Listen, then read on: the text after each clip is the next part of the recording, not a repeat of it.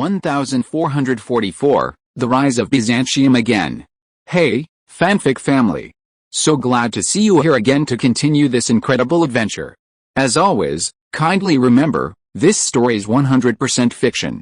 So don't go looking for dimensional portals in your closet. All rights to this fantastic novel belong to the original author. We're just your humble narrators of epic tales. Are you enjoying the fanfic? Show it by subscribing to our YouTube channel and dropping us a like.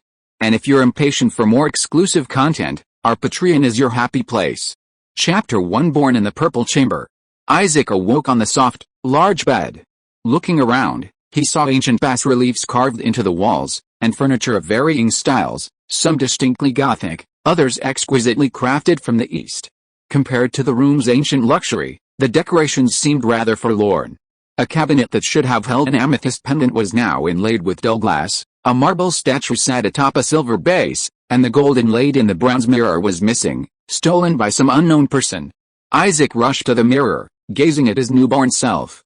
The young man in the mirror was about 10 years old, with a pale face and well-defined features. His brown eyes shone with melancholy, his straight nose was perfectly positioned, and his slightly upturned mouth carried a hint of pride. His dark brown curly hair was slightly disheveled, obscuring half of his handsome eyebrows. Looking at his handsome face in the mirror and the unusual decorations around him, Isaac smiled with satisfaction. These conditions made this opportunity to transmigrate worthwhile. The sense of immersion was immediate. Thump, thump, thump. Come in. Isaac was somewhat surprised that he could speak a language he had never heard before so easily.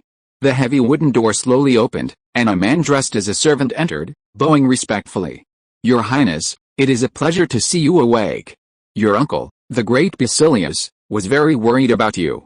If you are feeling better, please dress and follow me. He was truly sparing with words. He then bowed again. Wait, the servant stopped. Dude, I haven't quite grasped the situation yet. He should at least give me some hints. How should I ask? Will I give myself away? Ahem, who am I? Never mind. Since he's a prince, he has the right to be capricious, being mysterious wouldn't be appropriate. The servant hesitated. You are Isaac Palaiologos, your uncle, the great Jonas, emperor of Rome and the Romans, and your father, the despot of Mystus and all of Moria. Isaac's expression changed drastically. Damn it. He transmigrated to the late Byzantine Empire. His uncle, Jonas, was the penultimate Byzantine emperor, and his father was the historically renowned Constantine I. Wait a minute, Constantine I had no children. Could this be a consequence of his transmigration? A servant rushed in. Your Highness, steward, His Majesty has finished Mass at the Hagia Sophia and is now meeting with an envoy from Rome. He ordered me to summon you. An envoy from Rome, the steward frowned. Another discussion about the union of the church. The servant cautiously glanced at the steward's expression. No, it seems to be about the Crusades in the north. His Majesty seems quite pleased. After a moment's thought, he added. Half an hour later, Isaac, dressed neatly, boarded the carriage to the Grand Palace. Along the way, the carriage traversed most of Constantinople, giving Isaac a deeper understanding of this dying empire. Constantinople at this time was no longer the king of cities, mother of all cities, but rather resembled a large rural market. Around the city, a dozen villages stretched along the city walls. Passing one, simply dressed peasants, their faces filled with fear, knelt before the carriages adorned with their family crests, muttering prayers. Along the way, peasants and city dwellers hurried by, artisans and local merchants were few and far between. In the most prosperous districts lived Latin merchants from Italy and Turkic immigrants from Anatolia. The banner of St. Mark of Venice flew high, gleaming brightly in the sunlight, a poignant reminder to every Byzantine. The horses panted heavily as the carriages passed through the Theodosius and Constantinople squares. Along the squares stood some ancient statues. The marble and bronze bodies remained, but the gold, silver, and jewels inlaid on them were nowhere to be found. In the catastrophe more than 200 years ago, the wealth accumulated by the entire empire over hundreds of years was looted. Although the warriors of the Lascaris family eventually recaptured the capital, the pain lingered to this day, causing the entire empire to never recover. We've arrived, the steward said briefly. The carriage stopped in front of the Grand Palace, next to the famous statue of Justinian. Not far away, the barren grass was clearly the former royal racecourse. In the distance, the spire of the Hagia Sophia was faintly visible. This was the emperor's residence, the heart of Rome, the capital of the entire empire, the center of the world. Once, the racecourse was filled with strong and proud knights in armor, and the square was teeming with a Roman army that shook the world. Once, Egyptian grain, porcelain from the Far East, Baltic amber, precious timber from the Black Sea coast, and North African slaves converged here. Once, edicts powerful enough to change the world were issued from here, troop after troop of strong, healthy city militias assembled here, district leaders summoned well-trained cavalry and archers. The emperor, clad in a purple robe, rode a magnificent steed draped in a purple coat, the Roman eagle emblem on his armor gleaming. Patriarchs and monks of Hagia Sophia prayed for the empire's victory, wealthy merchants donated grain, weapons, and slaves, citizens shouted victory, and threw garlands at the armies marching through the streets. Victorious troops hurled their captured banners and treasures at the statue of Justinian, adorning it with ever-growing amounts of gold. Now, the grand palace lies in ruins. The emperor has few guests to entertain, and few gold coins to maintain the vast palace complex. The racecourses are deserted, the gold on the Justinian statue has been looted, leaving unsightly scars, and the distant tolling of the Hagia Sophia bells seems to carry a sense of sorrow. This was the final Byzantium, the last Rome. Isaac composed himself, bowed deeply to Justinian, and slowly entered the hall. An aged eunuch led Isaac to the council chamber, from which several bursts of hearty laughter echoed. He pushed open the door and entered. Seated at the head of the table was a middle-aged man with half-gray hair, a thin face, high cheekbones, and wrinkles around his eyes and forehead, signs of long-term stress. Yet, a flush rose on his face, and the corners of his mouth turned up slightly, full of joy. "Ah, Isaac, my child, I heard you are feeling better. Come, let me see you," Emperor Jonas VII said cheerfully. "Let me introduce you to the envoy from Rome, Auxiliary Bishop Fodger." Isaac glanced in the direction of the man and saw a smiling middle-aged man sitting in a chair beside him, dressed in a white priest's robe and wearing a Roman Catholic cross. Isaac gave a slight bow. "Your Majesty, I am fully recovered. It is a pleasure to see you and this distinguished guest. I wish you both good health and happiness." King Jonas VII waved his hand, gesturing for Isaac to sit in the chair beside him. "Your Majesty, what makes you so happy? Bishop Fodger has brought us good news. The troops of the Polish and Hungarian kings, Władysław III, have captured the Turkic border fortresses and reached the Varna region. The Serbian Grand Duke and mercenaries from Bohemia will join them under the leadership of Hunyadi. At that time, their troops will surpass that brat Mohammed in both quantity and quality. Not only that, under the orders of Pope Henry IV, the Venetian fleet has blockaded the Dardanelles Strait. Murad II, who has retreated from the Karman front, will be blocked in Anatolia and unable to provide timely support. The chances of winning this holy war are very high," Bishop Fodger added with a smile, emphasizing the phrase "the Pope's orders." Jonas VII clearly understood the unspoken meaning in Fodger's words. He stood up and placed his hand on his chest.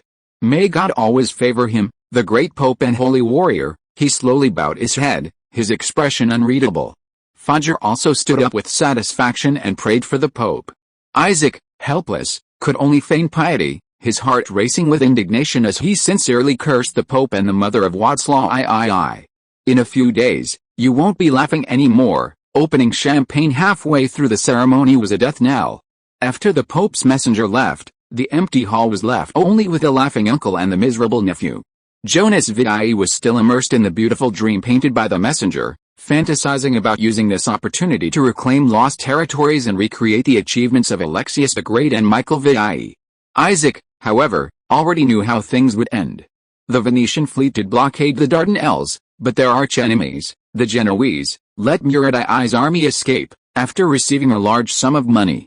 Murad II crossed the Bosphorus and marched 1,000 miles to engage the Crusaders in a decisive battle at Varna. The tide of war was initially turning in his favor, but then the young Władysław II, for reasons unknown, ignored Hunyadi's warnings and led his knights in a charge against the Sultan's central tent. The knights reached the Sultan's tent, and Murad II's golden banner was in sight. At the critical moment, the Crusader commander Władysław II shouted for battle, charged forward on horseback, and was then stabbed to death by a mere soldier. Instantly, the entire army collapsed. Władysław, the king who united Poland and Hungary, was killed on the spot, and the legendary general Jonas Hunyadi barely escaped with his life. Thus ended the large-scale military aid provided by the Western Catholic world to Constantinople. The Ottoman Empire's fame resounded throughout Europe, and the Latin states were utterly crippled, a phrase implying they dared not oppose the Ottomans, for a long time. In the following centuries, traditional Christian territories were continuously lost, and the Ottoman iron hoof swept across southeastern Europe, from the capital of the Eastern Roman Empire to the capital of the Holy Roman Empire. But that's another story. Isaac, you'll be 12 soon, not so young anymore. If we can reclaim a few territories this time, I'll appoint you as governor. Jonas Vidai was clearly in high spirits. Thank you, Your Majesty. I don't ask for land. I only wish for the empire to endure forever, and for Your Majesty to be in good health. Jonas Vidai pouted unhappily. You really aren't like your father. If you were here, he would definitely be bargaining with me. By the way, your father is currently marching north on the Corinthian Peninsula, coordinating with the Varna Crusade. I hear he's making good progress. As he spoke, he handed a letter to Isaac. The handwriting on the letter was strong and fluent, written in one go, clearly the work of a strong warrior. After a quick glance, Isaac understood the situation. Constantine's military campaign on the peninsula was progressing smoothly, encountering little resistance, but suffering from severe shortages of food and weaponry, and requesting support from the capital. Furthermore, Constantine expressed his best wishes for his brother and mother's health, and expressed his longing for Isaac, whom he hadn't seen in a long time. Your Majesty, Isaac looked up. Leave the transport of supplies to me this time. I also want to contribute to the empire's war effort. Yanis was clearly surprised, carefully examining his nephew. You're only 12, and your father at that age was still relying on me for horseback riding, but Mehmed next door became sultan at 12. Isaac raised his head, looking into his uncle's gray-brown eyes. That evening, Isaac sat at the table, pondering the news he had received that day. The crossing was a foregone conclusion, but it seemed like a dead end. The defeat at Varna was inevitable. Murad I had probably already crossed the strait by now. Constantinople was in complete chaos. The greater their current joy, the greater the panic they would feel upon hearing the news of the Crusaders' annihilation. His uncle had granted his request, and he could leave the capital for the wider world. No, he had to do something to save Byzantium and his own fate. With this thought, Isaac quickly scribbled a few lines on a piece of paper and handed it to his attendant outside. Andre, immediately send someone to inquire about these men. When you return, go directly south to find me. Andre's chief steward remained as taciturn as he had been that morning, took the note, and nodded. Chapter 2 Buying a boat. The first rays of morning sunlight awakened the city. The tolling of church bells heralded its waking. The streets gradually filled with citizens heading to the early market and farmers from neighboring villages. The first wisps of black smoke rose from the blacksmith's chimney, the clanging of hammers carrying far. Vendors and customers haggled and argued, occasionally punctuated by loud curses. Fishermen, exhausted from a night's work, had no time to rest, hastily dragging their fresh catch to the market to sell, hoping for the best price. Merchants in Venice and Pisa often paid more for fresher delicacies. The citizens of Constantinople harbored a love-hate relationship with the Latin merchants. On one hand, the Latins were the instigators of their increasingly dire circumstances. On the other hand, everyone knew that the city's safety, to some extent, depended entirely on the support of the Western Latin world for Constantinople. The previous night, the citizens and Latins had raised a toast together to the Crusades' victory. In the square outside the church, pairs of citizens could be seen arguing fiercely, debating theological issues unrelated to daily life, a practice known as debate. This was a characteristic of the people of old. Younger, regardless of age or gender, everyone was fascinated by religion and always looked forward to a lively debate with a stranger. Objectively speaking, this was conducive to the development of logical reasoning and contributed to the internal stability and unity of the religion. During the empire's heyday, this phenomenon was a beautiful sight, but now, with the empire in turmoil, such behavior only drew ridicule from the Latins. Foolish Greeks, they care more about verbal victories than gold, a Latin merchant remarked. For example, many citizens were deeply dissatisfied with the ecclesial unity agreement reached between the emperor and the Roman Catholic Church at the Council of Florence in 1439. The religious atmosphere in the city was terrifying, like an open powder keg, ready to explode at the slightest spark. This had nothing to do with Isaac, who had just finished breakfast and was currently undergoing necessary military training under the tutelage of Captain Michael of the Guard. Isaac's small guard consisted of only 20 men, led by Mikhail, who also served as a military instructor. The empire's treasury was constantly depleted, and the fact that they could maintain a guard of 20 cavalrymen was largely due to the favoritism of his uncle, Jonius. Captain Mikhail was a kind middle-aged man of minor noble birth, reportedly a distant relative of the Palaiologos family. He was an experienced cavalry officer who had participated in the siege of Constantinople in 1422 and had also served under Isaac's father in the suppression of the Latin remnants in Achaia, earning the deep trust of the cavalry. "Isaac, why are you working so hard today?" Mikhail was clearly pleased with his student's progress. "Normally, you'd rather spend time chanting scriptures with that old man who teaches you Latin and French than train with us for even a second longer." Isaac had just finished his archery training, rubbing his aching shoulders, and picked up his lance. "Uncle Mikhail, I'm starting to think that learning grammar won't save the empire. The empire's future rests on the soldiers' guns." Isaac wiped the burning sweat from his eyes, climbed into his saddle, gritted his teeth, and brandished his lance. Of course, if he didn't learn some martial arts, he wouldn't even be able to escape. Mikhail stared at the small but proud knight in the sunlight, stunned for a second. Isaac clearly hadn't practiced martial arts diligently. His physical condition was extremely poor. His arm holding the lance was already aching, and the 3-meter-long lance waddled precariously in the boy's hands. "Uncle Mikhail, child, that's not how you use a lance." Mikhail put a hand to his forehead. "Why didn't you say so earlier?" Isaac spent the entire morning enduring the rigors of training, undergoing the same rigorous drills as the guards, without slacking off for a moment. At lunchtime, Isaac declined invitations from several noble friends, choosing instead to pray with the soldiers, share God's bounty, and engage in the uniquely military banter. Initially, the soldiers were somewhat reserved. They might never have the chance to dine with a nobleman in purple robes, and the previous relationship with Isaac was limited to mere salutes. However, finding the prince approachable, they gradually opened up. Isaac patiently listened to their joys and frustrations, offering his insights with goodwill. "His Highness is different today," the guards and captains realized.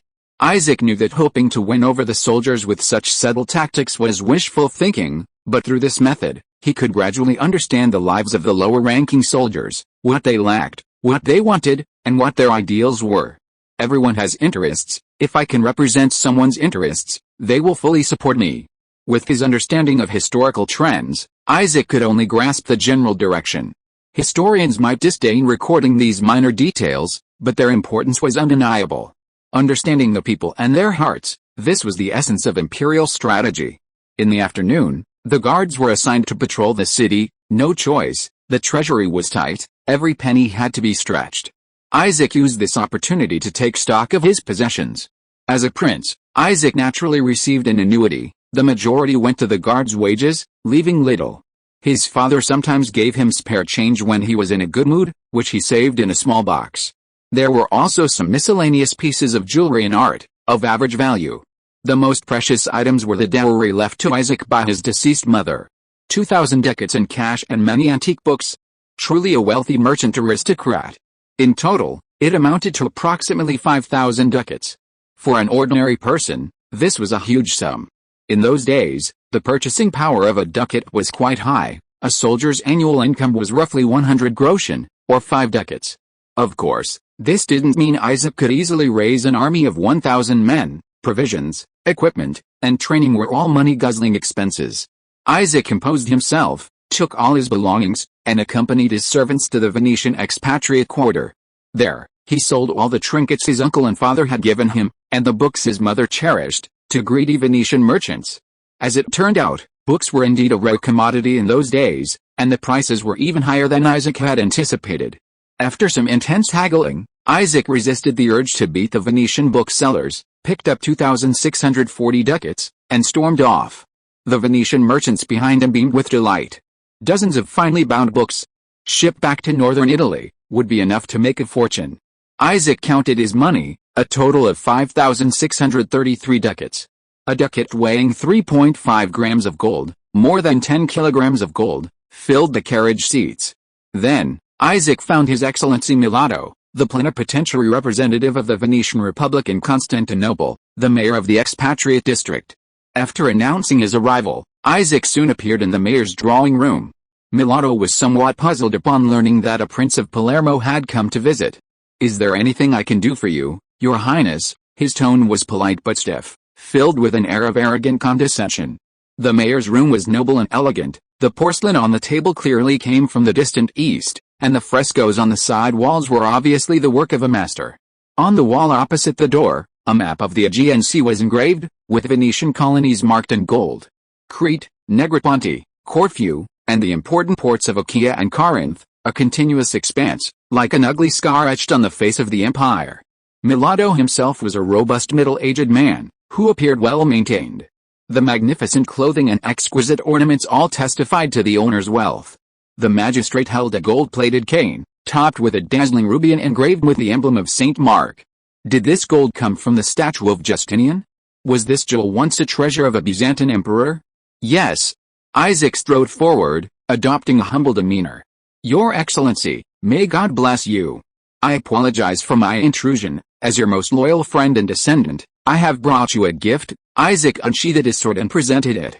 "This sword belonged to my mother, originally from a crusader knight who fought in Jerusalem and drank the blood of infidels. My mother's ancestors bought it and passed it down to me." Isaac drew the sword, its blade gleamed, and its intense, cold light seemed to lower the temperature of the entire room. The sword was covered in a dense network of scars, which gleamed a dark reddish-brown in the afternoon sun. Mulatto took the sword and examined it closely. How can I accept such a precious treasure?" Even so, his hairy hands kept stroking the blade. A Turkish proverb says, "The bravest warrior possesses the sharpest scimitar." Such a weapon can only be truly effective in your hands. Mulatto gave Isaac a deep look, as if trying to find evidence of a lie. Isaac met his scrutinizing gaze calmly. Take it. Take it." Mulatto smiled and set down the sword. "Speak, what brings you here?" "His Majesty has sent me to transport grain. We lack warships to escort our merchant ships, and I wish to purchase a large galley from you, along with the necessary slaves and sailors." Mulatto smiled again. "Is this the Emperor's will, or yours?" "His Majesty is extremely busy," Isaac said, bracing himself.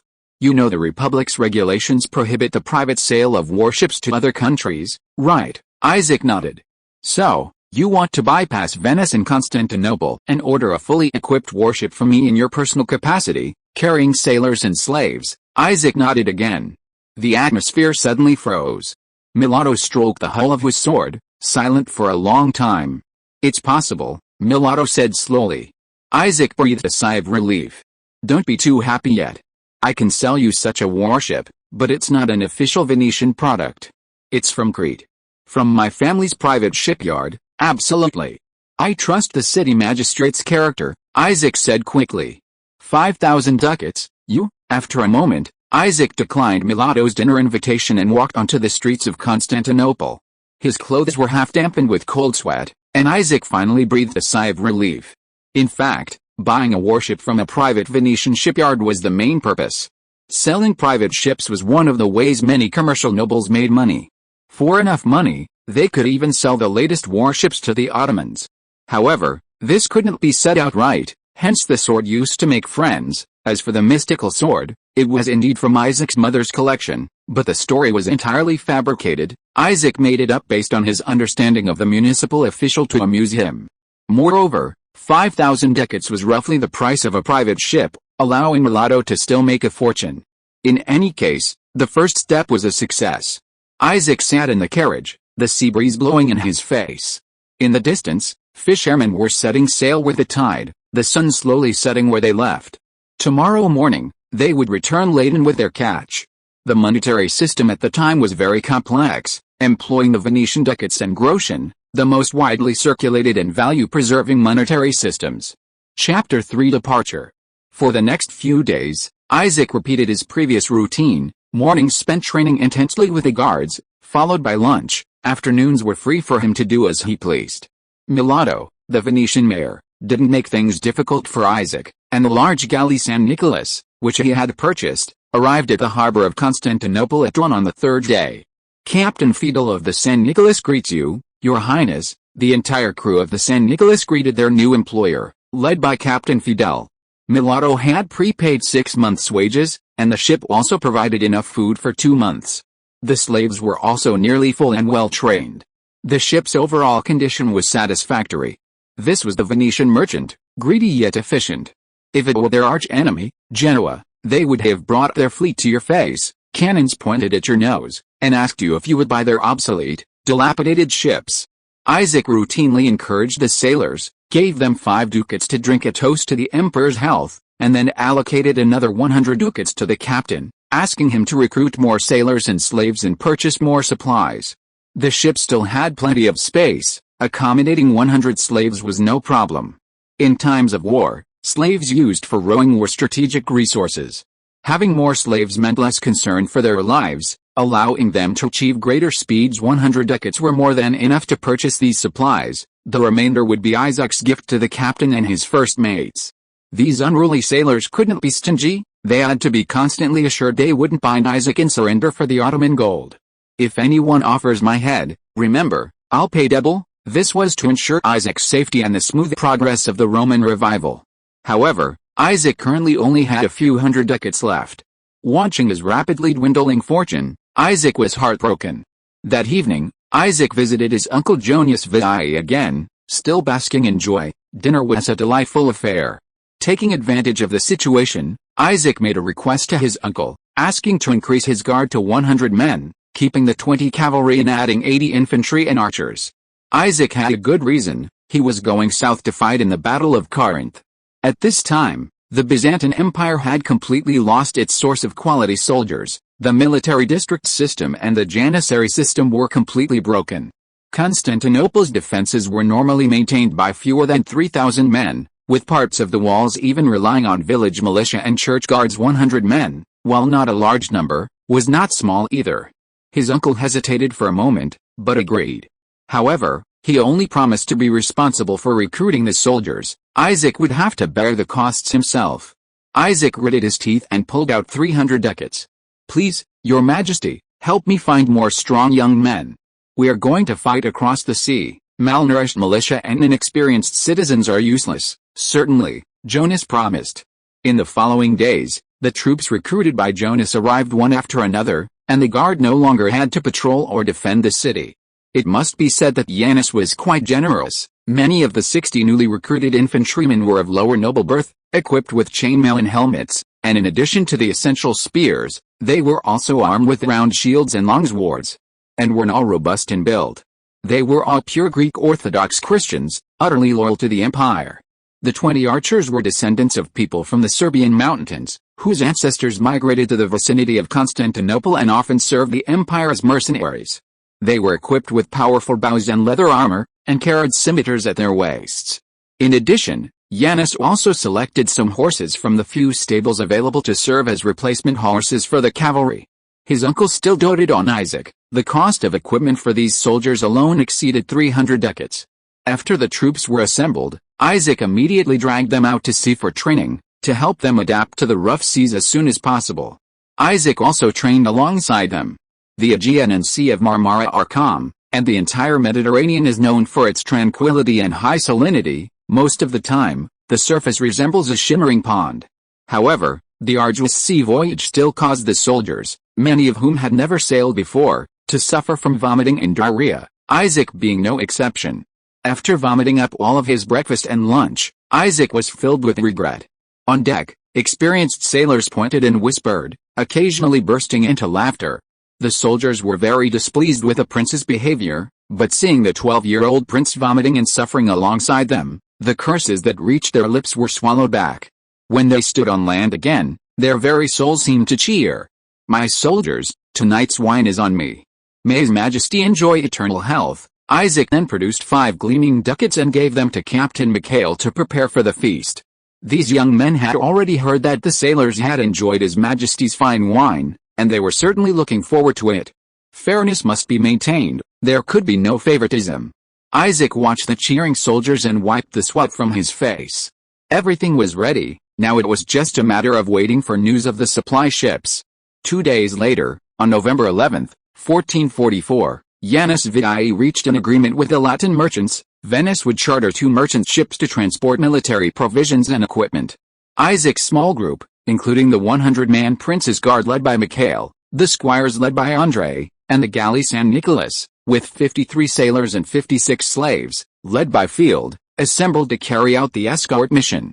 As evening fell, the sailors loaded chests of food, barrels of fresh water, and essential supplies such as arrows and gunpowder onto the deck. The soldiers boarded the ship in an orderly fashion, waving goodbye to the crowds on shore. The slaves, under the overseer's reprimands, inspected the cannon magazines and maintained the sails and ropes. The other two grain-carrying merchant ships, the Pisa-built Independence and the Venetian-built Falcon, were ready, their captains and first mates conducting final checks. Isaac was the last to board the deck of the San Nicolas, gazing at the city. Their port was Placiphilian in the Golden Horn, with a Genoese Galata colony to the north and the ancient Acropolis faintly visible to the east. A group of citizens had gathered on the shore to see the fleet off, chanting "Long live the Emperor," and praying for victory. "Your Highness, everything is ready," Captain Fidel approached and whispered. Isaac took a deep look at Constantinople, which was sinking into night, and turned away.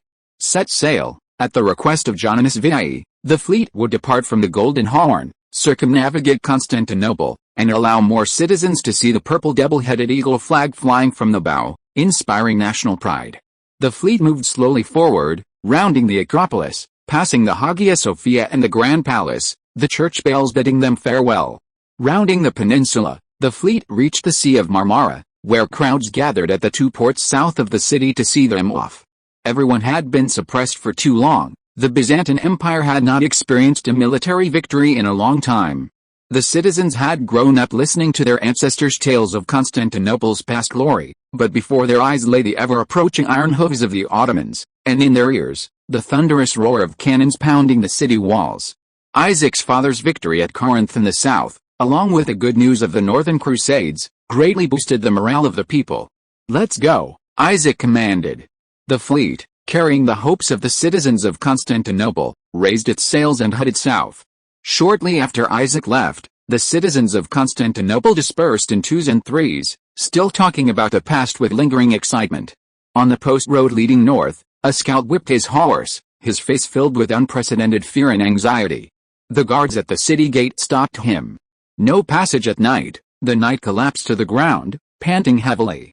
Warna, defeated, the Polish king, dead, the entire army wiped out. The guard's mind went blank, he stood there helplessly. The crowd grew larger, and soft weeping and prayers began to circulate among them. At that moment, the last rays of sunlight, having completed their day's sermon, reluctantly swept across the cathedral's dome. Darkness filled the entire city. Chapter 4: Pirates and Naval Battles. After leaving Constantinople, Isaac ordered the Byzantine flags to be lowered and replaced with a Venetian flag of St. Mark. Face was unimportant, safety came first. Flying the Venetian flag would deter any potential attacks from the Ottoman or Mamluk fleets. In fact, Isaac's fleet was not weak. The St. Nicholas was equipped with 20 naval cannons, plus a large ballista at the bow and stern, allowing the sailors to engage in boarding action if necessary. The other two merchant ships were also well armed, each with 10 cannons. On the desolate high seas, Latin merchants always had a flexible moral compass. If they couldn't win, they were registered merchants. If they could, they were legally plundering pirates. This was a unique period in centuries. Byzantine power in the eastern Mediterranean had drastically diminished, and the navy was merely a shell. The emerging Ottoman Empire didn't have enough time to build a powerful fleet, and trade relied more on land transport. This presented a golden opportunity for Latin merchants and the Knights Hospitaller. Taking advantage of the situation, they quickly seized various trading ports and gained control of the Aegean and Sea of Marmara. Against this backdrop, piracy flourished, with both the Muslim and Christian worlds participating, each turning a blind eye. Flying the Venetian flag at this time would deter most pirates, including the Hospitallers. Choosing to sail at night also avoided encountering the main Ottoman fleet. The full moon rose, guiding the voyage. The night passed uneventfully, and Isaac slept soundly amidst the turbulence. At dawn, Isaac was awakened by a commotion. He pushed open the door and stopped a sailor. "What's going on?" the sailor pointed out to sea. 4 warships flying the Ottoman naval flag appeared on the distant horizon. Isaac rushed into the captain's cabin. Captain Fidel and Commander Mikhail were already there. "Your Highness, 4 Ottoman galleys spotted on port?" "Yes, Captain Fidel, what do you intend to do?" "Your Highness, Venice and the Ottomans have an agreement that they generally won't attack each other. However, The Venetian navy's blockade of the Dardanelles Strait is tantamount to unilaterally breaking the agreement. It's hard to say how they will treat us, their galleys are very outdated.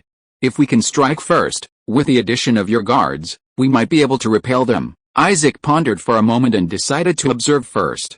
Your Highness, they've signaled truce with flags, demanding we stop for inspection, a sailor on the lookout tower shouted down.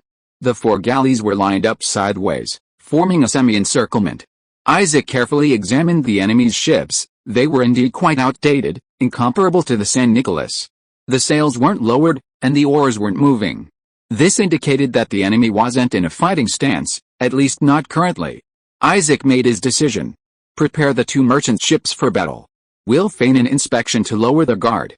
Tell the Venetians to wait for our cannon fire. The San Nicolas signaled, and soon a small boat appeared from the Ottoman fleet. On board, Captain Harsh cautiously observed the opposing fleet.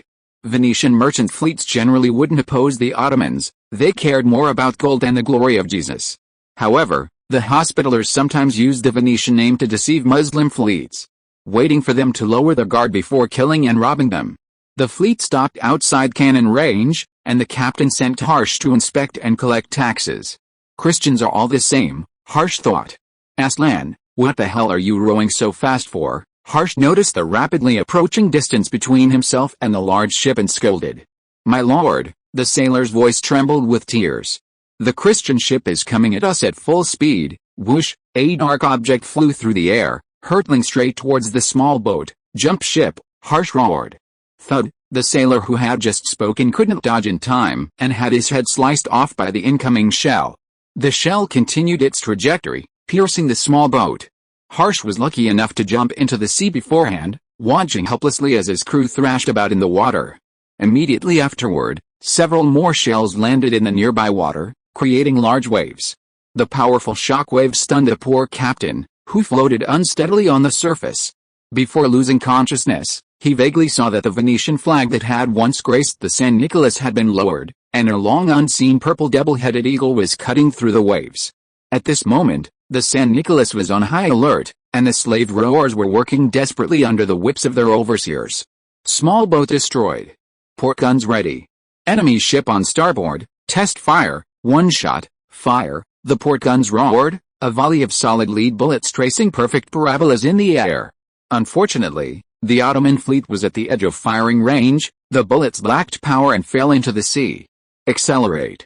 Accelerate, the captain roared. All 3 of our warships were now at top speed. They had to close the distance to the enemy ships and gain the upper hand before the Ottoman fleet could react. The Ottoman fleet was spread out horizontally, effectively occupying a favorable position. However, the Ottoman warships were outdated, and their number of guns was far from sufficient. This gave Isaac an opportunity.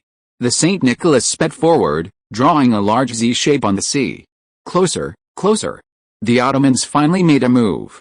Bang, a flash of fire, white smoke billowing. 6 stone projectiles landed in the surrounding ocean, also missing their mark. Starboard guns ready. Enemy ship to port, 1 shot, fire. The starboard guns of the San Nicolas roared, heavy lead bullets flying towards the enemy ship. At the same time, 2 Venetian merchant ships also opened fire. As the smoke cleared, the lookouts erupted in cheers. Enemy ship to port hit, mast broken, deck on fire. Looking over, Isaac vaguely saw the broken mast and burning deck of the enemy ship. The Ottoman sailors cursed and desperately tried to put out the fire. With insufficient slaves, the loss of sails and cables essentially rendered them incapable of long-distance voyages. The remaining 3 enemy ships continued to fire. The old-fashioned stone-throwing cannons were ineffective, aiming was basically a matter of luck, and their destructive power was limited. The artillery duel lasted for a while, a mere clash of weaklings. Our 3 gunboats relentlessly bombarded the Ottoman flagship in the center, which was hit by several bullets but remained defiant. The Venetian Harrier was also hit by several bullets, but fortunately, it did not suffer significant damage. The enemy, clearly aware of their inferior firepower and range, turned and attempted to close in for a crossbow duel.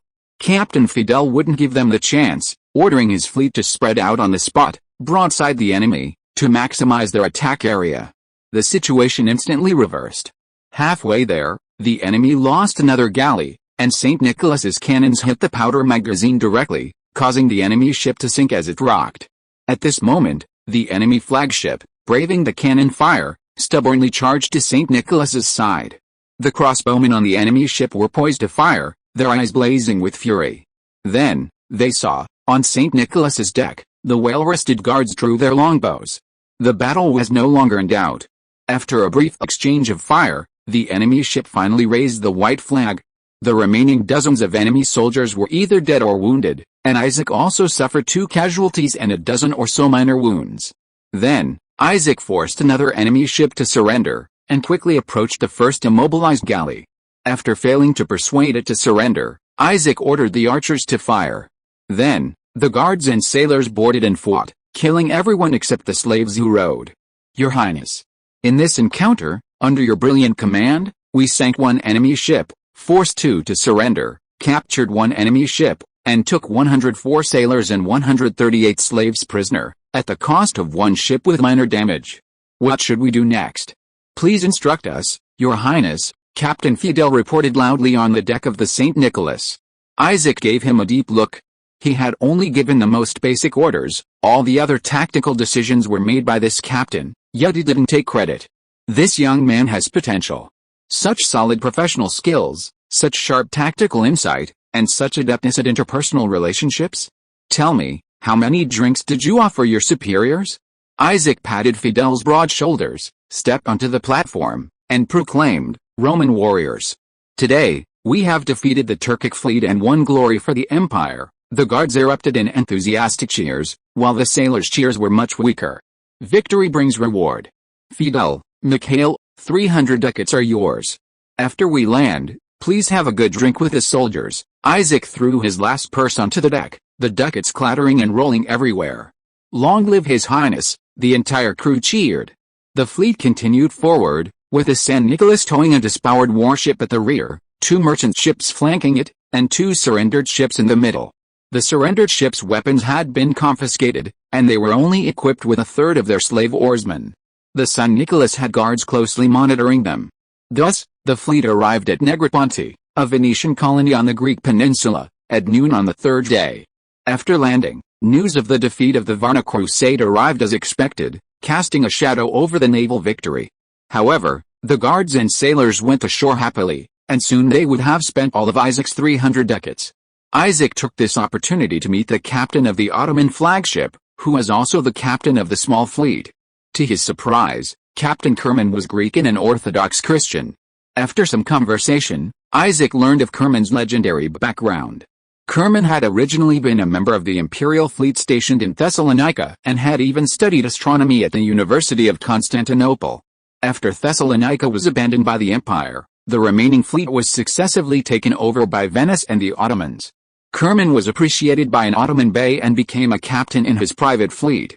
Kerman's usual task was to impersonate the official Ottoman fleet, intercept merchant ships passing through the North Aegean Sea, and collect bribes. The passing merchants generally didn't resist, at most complaining a few times. Until they met the unconventional Isaac. You're an Orthodox Christian, didn't the Ottomans discriminate against you? No, Kerman lowered his head.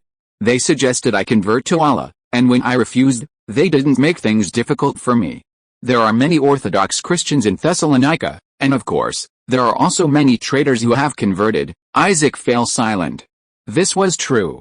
The Ottomans were relatively open-minded about religion. Many Europeans who believed in Eastern Orthodoxy and Catholicism served the Sultan and various levels of beys, and Greeks who converted to Islam were even more highly valued. Zagan Pasha, Mehmed I's most favored advisor, was a former Christian. The Ottoman leader's self-proclaimed title of Sultan of the Romans was not without reason.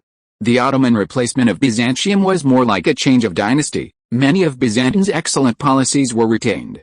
The Ottoman religious policy was also very tolerant, attracting talent from all over the world. His enemy was a thriving, rapidly rising empire.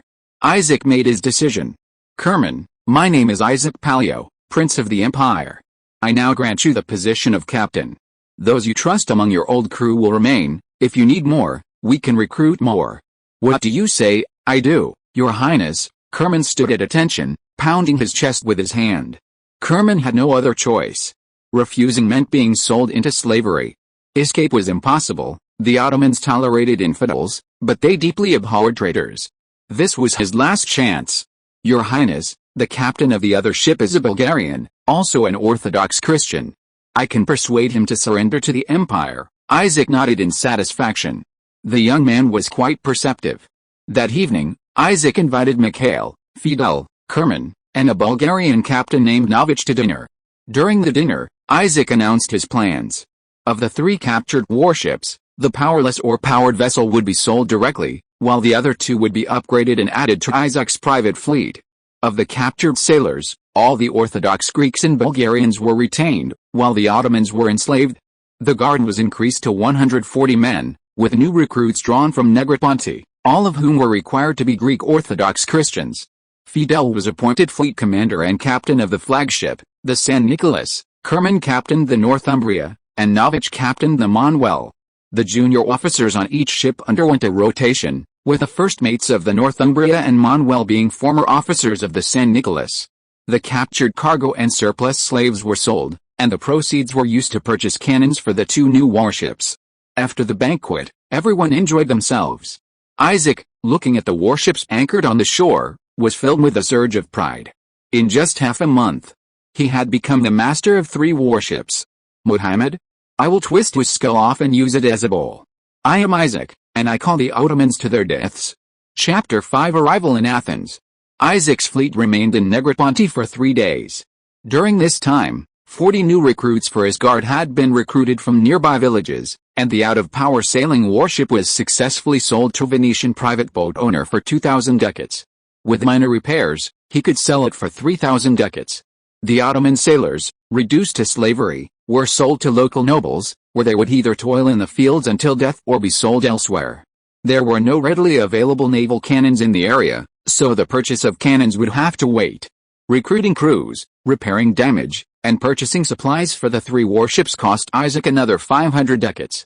Currently, Isaac still had over 2,000 ducats. 3 days later, at dawn, the fleet set sail. Negroponte was very close to Athens, and by noon, the Acropolis of Athens was already in sight. The fleet flew Byzantine flags, and soon a small boat came to meet them. Isaac went aboard the deck. The harbor was drawing ever closer. The crowd on the shore cheered, clearly aware of the arrival of supplies. Leading the group was a man in a purple coat, a long sword at his waist, with striking features and a robust build. This was Constantine Palaiologos, the future Emperor Basilius, the last emperor of Rome. The ship docked. Isaac was the first to leap ashore, striding towards his long-unseen father. "Salute to you, your excellency Lord of Mistress and Despot of Morea," Isaac said, having been ordered by His Majesty to escort provisions, weapons, and gunpowder to aid the campaign. Our ship encountered an Ottoman squadron during the voyage. We sank 1 ship and forced 2 to surrender.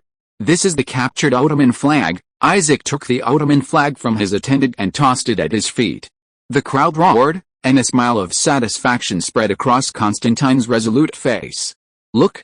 This is Prince Palaiologos.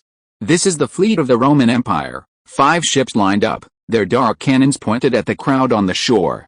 A louder cheer erupted from the crowd, while some unconsciously shrank back. "All those who have rendered meritorious service will be rewarded. Today, let us feast all our soldiers," Constantine ordered. At the banquet, Isaac lingered for a short while before rising to leave for Constantine's camp. His father had been waiting for some time. Now, Isaac finally had the chance to properly observe this legendary last emperor. Constantine resembled his brother Jonius, but was more lively and energetic. Handsome and dashing, resolute and decisive. His large, dark eyes were piercing, his chin was covered in a stiff stubble, and his skin was a healthy bronze, a stark contrast to the pallor of the other members of the Palaiologos. Constantine, in high spirits, had spent years cultivating his fiefdoms of Morea and Corinth, eventually amassing an army of 5,000 men. Coordinating with the Varna Crusade in the north, they successively captured Lepanto and Athens, forcing the Medici family of Athens to submit, and their advance reached the Thebes.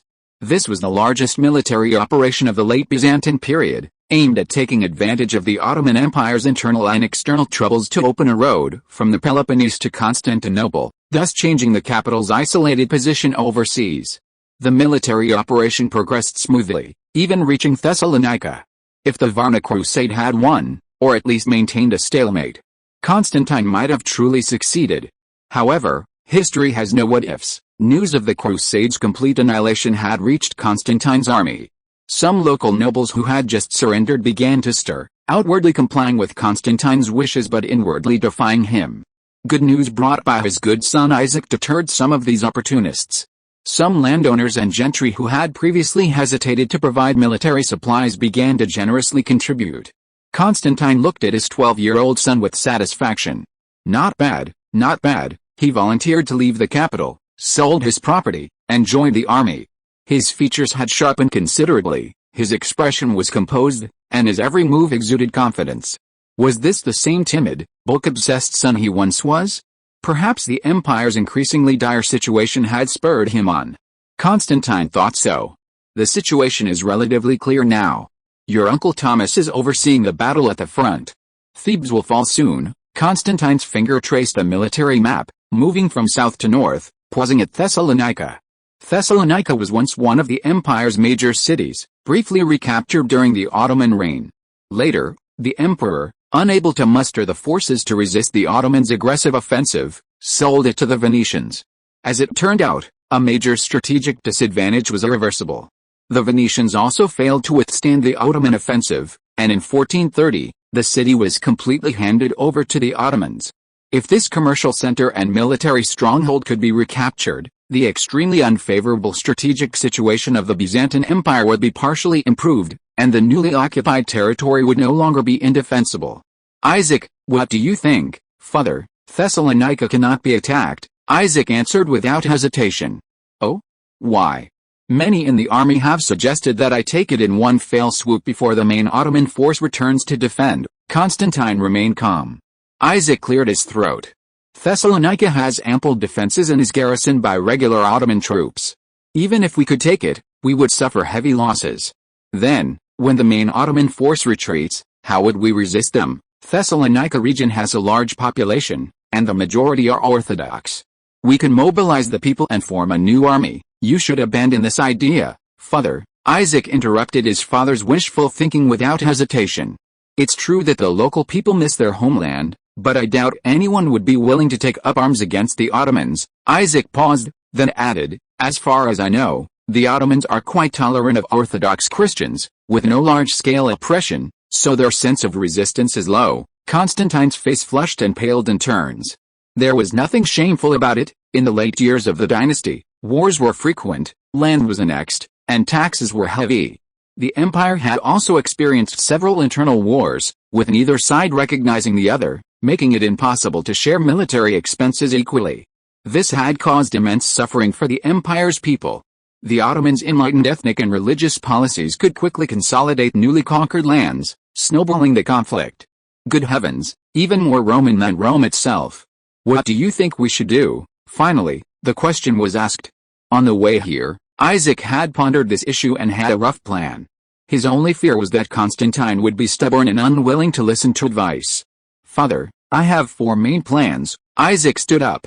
First, after Uncle Thomas captures Thebes, halt the advance, rest and recuperate, and pacify the people. Second, forcibly relocate the people, food, and money of Athens and Thebes to Corinth and Morea, with resettlement costs covered by the captured wealth, and merchants required to contribute money and labor. Third, mobilize laborers to quarry stone locally to repair the 6-mile-long wall of the Isthmus of Corinth, and purchase firearms to strengthen defenses. Fourth, contact the Venetians and Genoese to see if they are willing to purchase the ports of the newly occupied territories. This was a plan to completely abandon the newly occupied areas, adopting a scorched earth policy and waiting for the enemy to tire themselves out.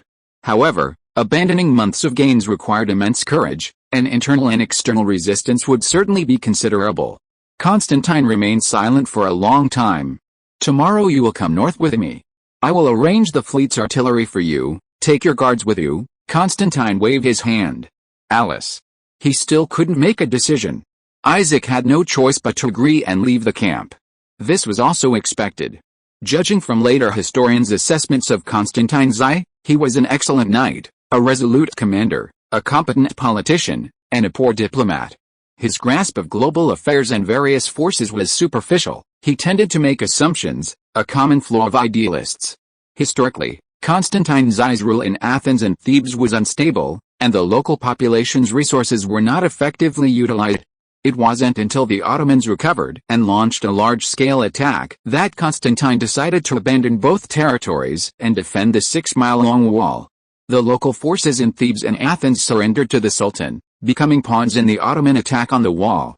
Isaac couldn't stand idly by and watch this happen. He had to do something. He summoned Andrew, the chief steward, and together they went to the slave market in Athens. Christianity's attitude towards slavery had always been ambiguous. The church opposed selling its own brothers into slavery, but it had no control over the slavery of non-Christians. At this time, there were many Muslim slaves in the market, men, women, and children. Most of them were Ottoman civilians who had migrated there in recent years, but some were captured warriors. Isaac's target was them. It was easy to distinguish between warriors and civilians. The warriors' eyes were full of disdain, as if mocking the foolishness of the infidels. They believed the Sultan would come to their rescue soon. The civilians, on the other hand, were with their families, their eyes glazed and their expressions filled with panic. Slaves were good labor and would not be indiscriminately killed, but they feared separation from their families.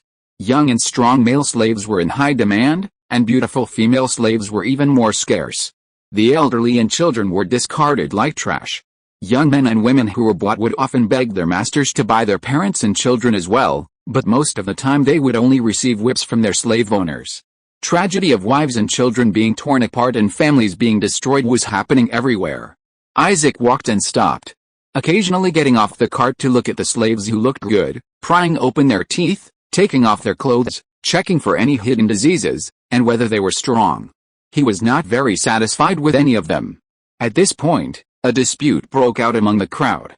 A father, unwilling to be separated from his wife and daughter, broke free of his shackles and knocked down the slave trader who was forcibly dragging him away. "You scoundrel!" the trader cried, clutching his bleeding eyes. Guards surrounded the man. "Kill him!" the trader roared in Latin. His daughter, in his arms, closed her eyes in fear.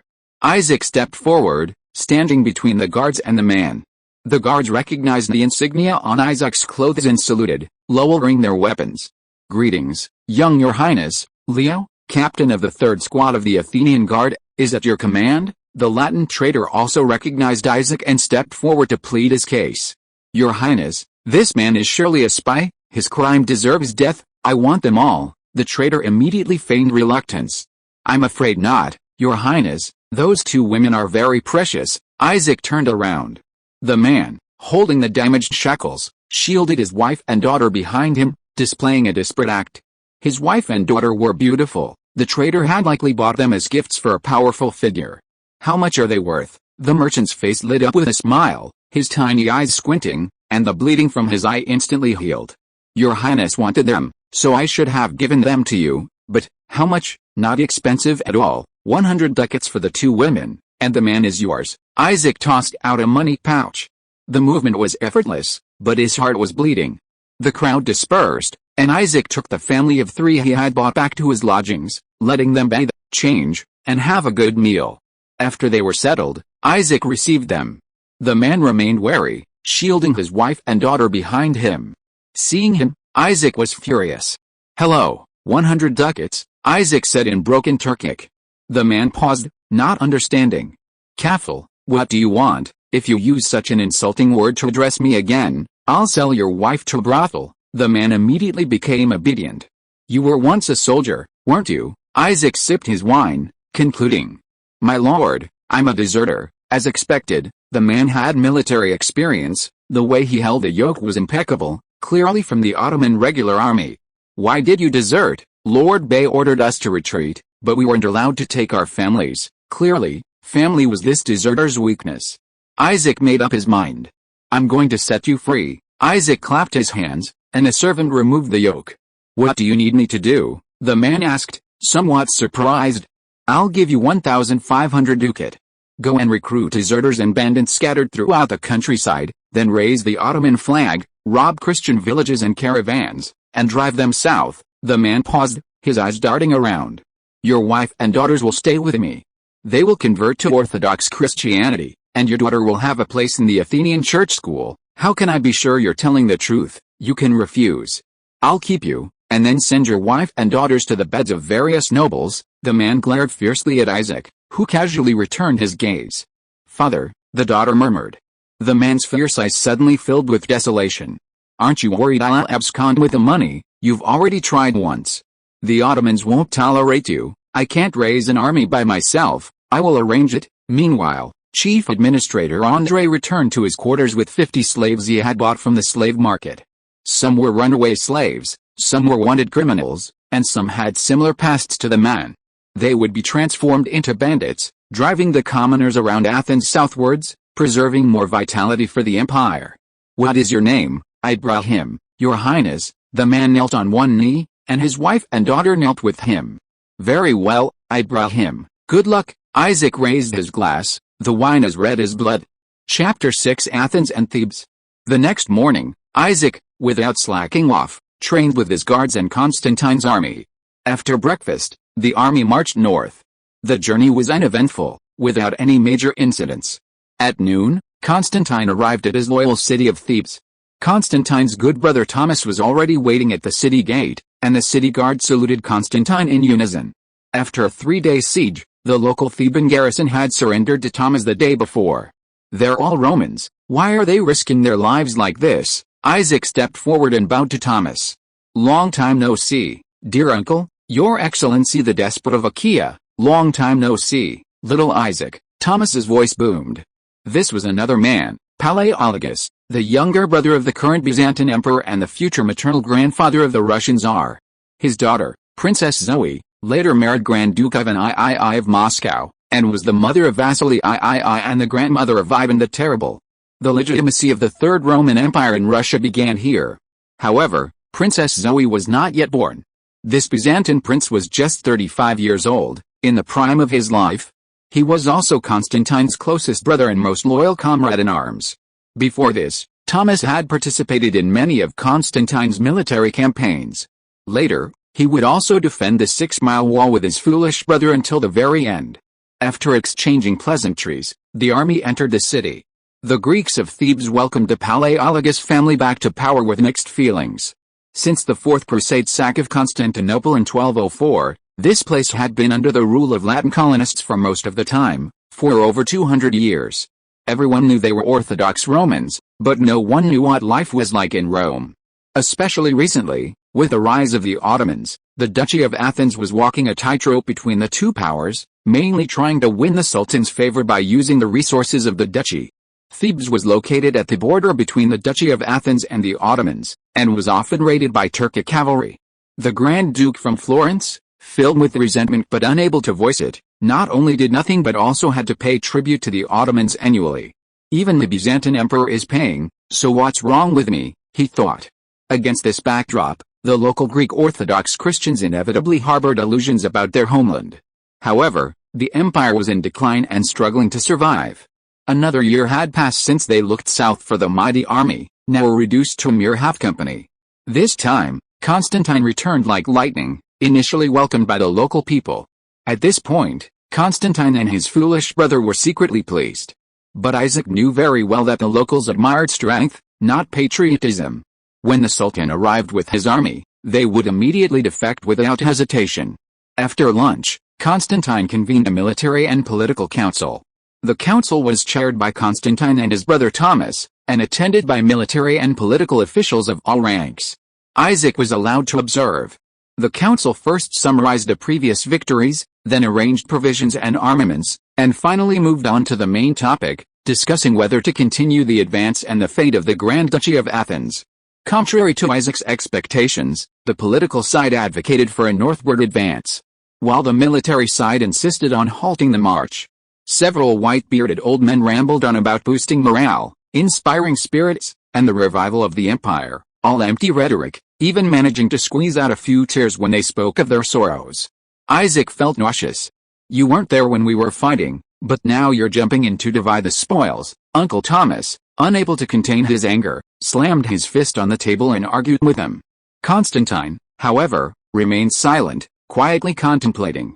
The meeting lasted from midday until sunset, when Constantine finally decided, "Let's eat first, and discuss again tomorrow." Hearing eat, the white-bearded men immediately lost their fervor, wiped away their tears, and rushed to the table. Isaac hadn't offered any opinion throughout. The power of the meeting remained in Constantine's hands. If he wanted to advance, no one could stop him. Everything that needed to be said had been said. Hopefully, he would understand. The meetings continued intensely for the next few days, but of course, nothing was reached. This was an old Byzantine tradition, and everyone was used to it. Then came news. Athens, which had seemed secure, was in turmoil. A group of Ottoman remnants had robbed a Latin merchant's horse ranch, acquiring many fine horses. Subsequently, they raided a supply convoy, obtaining a large quantity of weapons, including muskets. For several days, nearby villages were repeatedly attacked, the remnants not for killing, but to plunder money and food. The surrounding villagers were filled with fear, and large numbers of refugees fled south. At this time, Governor Andrei, in the name of His Highness the Prince, distributed large amounts of food to the refugees. Countless farmers who had lost their homes were deeply grateful to Isaac. The Athenian security forces, unable to capture the elusive Ottoman cavalry, appealed to Constantine for help. The sheriff was also perplexed, wondering why the remnants always seemed to know the location of the horses and weapons so clearly, and why they always managed to escape before being captured.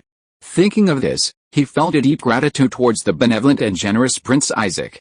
Had he not disregarded his own wealth to aid the refugees, who, with nowhere to eat, swarmed into Athens, he might have been torn to pieces.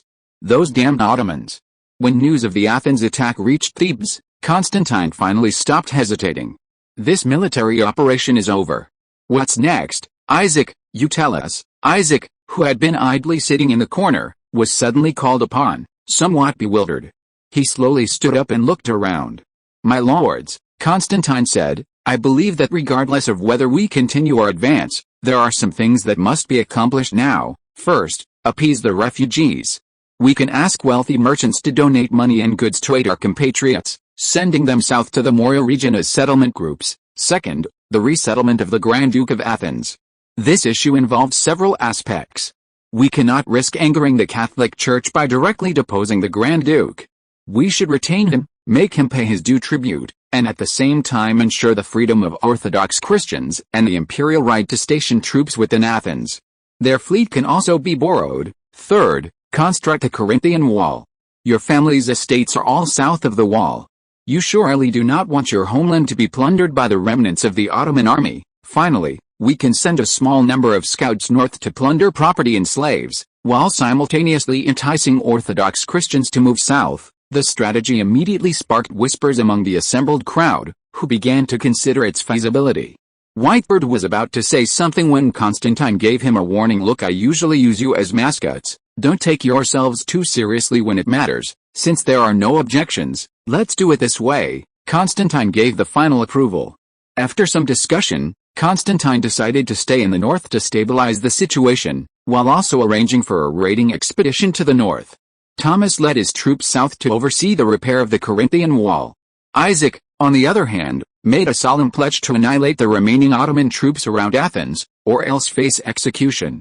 Isaac returned to Athens, boarded the San Nicholas, and met with Ibrahim, who was already waiting there. Father, Ibrahim's daughter rushed to him. Isaac gave them time to reunite, and then summoned him. Well done, very capable, I didn't misjudge you. Ibrahim remained silent, without replying. I've summoned priests from the Athenian Orthodox Church to conduct the baptisms for your family, and your daughter is learning Greek at a church school, so don't worry. Ibrahim didn't object. His wife and daughter had already told him. His wife and daughter were no longer living in fear and were doing well, only missing their husband and father. The activities around Athens can end now. Take your troops to Epirus in the northwest and continue looting, driving the people southeast. Horses, people. 3 days later, a caravan of Genoese merchants will head north, carrying mainly horses and slaves. Ibrahim nodded, preparing to leave. This time we don't have much intelligence. Avoid large targets, have plenty of horses, and if you can't win, run. I'll have Kerman patrol the shore with the Northumbria. You all coordinate. Isaac waved for Ibrahim to leave. At the door, Isaac called him back. I won't keep you doing this forever. After this is over, you will become my subordinates. You will be the commander, and I will have the Patriarch of Constantinople baptize you. Ibrahim turned, took a deep breath, and knelt on one knee. His usually dim eyes seemed to light up slightly. Isaac smiled with satisfaction. After Ibrahim left, Isaac looked happily at the spoils he had brought. Part of the loot was used to recruit the remaining soldiers, and part was used to maintain the army.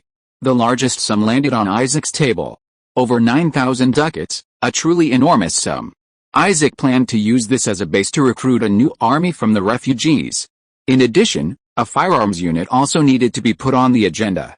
For this, over a dozen villages were displaced, and 6 caravans lost everything. The next day, Isaac was invited to a rally held by the Orthodox Church to pledge his support in suppressing the bandits. Both merchants and refugee representatives attended. Merchants and refugees expressed great gratitude for Isaac's act of opening his granaries and distributing food, and even the Orthodox Church personally commended him. But why did this food taste so familiar? Of course, it was what he grew himself. "Your Highness, when will you leave the city to suppress the bandits?" the bishop asked. The merchants also looked over with concern. Isaac looked troubled.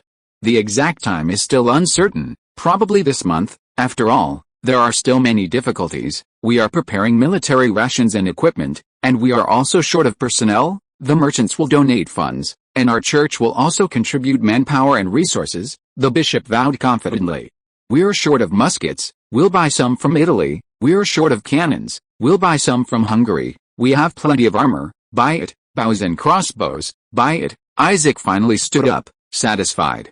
"These bandits, we must suppress them at all times. We can't afford not to. Tomorrow at noon, we'll leave the city and suppress the bandits." Chapter 7 Christmas in Rome. The bandit suppression plan went very smoothly, indeed for Isaac. Isaac first wiped out several small bandit groups that were taking advantage of the chaos to plunder, selling them into slavery. Isaac always considered himself the protector of the Roman people. "No one can bully the Roman people without my permission." Then Isaac simply stayed put. The robberies of caravans continued. The merchants finally couldn't hold back any longer and reluctantly delivered the supplies Isaac demanded. The church also contacted foreign arms dealers to purchase guns and cannons. Now that he was well fed, Isaac finally got down to business. He swept through the countryside with great fanfare, stopping frequently to make sure Ibrahim and his men knew. After randomly arresting a few petty thieves and making a brief appearance, Isaac ran back to the city and announced that the banditry was gone. Proving the prince's words were true, the merchants rejoiced, and the church breathed a sigh of relief, finally reopening the trade route before Christmas. The promised weapons and funds from the church gradually arrived. Even if they didn't arrive, it didn't matter. Ibrahim wasn't far away. Bang, bang. Isaac and Mikhail inspected the newly arrived muskets at the drill ground. The Italian engineer Martinez, standing nearby, enthusiastically explained the advantages of these muskets. "Your Highness, Captain, this is our latest matchlock musket. It can fire small bullets, and a skilled marksman can fire 2 bullets in a minute." He was clearly very proud. The Mongol conquests and Arab trade gradually introduced Eastern technologies such as gunpowder to Europe. By this time, Europeans had figured out the optimal gunpowder ratio and discovered the benefits of granulation. Heavy artillery was widely used in siege warfare, and small matchlock muskets were also adopted by various major powers. The Ottoman Janissary Guard was one of the earliest professional armies in Europe to be equipped with muskets. The Byzantine Empire also had musket troops, but they were few in number and not organized into a single unit, serving primarily as auxiliary forces to the infantry. Frankly, the old-fashioned matchlock muskets could not compare to powerful bows and crossbows in terms of accuracy, range, and rate of fire. Their only advantage was their ease of use. Training a skilled English longbowman takes at least a year, and training a Genoese crossbowman takes 3 months. Moreover, not everyone can use them skillfully. Without sufficient strength, one simply cannot draw the bowstring. However, a musketeer can go from apprentice to expert in just 1 month. Once the knack is mastered, even women and children can use them proficiently. Coupled with the frightening effect of firearms on enemy horses and the damage to morale, this weapon, suitable for all ages, is proving increasingly effective in more places. Latin knights initially looked down on this commoner's weapon, but soon the hussar chariots of the Czechs taught them a lesson. Mounting matchlock guns and small cannons on chariots, surrounded by shields, this porcupine-like structure left German and French knights helpless. The era of bows and crossbows was passing, and firearms were gradually becoming the mainstay of warfare. Mikhail, what do you think, Your Highness? While these muskets are quite powerful, They are cumbersome to move, and the gunpowder is easily affected by moisture, making them unsuitable for long-range offensive operations. However, they might be surprisingly effective in defense. Isaac remained non-committal. Mr. Martinez, did you manufacture these muskets? Martinez proudly puffed out his chest. I designed them all. There are specialized factories in my hometown, and skilled workers will continuously produce these weapons of war. How many did you bring? His Holiness the Bishop ordered 300, and I brought 400, I'll take the remaining 100 as well. Can you provide instructors and maintenance technicians? Of course, Your Highness. Martinez was overjoyed. That evening, Isaac once again gathered his men. This time, Isaac decided to expand the guard into a standard unit of 300 men, with Mikhail as the standard bearer. Under this unit were a 50-man cavalry unit, two 100-man infantry units, a 20-man Serbian archer unit, and a 30-man musketeer unit. All personnel were recruited from the Greek Orthodox Church. Furthermore, 300 muskets were handed over to Thomas, who was overseeing the construction of the wall, to be installed on the Corinthian wall. All the artillery raised by the church would also be used to reinforce the Corinthian wall. At this time, artillery was difficult to transport and was only widely used in siege and defense battles, making its allocation to the Corinthian wall appropriate. There were also 70 muskets, and Isaac had some new ideas. Captain Fidel, I plan to mount 60 muskets on 3 galleys. During boarding maneuvers, we can unleash a volley to catch the enemy off guard. What do you think? Fidel considered for a moment and slowly nodded. It's worth a try, Your Highness, then do it that way. The remaining 10 muskets will be used as reserves and for training. We will purchase more later. Regarding the 2 cokes from Athens, incorporate them into your fleet and make them combat ready as soon as possible. For the next 2 weeks, Mikhail was busy building up the troops, Fidel was busy training the fleet and testing the muskets, everyone was busy and enjoying themselves.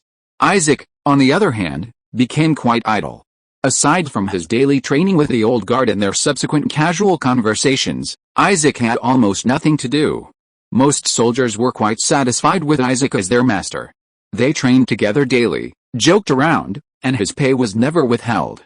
He would occasionally conduct surprise inspections of the army's mess hall and dine with his soldiers. As a result, the cooks dared not use 10 groshens to buy 5 groshens worth of food. He was also a member of the royal family and 5th in line to the throne. In chaotic times, having such a leader was something to be grateful for. This was the consensus among most soldiers. In addition, Isaac met with some merchants and priests to understand their interests and demands. The local merchants mainly complained that the Latins had taken over their entire market and that the empire levied heavy taxes on them. Byzantine commercial taxes were exempt for Venetians and Genoese, only for Byzantines. Isn't that infuriating? Isaac could only offer sympathy and provide all assistance except for aid. If the emperor dared to revoke the Latin merchants' tax exemption, the Latins would dare to bombard the Grand Palace. Even the Pope couldn't change anything. The priests repeatedly tested Isaac's attitude towards church unity. The cunning Isaac wouldn't fall for it. What kind of person do you think the Pope is? What? I've already eaten, thank you. Do you believe in the Holy Trinity of the Father, the Son, and the Holy Spirit? The wines of Provence are truly exceptional, no less than those of Burgundy and Bordeaux. Eventually, the priests lost patience. After a few days of leisure, the grandest festival in the Christian world arrived. In the early morning of January 6th, amidst a flurry of snow, the Christmas bells rang. Grand ceremonies were held in Athens and Thebes to commemorate the 1445th anniversary of Jesus' birth. People took to the streets, exchanging blessings. Churches began distributing communion and leading prayers. Constantine and Thomas returned to Athens, and the whole family attended the church ceremonies. That evening, in the Duke's castle, Constantine hosted a family dinner. The Palaiologos family was still quite large, with a large gathering of young and old. Isaac, too lazy to waste words with them, casually drank some wine and returned to his quarters. There was no commercialism, no Christmas presents, no Santa Claus in his reindeer sleigh. Isaac rang the bell in his room. Steward Andre appeared before him. This steward was his deceased mother's servant, utterly loyal, and one of Isaac's most trusted men. Isaac took out 4 money pouches, 2 large and 2 small. Take one to the camp and distribute to the soldiers. Send one to the St. Nicholas to cheer up the sailors. Tell them His Highness has invited them for drinks and wishes them good health. Isaac paused. give one of the small ones to Ibrahim's wife and daughters, and have them write a few letters to them." Andrei nodded. "And the last one, that's yours, Andrei, Merry Christmas." For a fleeting moment, Isaac noticed a touch of emotion cross the old steward's weathered face. "His Highness has grown up. If the princess were still alive, she would be very pleased." Andrei stepped out of the room into the swirling snow. The next morning, Isaac was awakened by a messenger sent by his father. Outside, everything was covered in a blanket of white, the entire castle a magnificent sight. Athens has a Mediterranean climate and rarely snows. But the winter of 1444 was exceptionally cold. Isaac breathed out a puff of warm air and entered his father's drawing room. His uncle Thomas was already waiting there. Also present was an old acquaintance, Auxiliary Bishop Fodger. Isaac greeted them all. Constantine gestured for Isaac to sit. After listening to a few words, it seemed to be a new round of negotiations regarding the unification of the church. This was a major matter. In fact, the late Byzantine emperors only did three things: defend the city, seek aid, and hold meetings. Every time the Ottomans approached Constantinople, the emperor would travel to Western Europe to seek help. Church unification was one of the conditions for Western aid. The emperor and most of his ministers were quite in favor of this.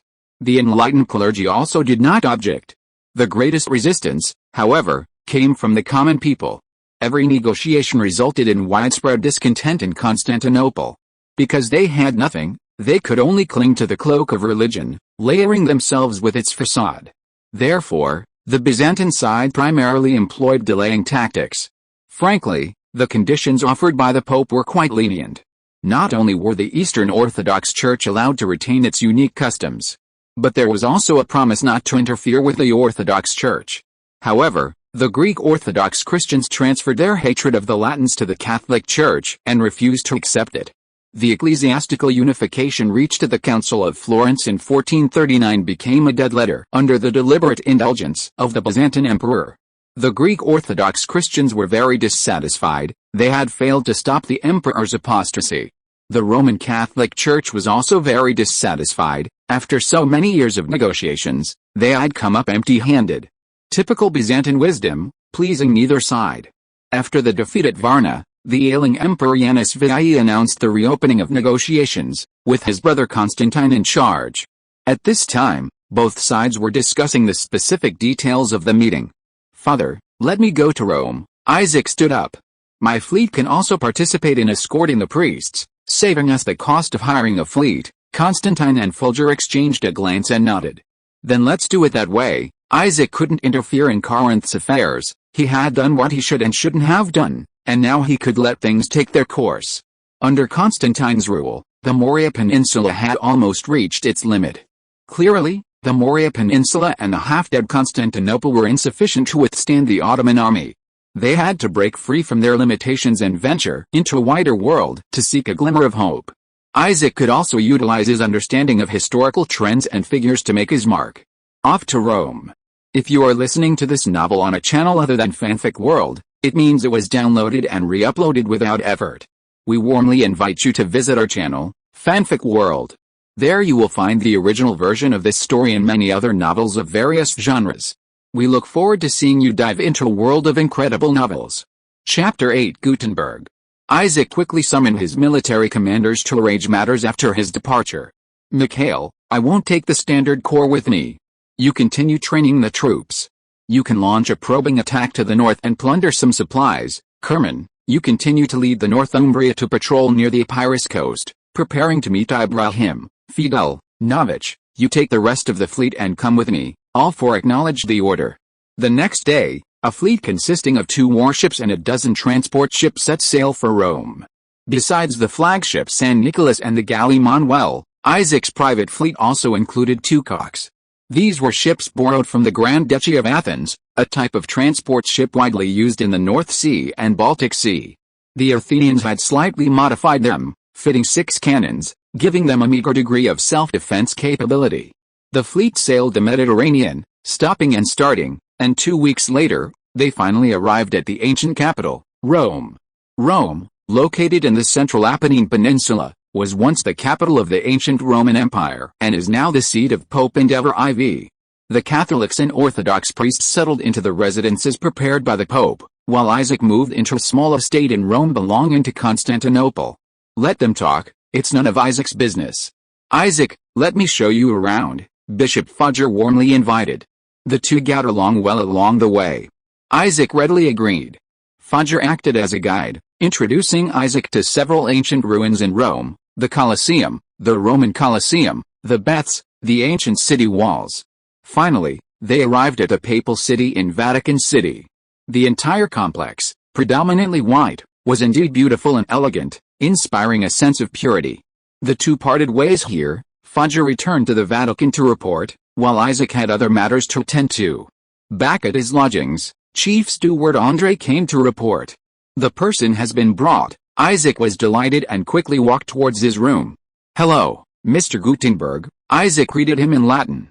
The man was a balding middle-aged man, clearly of German descent, simply dressed, looking haggard, with anxious eyes.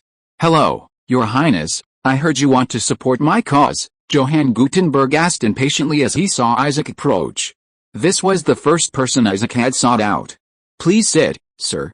Before making a decision, I would like to see your great invention. Oh, Your Highness, you will be surprised, this will be the greatest invention of the century. Gutenberg's eyes lit up at the mention of the invention, and he muttered to himself, rubbing his hands together as he lifted a cloth covering his head.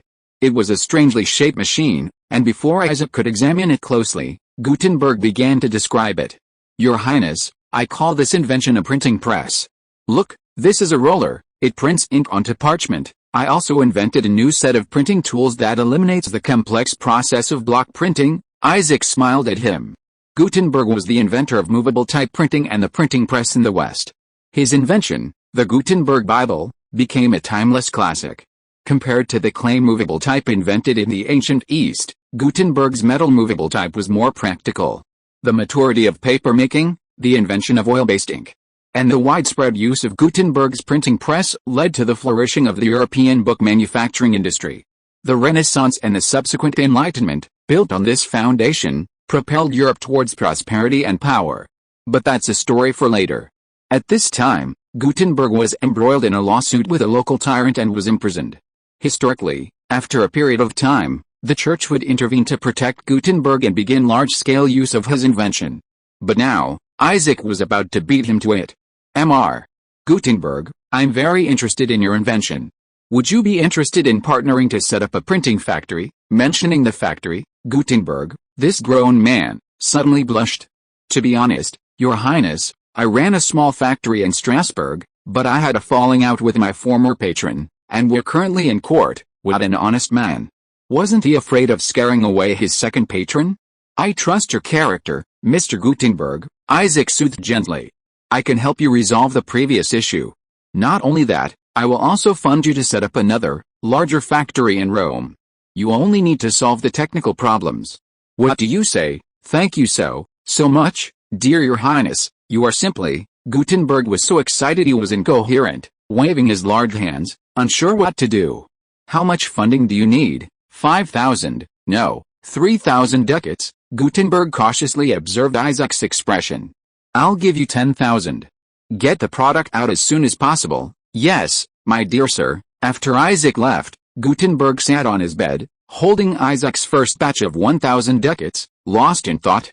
Then, he threw the money bag into the air, caught it, threw it again, and caught it once more. Isaac had gained another good comrade, at the cost of almost emptying his purse.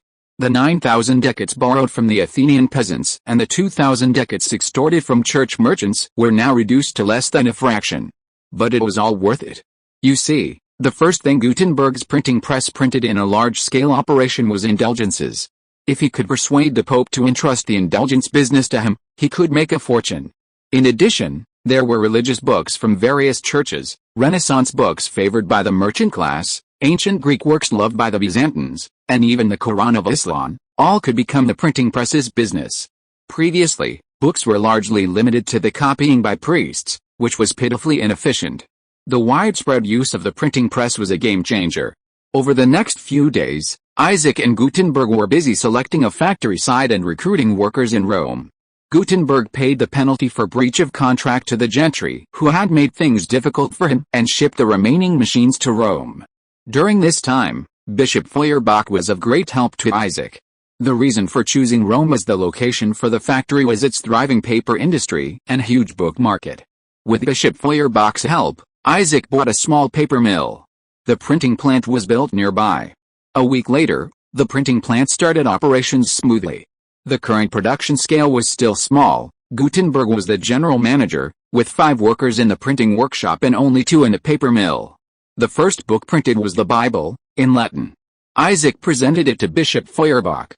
The simple and elegant font, the exquisite and standard typeface, and the clear and pleasing handwriting immediately caught the bishop's eye. With this, we won't have to stay up all night copying scriptures anymore. Feuerbach was very optimistic about the printing press's future. Isaac asked him to explain to the Pope that the Byzantine prince was willing to contribute to spreading the gospel of God. In addition, Isaac had Gutenberg print some Renaissance works and ancient Greek miscellaneous books. These included Dante's Divine Comedy, Petrarch's Africa, and Giovanni's The Decameron, which were popular with Italian merchant aristocrats and the middle class. The works of Hippocrates, the epics of the blind poet Homer, and the philosophical works of Plato and Aristotle were equally beloved by the Byzantine people. Then, Isaac arranged for the finest paper and ink to be purchased, and selected the best copy of the Bible from dozens of printings to present to the Pope.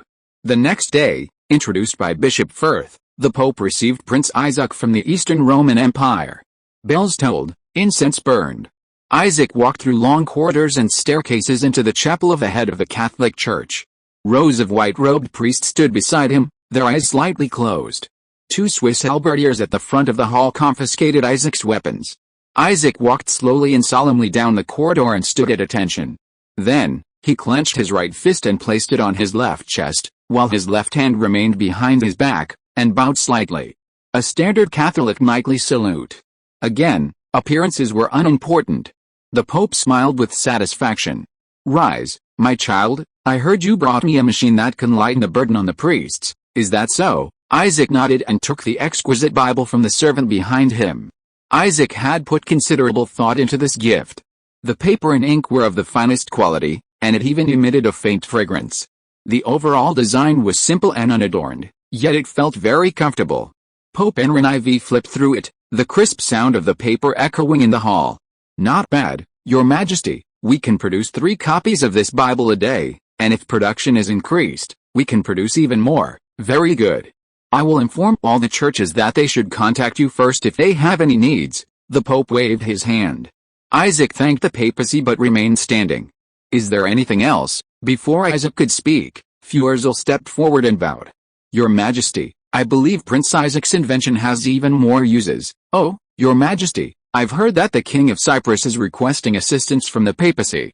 We can use this machine to quickly print indulgences, providing relief to lost souls while also contributing to the Holy War," Isaac added. "Furthermore, we can also print your and my emblems on the indulgences, with the papacy handling the printing, thus preventing indiscriminate distribution by local churches." The Pope slowly sat up straight. "My child, our priests are servants of God. There would never be any arbitrary distribution. I apologize for my ignorance, Your Majesty." Isaac bowed. A few minutes later, Isaac walked out of the Vatican City, beaming with joy, carrying the papal decree granting him permission to print religious books, including the Bible, and entrusting him with the business of printing indulgences. As agreed, the funds obtained in the first year would be split 30/70 between the 2 parties, used to support Isaac's expansion of production. Afterwards, Isaac would receive 1/10 of the net profit. Inside the papal palace, chaos erupted. "Your Majesty, why entrust such an important matter to a heretic? Watch your words, Winter brothers. There is no longer a distinction between the church and the church. Isaac is our brother, not a heretic," Feuer said sternly. The Pope also looked at Winter. "I apologize, Your Majesty," Henry IV turned his head. "That's enough for today. All of you leave." Feuer stayed. The priests dispersed. The Pope stood up and paced back and forth. "Do you know why I'm willing to make so many concessions to Isaac?" Feuer pondered briefly. "On the one hand, this way we won't lose out. If we can unify the power to issue indulgences, we can make a fortune." Feuer paused. "On the other hand, we are not the only option. In fact, at this time, There were two popes in the Catholic world. One was Pope Henri IV, and the other was Felix V, elected by the remnant Council of Avignon. Neither side recognized the other, and they were hostile to each other. Taking advantage of this, many local churches in France and the Low Countries refused to have bishops appointed by the Roman Catholic Church and began to elect their own, nominally still acknowledging Rome as the Orthodox Church. The Roman Catholic Church could only reluctantly accept this. Coupled with the repeated major defeats of the Crusades, the authority of the Roman Catholic Church plummeted. Henri IV was in a difficult position. Good to know, the Pope stared into Foucher's eyes, fine beads of sweat forming on Foucher's face.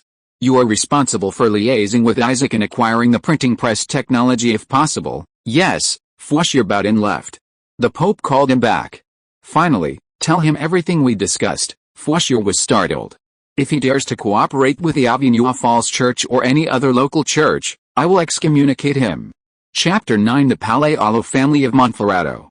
Having received the papal bull, Isaac shared the good news with Gutenberg. At this moment, he felt a final weight lifted from his shoulders and went into overdrive printing books.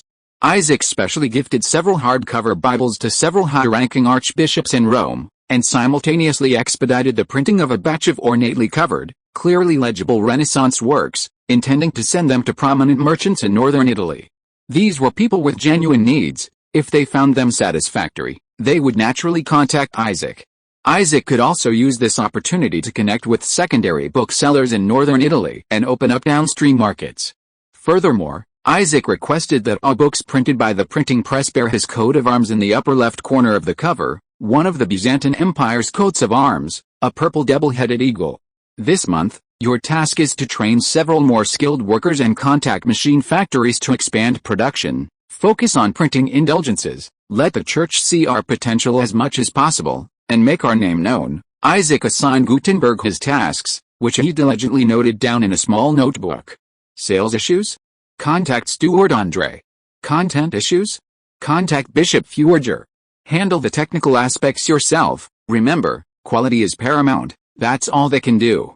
Isaac now wants to reap the benefits of first-mover advantage. The printing press technology can't be kept secret. He can't keep this cake to himself. First, make a fortune using indulgences to secure funds. Second, build a reputation and establish a brand. Seize a large market share before other merchants react. The next few weeks were hectic for Isaac and his companions. Finalizing details with the church, negotiating prices with a merchant guild. Feuerger, usually all smiles, was anything but ambiguous at the negotiating table. Not to mention the inherently greedy merchants. After several weeks, Isaac was exhausted. But seeing the steady stream of funds flowing into his wallet, Isaac felt a great sense of accomplishment. The factory expanded, and the number of workers increased.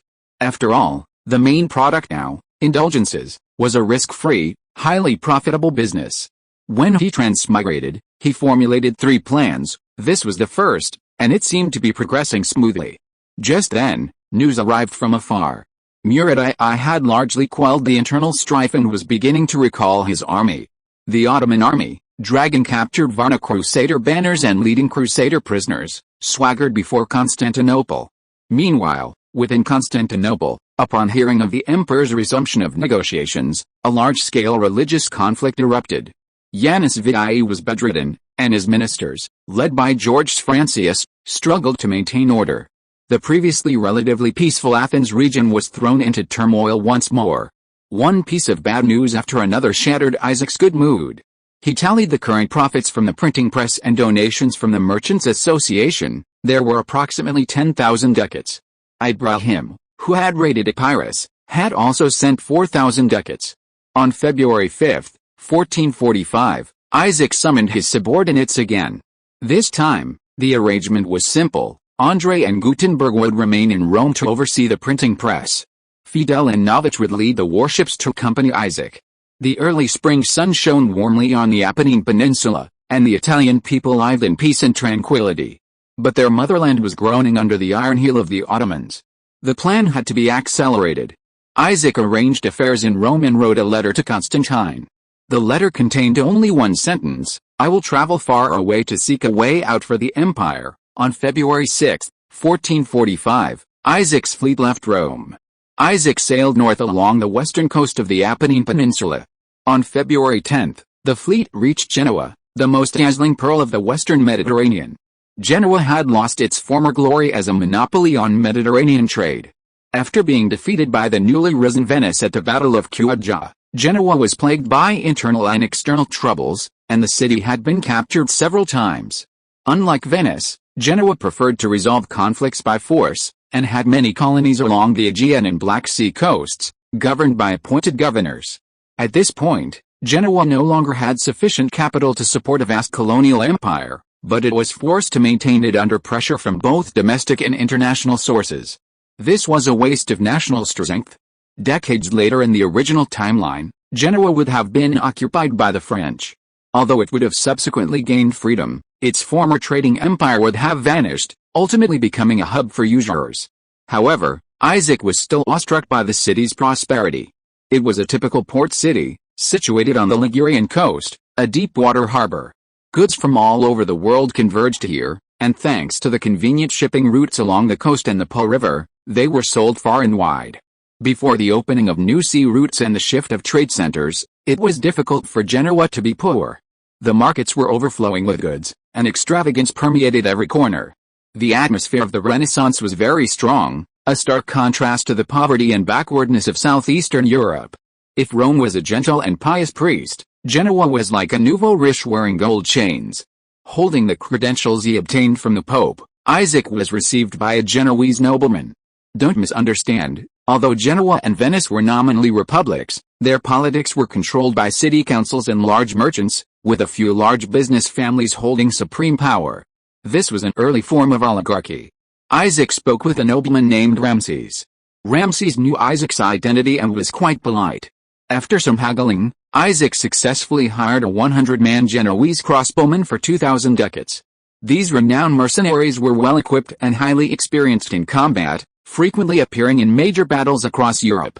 Subsequently, Isaac proposed purchasing new Genoese warships. Ramses readily agreed and then took Isaac to a shipyard on the outskirts of the city. Trying to play dirty tricks on me, huh? These dilapidated ships, obsolete 10 years ago, were utterly useless in naval warfare. Isaac declined his kindness and angrily went to receive the Genoese crossbowman.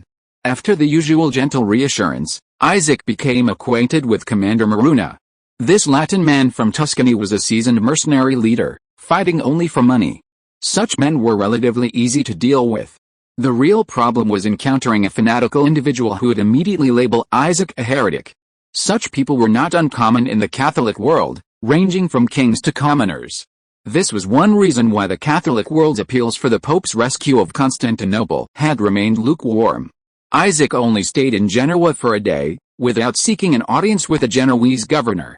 The proud Genoese didn't even give much face to the Byzantine emperor or the Pope, let alone a prince of a kingdom on the verge of collapse.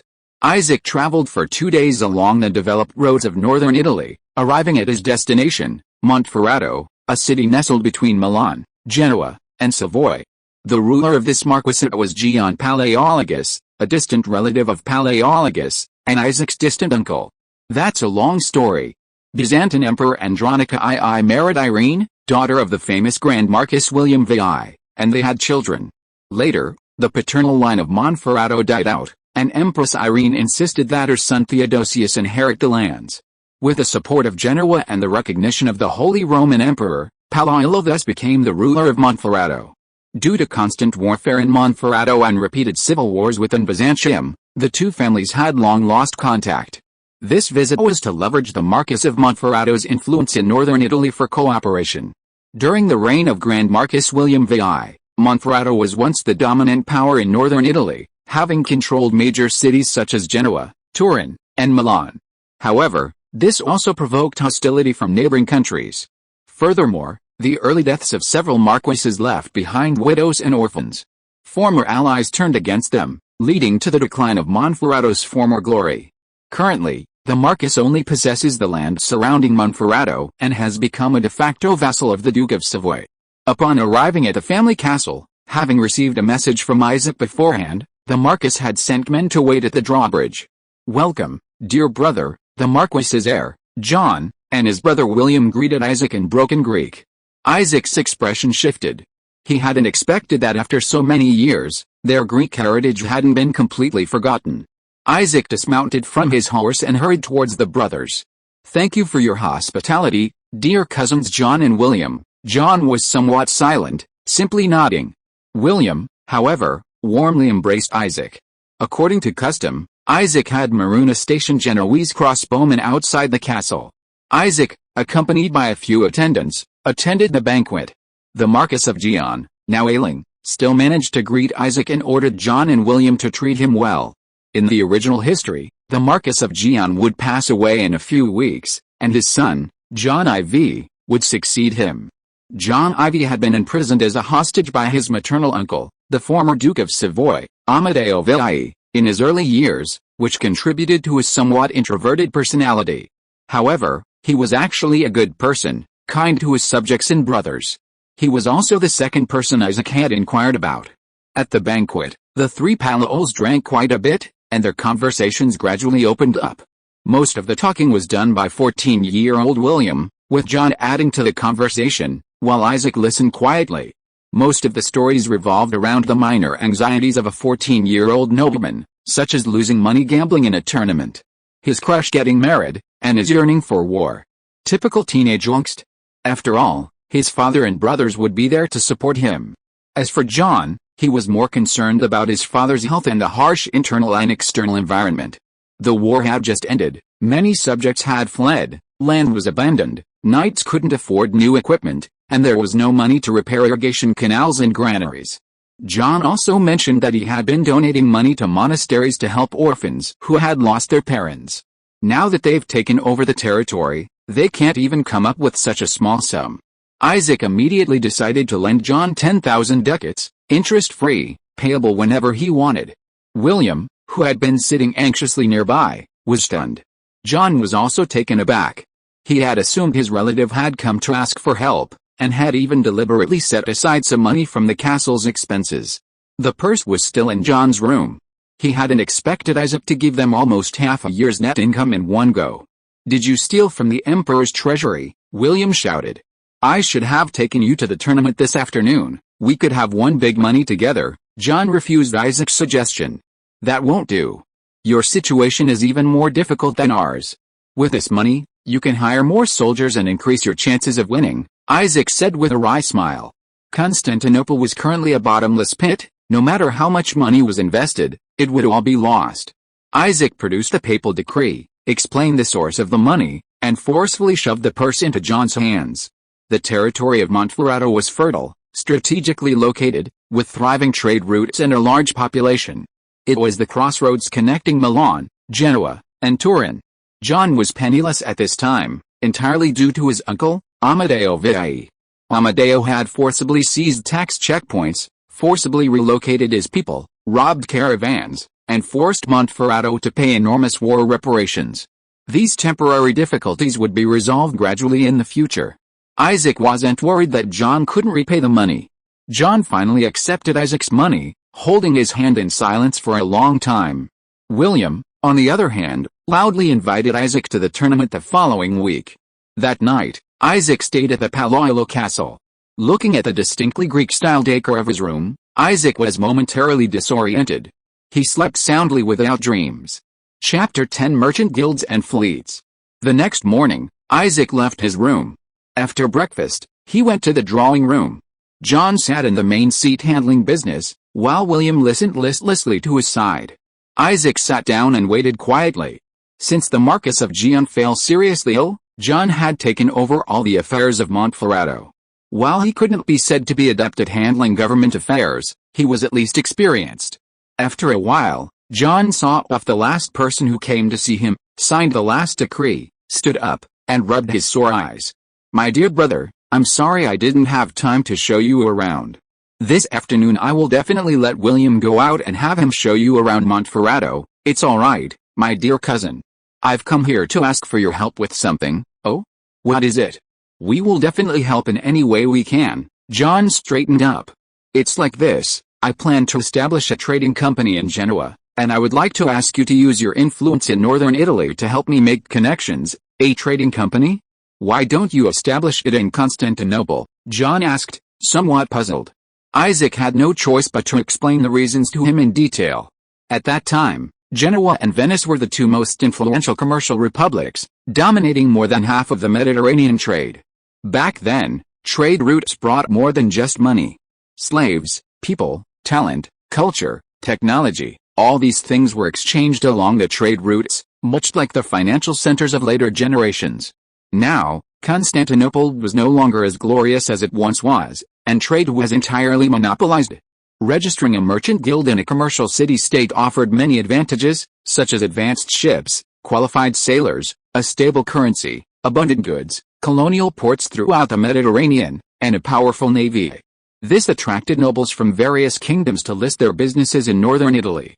The commercial city-states themselves, of course, wouldn't refuse. The guilds would buy ships from them, recruit people from them, and pay their due taxes. Moreover, the commercial city-states' monetary systems would take this opportunity to infiltrate other countries. Every ducat you spent had to be stamped with Venice. In this way, wealth and talent would converge on the commercial city-states. Countless trading and financial powers in later generations operated in this way. The main difficulty came from within the commercial city-states themselves. They were extremely xenophobic. It was either join them or face piracy. This was why Isaac wanted to cooperate with Montferrato. This was Isaac's second plan, and it was crucial to the success of the final one. Here's what I'm thinking, Isaac said, we'll focus on three main businesses: food, books, and slaves. I can produce the books myself, while food and slaves are the main products of the Black Sea coast.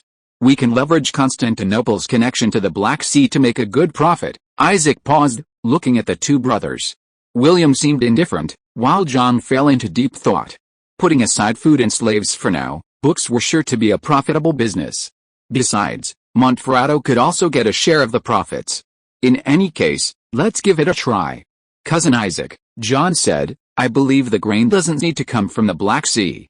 We in Montferrato can provide it. Since you have a naval fleet, we can try transporting cheap grain from northern Italy to North Africa and selling it at high prices to those infidels. Furthermore, I can help you invite a few more nobles you know. Your book business has low costs and high profits. Someone will surely be interested. With the Pope's backing, you don't need to worry about overt difficulties. As for the Black Sea slave trade, you shouldn't interfere. It's a taboo for the Genoese. Rather than letting those booksellers make money, we should do it ourselves. John spoke at length, opening Isaac's mind. He spread out a map and marked 4 points on it: Rome, Genoa, Tunis, Athens. The fleet departed from Rome, carrying books to sell in northern Italy. This was the first step. The abundant grain from northern Italy was loaded onto ships in Genoa and shipped to Tunisia in North Africa for dumping. This was the second step. The large profits obtained were sent to Athens to buy slaves. Let the slave traders handle the upstream Black Sea trade. The fleet then sailed along the Adriatic Sea, selling slaves along the way. This was the third step. Finally, they returned to Rome with a large sum of money. In a few words, a promising trade route was outlined. Of course, specific circumstances required specific solutions. For example, if the wars in the Black Sea countries subsided and slave prices rose, they could return directly to Rome from North Africa, abandoning that sector. If this trade route could be realized, it would certainly be very profitable. Over the next few days, John busied himself, traveling throughout the Piedmont region with Isaac and his ideas. Many nobles showed interest. Finally, a group of nobles willing to invest gathered at the Paleria Castle in Montferrato. Isaac introduced them to the main business of his trading company. He then produced several exquisitely printed books and papal bulls. The nobles, who had initially harbored doubts, were now largely convinced. The nobles raised some specific questions, which Isaac answered one by one. John strongly recommended the trade. Henry, you're the second son. The land won't be yours to inherit later. If you don't prepare now while your parents are still alive, what will you do later? Carl, your family's grain production is indeed large, but don't you know how much the Savoy and Milanese merchants have undercut you? Lion, don't you always complain that we don't have a navy and have to hire a fleet to do business? Why don't you seize this opportunity? The nobles who were called out exchanged glances. The eldest, Count Carl, stood up. John, we all trust your character, but, his gaze turned to Isaac. Won't this Byzantine prince waste our investment on the war with the Ottomans? Isaac also slowly stood up. I can guarantee that I will not drag the entire guild into war. I will not touch your share. We can create a headquarters in Monferrato to monitor the flow of funds." Isaac smiled contemptuously. "As for my dividends and profits, that's none of your business. Even if I take it all and lose it all in Constantinople, that's my own problem." Everyone stared at Isaac. Karl slowly began, "Then let's sign." According to the agreement, the Monferrato Trading Company would register in Genoa, pay taxes, and enjoy Genoa's trade protection. The nobles of northern Italy used their influence to ensure successful registration. Isaac took out all the gold coins he had, totaling 2,300 ducats, and promised to increase his investment to 15,000 within the next year. John invested 5,000 ducats. The remaining 30-odd nobles, large and small, subscribed for a total of 20,000 ducats. Isaac's fleet was included in the merchant guild's share. Adding some miscellaneous investments, such as warehouses, premises, and transportation, Isaac ultimately held 51% of the shares, John 15%, and the Palaiologos family a total of 66%. The meeting decided to establish a council in Monferrato. Isaac urgently wrote to steward André, requesting him to come and preside over the council after completing his work at the printing press in Rome. The affairs of Rome were left to his assistants. Isaac and John spent the entire month of February in a flurry of activity. On the last day of February, Governor André finally arrived, bringing with him 6,000 ducats from the month's income from printing indulgences. He also brought news from Byzantium. Constantinople remained as chaotic as ever, filled with endless wrangling. In Athens, the Grand Duke of Athens from Florence had reached an agreement with Constantine, paying 20,000 ducats as tribute and allowing a garrison in return for retaining his ducal status. The Corinthian wall underwent another round of fortifications. On the advice of the Italian firearms engineer Martinez, Thomas added numerous small designs to counter artillery fire. The first wave of refugees from the north had been settled and were preparing for the first round of spring planting. Ibrahim's brazen looting angered Epirus, who assembled a large army to suppress them. However, in the Middle Ages, the mobilization of a large army was impossible to conceal. Captain Kerman learned of Epirus's movements in advance and informed Ibrahim. Several hundred cavalrymen fled in disarray, leaving Epirus's army helpless. "Well done." Isaac listened with satisfaction to Lothair's report. This was Andrea's youngest son, learning management from his father. The 14-year-old was enthusiastic, diligent, and unwaveringly loyal to Isaac. Andrea was to manage the Monferrato Trading Company on his behalf for an extended period, and instructed Lothair to follow Isaac closely. Using the initial funds provided by the nobles and the money brought by Andrea, Isaac planned to expand his fleet. This time, Isaac intended to purchase ships under the name of the trading company. Through the connections of the nobles of northern Italy, Isaac brought William to Corsica, one of Genoa's colonies at the time. Ajaccio was Corsica's largest port city, where the people lived a rather primitive life. The Genoese seemed reluctant to share the prosperity with the colonists. The island had little arable land, and the vast majority of the people made a living by fishing and hunting. The people were known for their fierce nature. The island had many private shipyards built by Genoese and Pisan nobles, who used Corsica's cheap labor and abundant timber resources to fill their coffers. It turned out that Isaac had wasted a lot of money on the galleys he had bought earlier. Here, a medium-sized galley cost less than 1,000 ducats. Even with cannons and sailors, it was only 2,500 ducats. Commercial transport ships and small kirks were even cheaper. Isaac and William discussed it and decided to buy 4 medium-sized galleys in the first batch, each equipped with 80 sailors and 10 cannons. They also bought 15 commercial transport ships, without cannons, but with a small crossbow mounted at the bow and stern. After some bargaining, they finally settled on a price of 15,000 ducats, with delivery expected next month. Sir Roland was very happy with the big deal and invited Isaac and his companions to visit the shipyard. "Sir Roland, does your master's shipyard only have these small ships?" As they walked along, Isaac noticed that the shipyard had almost no large warships, only galleys and transport ships. "Prince Isaac, it's not that we don't want to build them. Large warships are strategic weapons everywhere. The governor can turn a blind eye to these small boats, but he strictly forbids us from building large ships privately." Roland looked troubled. "You're lying. Last year, the Count of Anjou bought a car rack from you." William loudly exposed Roland's lie. Roland stubbornly denied it. "If you want to buy one, You can go to the official authorities. Nonsense. If they could afford a legitimate ship, why would they come to you? By the way, aren't you engaged in Mediterranean trade? It seems you don't need large ships for ocean voyages, do you? Roland was somewhat puzzled. Isaac smiled and didn't ask any further questions. That evening, the shipyard owner invited Isaac and William to dinner. Hello, dear friends, my name is Niccolo Snopia, welcome. Isaac's expression shifted. The Snopia family was one of the top families in Genoa. The plump merchant feigned enthusiasm, his eyes narrowed to slits, revealing no true emotion. Your shipyard has impressed me greatly, dear sir. I hope we will have the opportunity to cooperate again in the future. Isaac also stepped forward warmly. The two had never met before, yet they seemed like close friends. They took their seats, and the banquet began. Everyone drank quite a bit. On the way back to their rooms, Isaac helped the tipsy Niccolo.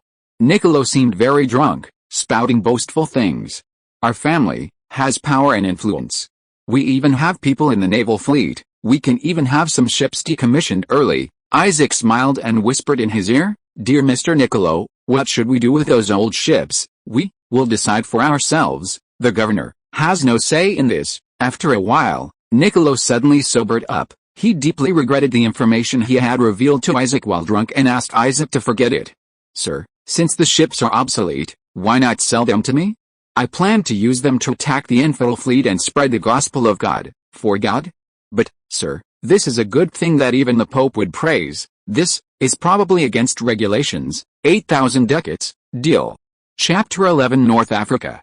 Isaac purchased a Crite, a ship early retired from Genoa, for 8,000 ducats. This 800-ton Crite was a true sea behemoth. It had multiple decks and a vast hull, capable of holding ample supplies and cannons.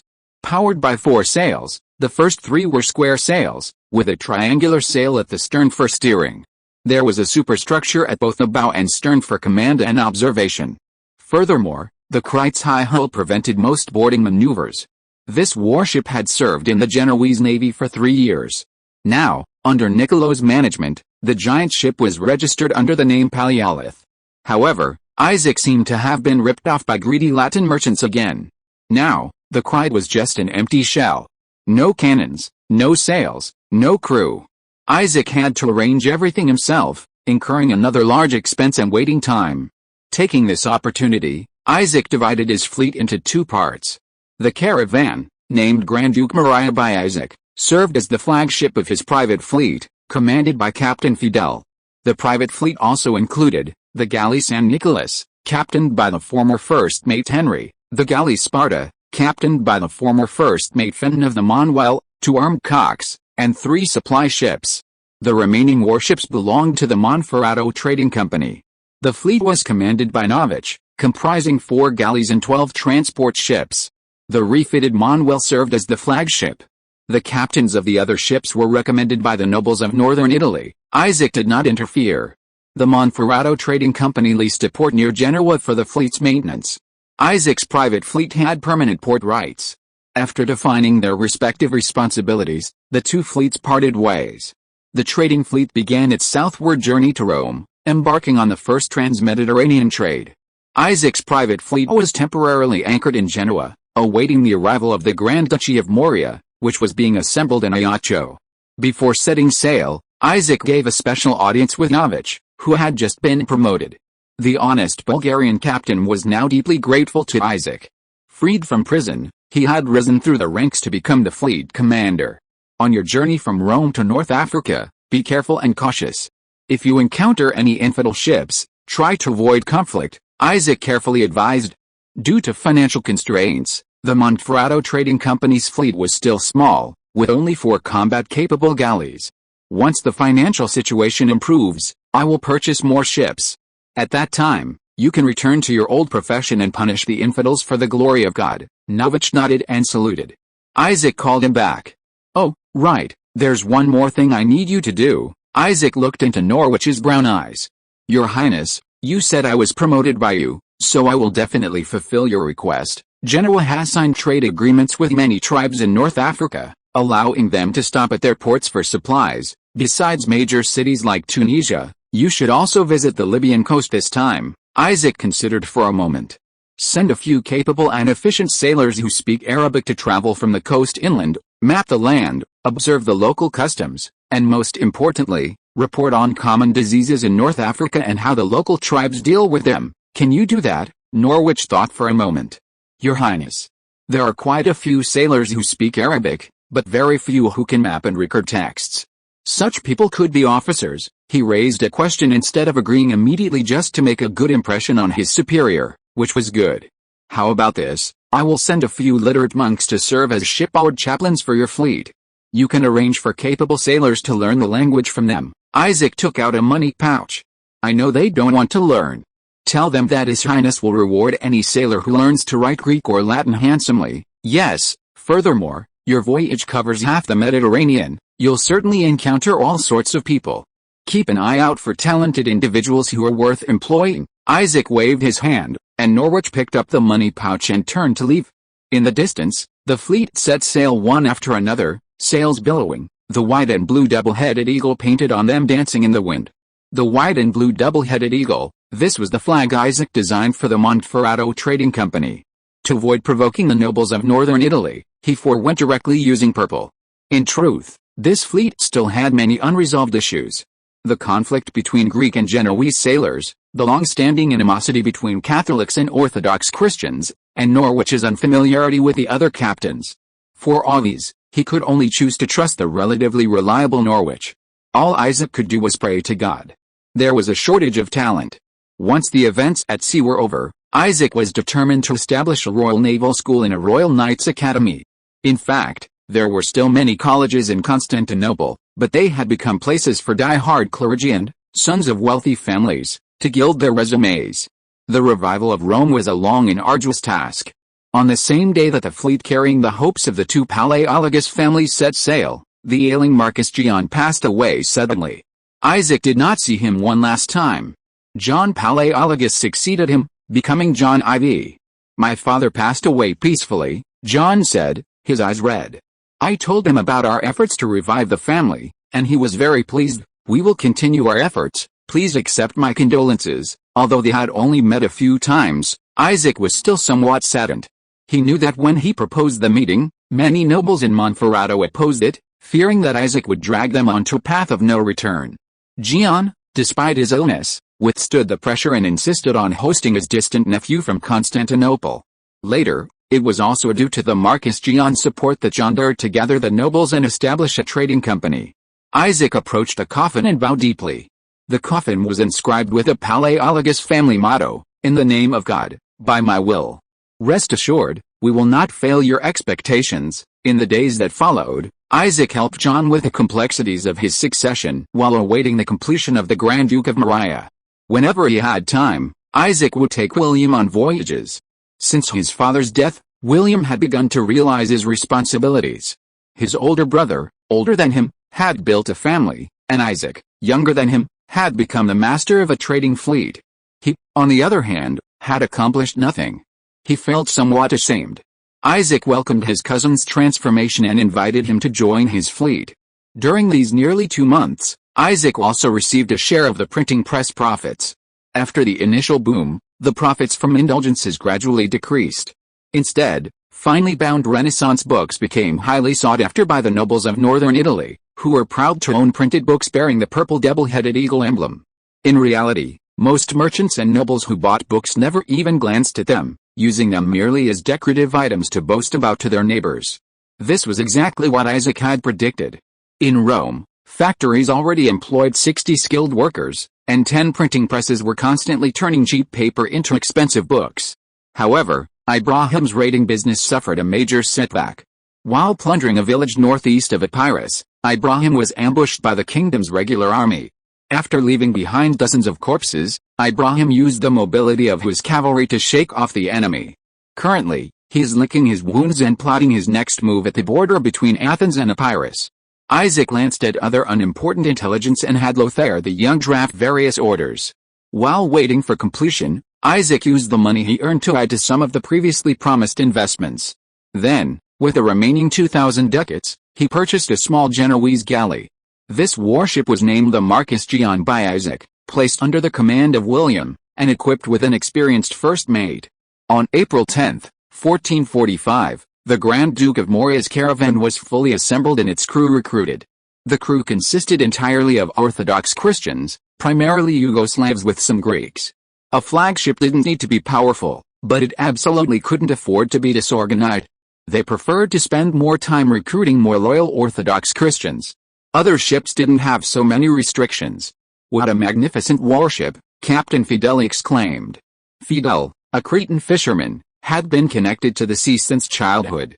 Later, he was chosen by Venice to be the captain of the San Nicolas, and thus spent many years in obscurity. Until Isaac bought him, his fate changed. From captain to squadron leader, and now to independently commanding such a powerful fleet. He wondered if he would ever have the chance to fight a magnificent naval battle against the Venetians who had once oppressed him. Fidel shifted his gaze to Isaac, bathed in the sunlight. The young prince, in his purple robes, was bathed in the golden morning sun, beside him valiant Genoese crossbowmen, and before him stood the majestic sea behemoth. He had just turned 13. Perhaps, Byzantium could truly be revived in his hands? Isaac led the crew aboard the Grand Duke of Moria and announced the departure. "Let's go." The anchor creaked as it was lowered, and the sails billowed. The cannons on the deck gleamed in the early summer sun. "Your Highness, all sailors and slaves on the Grand Duke of Moria are in position, sails are functioning properly, food and gunpowder reserves are sufficient, wind direction is favorable, we are ready to set sail," Captain Fidel reported loudly. Isaac turned his head, and the other ship signaled. "The Sparta is ready, all is normal, the St. Nicholas is ready, all is normal, the Marquis of Gian is ready, all is normal." The remaining transport ships responded in unison. After 2 months of adjustment, the fleet had become familiar with each other and had begun to gel. Isaac walked up to the deck, gazing at the shimmering sea in the distance. Several seabirds flew overhead, their melodious calls filling the air. "Set sail." The Grand Duke of Moria raised its sails and took the lead. "Your Highness, where are we going?" Fidel stepped forward and asked. Isaac smiled slightly. "We are heading far away to find the hope of the empire. Destination, Lisbon." Chapter 12 Recruitment. On the Gulf of Leon in the northern Mediterranean, the sea is calm and the sun shines warmly. This small bay in southern France is rich in fishery resources, and its coastline is blessed with abundant water and heat, making it one of the regions producing fine wines. The Rhone River flows into the sea here, and the fertile land along its shores has sustained a large population of French people. Along the bay from east to west, major cities such as Nice, Toulouse, Marseilles, Avignon, and Montpellier line up. This fertile land belongs to both France and the county of Provence. Farmers live in various villages or estates, and their methods of production are still quite primitive. They work from sunrise to sunset, sowing staple crops like wheat and cultivating some cash crops. Before the wines of the Renaissance reached this place, French farmers cultivated some of the richest land in all of Europe, enjoying the bounty of Mother Nature for many years. However, currently, life is not so good for French farmers.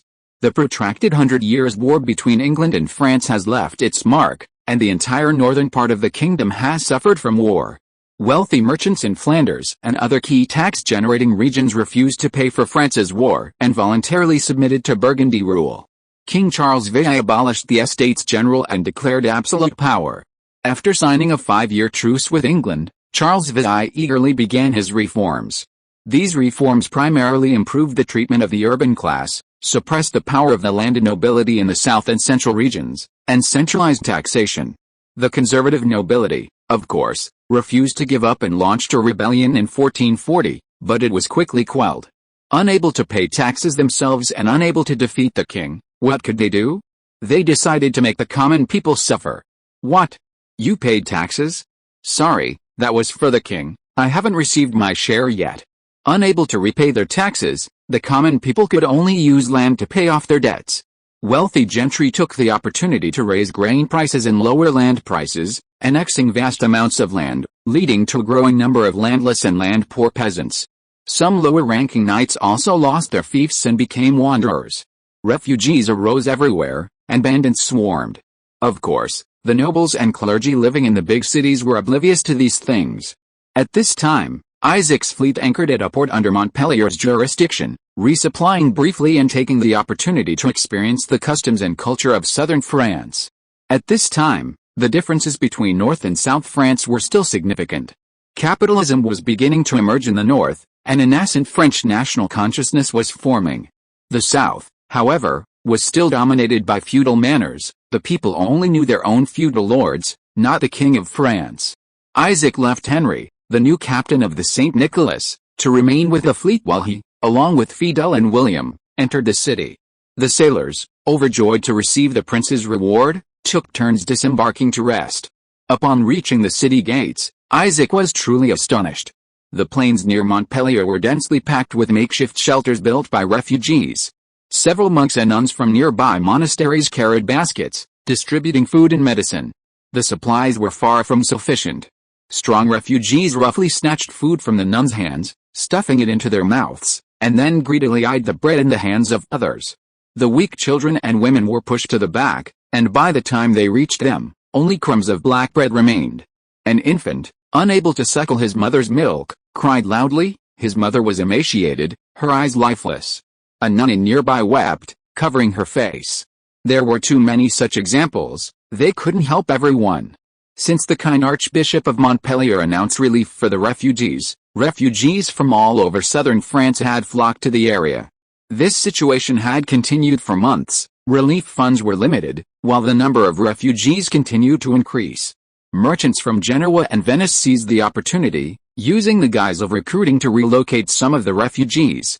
In reality, they would most likely spend their lives rowing on the filthy bottoms of boats, or toiling to death in the mines of Austria. This was the life of ordinary people during medieval European wars. Later historians would emphasize Charles Ville's great achievements in recapturing Paris and strengthening centralized power, but would naturally discard the suffering of the people into the wastebasket. Never mind, Isaac thought, shaking his head and leading the crowd toward the city gate. The guards loudly complained about the Archbishop of Montpellier's selfish behavior. Have you heard? The city's food reserves are running low. We're eating overpriced grain brought in by Genoese merchants. Of course I know. Yesterday I almost couldn't resist throwing cow dung into the mouths of those greedy Genoese merchants. Damn refugees. The war's over, why aren't they going back? Isaac produced a papal proclamation, and the guards saluted and let him through. Sir, you should leave as soon as possible.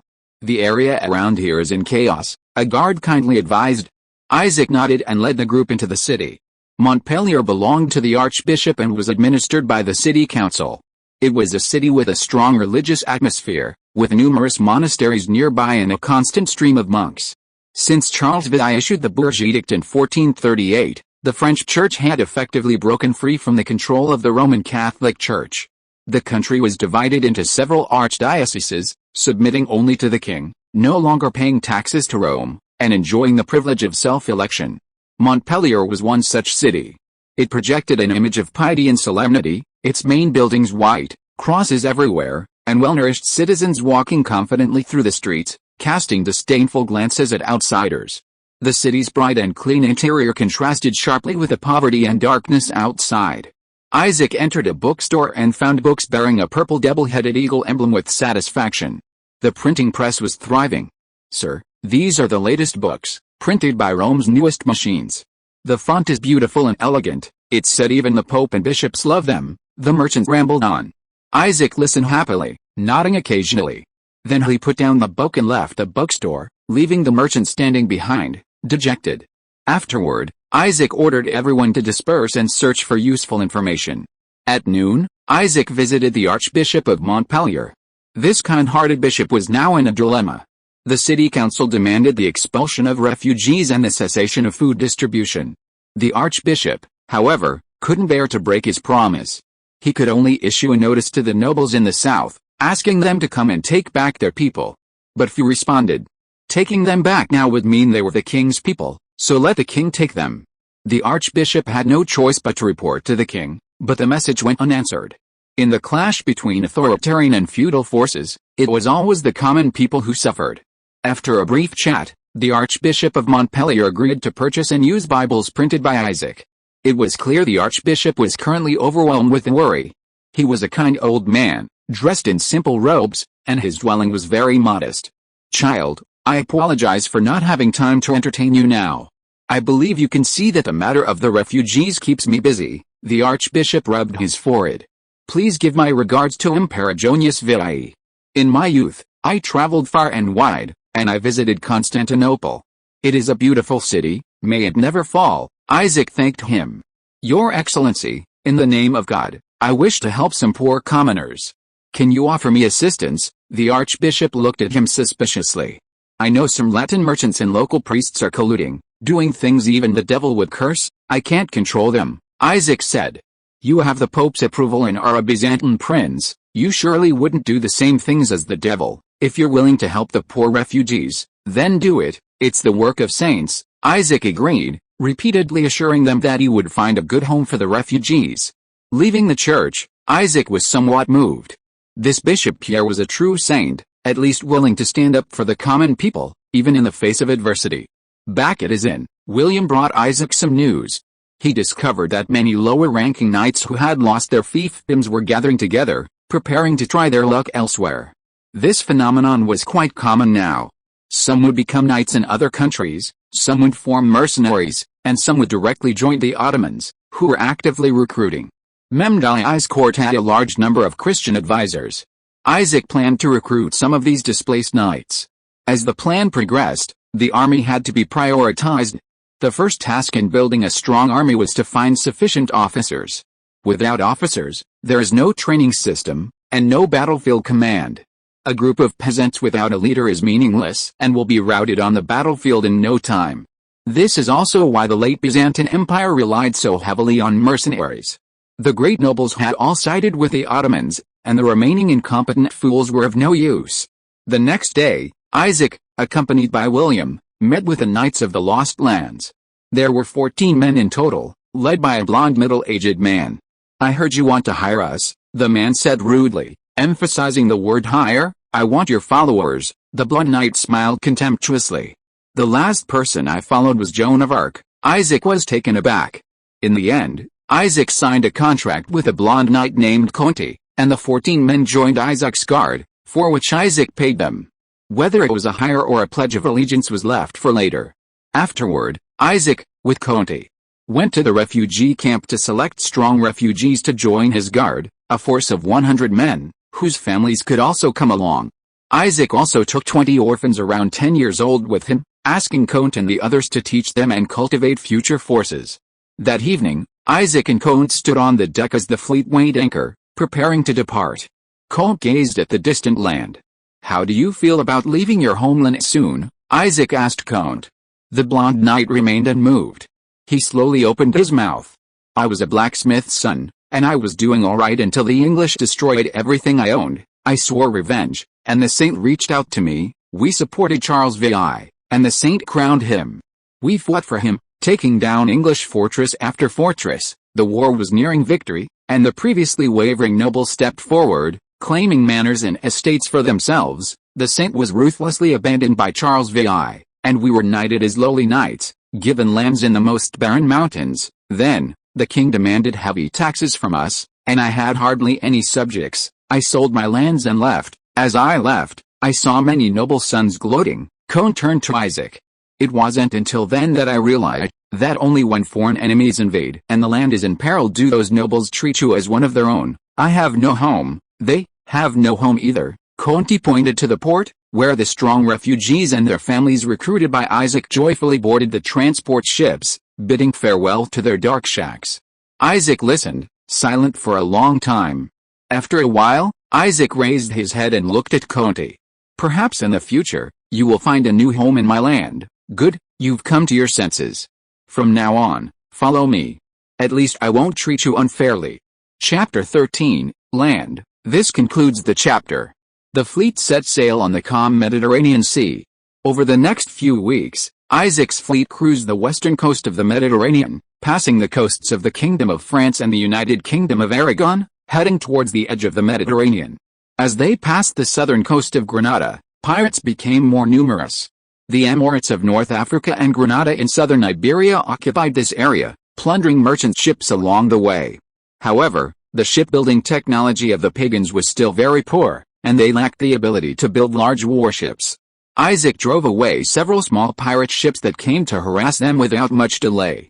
On June 20, 1445, Isaac led his fleet across the Strait of Gibraltar and into the Atlantic Ocean. Upon entering the Atlantic, the fleet, accustomed to Mediterranean navigation, immediately felt somewhat unaccustomed. The turbulent waves and unpredictable weather of the Atlantic caused the Genoese crossbowmen and French knights, who had gradually adapted to life at sea, to become seasick again. The fleet had no choice but to proceed slowly along the coast, gradually adjusting. On June 28, 1445, Isaac finally arrived at his destination, Lisbon, the westernmost point of continental Europe. This city was the capital of the United Kingdom of Portugal and the Algarve, situated on the eastern coast of the Atlantic Ocean, with the Tagus River flowing to its south and the Sintra Mountains forming a natural barrier to its north.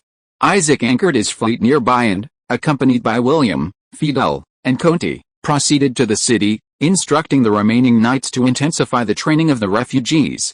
Lisbon was still a medium-sized city at this time, far inferior to major cities like Genoa and Rome, but it exuded a vibrant and upward-looking spirit. In the last decade or so, several kings had waged continuous warfare against Morocco, successfully capturing the port of Ceuta, establishing fortifications, and withstanding the infidel counterattacks. Slaves, livestock, and gold from North Africa greatly enriched the Portuguese treasury, and the people lived in stability and prosperity. The previous kings, João and Duarte I, were both ambitious and capable rulers who reformed the landed nobility, vigorously developed the navy, and established a system of provincial governors. Although governors were mostly high-ranking nobles, this was already a significant step forward. They also essentially established a national policy suitable for Portugal. They allied with England to the north to repel Castile and expanded their trade territory by invading North Africa. Simultaneously, they strongly supported ocean exploration, encouraged ship innovation, and officially sponsored explorations of the West African coast. By this time, Portuguese shipwrights had grasped the rudimentary understanding of Bernoulli's principle, realizing that sailing against the wind could be achieved by changing the shape of the sails. Over several decades of exploration, Portugal discovered Madeira and the Azores, gradually extending its reach to the West African coast. In 1434, a fleet sponsored by Prince Henry the Navigator crossed Cape Bojador for the first time, reaching the legendary Greenland. In 1440, Portugal launched its first caravel, a type of sailing ship combining seaworthiness and ocean-going capabilities that would appear in various oceans for centuries to come, discovering continents. In 1444, Prince Henry the Navigator captured hundreds of black people and transported them to Italy for sale, the first time in a long time that he saw a return on his investment. Prince Henry the Navigator, the legendary navigator, was the last on Isaac's list. Prince Henry had yet to tap into the vast population and gold trade of West Africa. His voyages were consistently unprofitable, drawing criticism from the nobles and merchants of his homeland. It wasn't until 1448, when Prince Henry defied public opinion and established his first fortress on the island of Argent at Cape Blanc, that the plunder of West Africa officially began. The abundant slaves and gold transformed Portugal, a small nation on the periphery of Europe, into a powerful and wealthy nation. Prince Henry, once heavily criticized, became highly praised. Now, Isaac intended to capitalize on this vacuum, to gain a share of Henry's legacy. West Africa was vast, with countless black tribes, enough to be divided for many years. In fact, until the Congress of Berlin, many parts of Africa remained untouched by colonists. The abundant gold would greatly improve Isaac's strained finances, allowing him to build a large fleet and hire a powerful army. The plunder of West Africa was a crucial part of Isaac's plan to revive Rome. In fact, with the widespread use of the compass and the development of astronomy, the technical problems of exploring West Africa had been solved. A fleet of caravels and caravels was sufficient to carry ample supplies. The reason for the slow progress of exploration was simply that no benefits were yet in sight. Henry the Navigator and his supporters might hesitate, or perhaps be greatly disappointed after seeing the ignorant black people of West Africa. But no one knew better than Isaac that this land held immeasurable wealth. After Henry's death, the gold hidden in his house would shock Lisbon for a whole year. Isaac entered Lisbon, found an inn to stay in, and entrusted William to deliver a letter to Regent Pedro. The previous King Duarte I had died young, leaving Alfonso V to succeed him, with his brother Prince Pedro serving as regent. He now held power in the country. Isaac strolled through the streets of Lisbon, watching the thriving city and the bustling crowds. "Have you heard?" Prince Henry the Navigator has been questioned by the Merchants' Council again. What utter nonsense. A successful sea adventure would yield unimaginable profits. Over the years, it seems only a few hundred black people have been brought back. My cousin bought a family of black people in the South. They know nothing and just waste food. Your cousin himself is as dumb as a wild boar in the mountains, and he expects to find clever slaves. Along the way, Isaac saw hope and peace, unlike the anxiety and confusion of Constantinople and Athens. This nation, forged in the Reconquista, under the rule of several wise rulers, had embarked on the right path. The power of the nobility was limited, the urban and merchant classes rose, and the seas were gradually developed. The discovery of several archipelagos expanded their sphere of influence and alleviated the conflict between population and land. The people's confidence in navigation grew stronger, and technology continued to innovate. At this time, the entire Christian continent of Europe was in a period of decline, with only Portugal rising to prominence. The next day, Isaac was received by Prince Pedro. Isaac stepped forward and greeted him politely. "Greetings, Your Excellency Regent," Isaac said in Latin. "No need for formalities, young man," Pedro said, setting down his letter and speaking fluent Greek. Isaac was somewhat surprised. "Don't be surprised, my dear child. When I was a prince, I loved to travel as much as you, traversing all the major cities of Europe, meeting your father and the Ottoman Sultan. My father often spoke of you to me, a learned and virtuous nobleman." Isaac made it up. "When I met him, he was only 8 years old and still had a runny nose." Isaac was somewhat embarrassed, and William, standing nearby, couldn't help but laugh. "Speak, what do you want from all this way?" Prince Pedro stared at Isaac. "Your Highness Regent, I am deeply interested in Prince Henry's expedition and wish to join his adventure. I have come specifically to seek your permission." "Oh? How do you intend to join?" "I have a fleet, a printing press in Rome, and a trading company. I have a fixed monthly income. I wish to join Prince Henry's cause by providing funds and a fleet." Isaac produced a papal document and Genoese approval. Pedro read them and remained silent for a moment. "My child, you have already accomplished something remarkable. Why gamble all these things on a vague possibility? Henry is currently requesting assistance. If you wish to join, I would be more than happy to oblige, but you must be prepared to lose everything." Pedro approached Isaac and gently patted his shoulder. "Some merchants have answered Henry's call and set out on expeditions before. Some did not return, some went mad, and some returned successfully but without any gains. In any case, I wish you success." Pedro walked to the table and signed a permit. Bearing the seals of the Pope and the King of Portugal, the permit guaranteed the fleet's access to Portuguese ports for resupply and granted them control over the spoils of their expedition. Isaac clutched the permit to his pocket as if it were a priceless treasure. "Thank you for your help." Pedro waved Isaac away. That evening, Isaac summoned his military and political personnel to arrange subsequent affairs. Isaac, along with the Grand Duke of Morea and the San Nicolas, joined Prince Henry's fleet as expedition ships. The remaining ships remained temporarily in Ceuta, under William's command, and could occasionally venture out to plunder pagan transport ships. Conde, with his knights and South French refugees, temporarily resided in Ceuta, diligently training daily while awaiting news from Isaac. After receiving further funding from Isaac, the Genoese crossbowmen agreed to sail with the fleet, under the command of Maruna. The next day, Isaac, with the Grand Duke of Morea and the San Nicolas, headed to Cape São Vincent in southwestern Portugal, the base and strategic location for Prince Henry's expedition plan. Riding the northwest wind, Isaac hoisted his long sails and arrived in St. Vincent that evening. Decades ago, this place was deserted, but since Prince Henry the Navigator established his naval base here, it had gradually developed into a bustling trading town. Henry was a devout believer, and there were many churches and monasteries near his residence. Nearby, Sally's, was home to a renowned nautical school and a naval arsenal. Henry also recruited talent widely, regardless of origin, Moors from North Africa, Arabs from the Middle East, and Norman pirates from Northern Europe. As long as they possessed maritime talent, they could become guests of the prince. The area was heavily guarded, with sentries every 10 steps. Isaac entered the harbor with the help of a small boat. A servant led Isaac to Prince Henry's reception room. The reception room was not lavishly decorated. What caught Isaac's eye was a nautical chart of Northwest Africa. In Isaac's eyes, the map was riddled with errors and extremely crude. But in those days, Every sea route required generations of navigators risking their lives to find, so one can imagine the immense effort the Portuguese had put in. Isaac stared at the map, lost in thought. A beautiful place, isn't it? Enrique entered the room through a side door, looking at Isaac with a broad smile. Of course, I heard you're going to gamble with me. Enrique sat down and poured wine for both Isaac and himself. Isaac took a sip, the spiciness shot straight to his throat. Cough cough, Isaac couldn't help but cough. Enrique laughed heartily. This is a strong liquor made from sugar cane. Sailors love it more than their own women. Enrique picked up his glass and downed it in one gulp. Then he smacked his lips in satisfaction.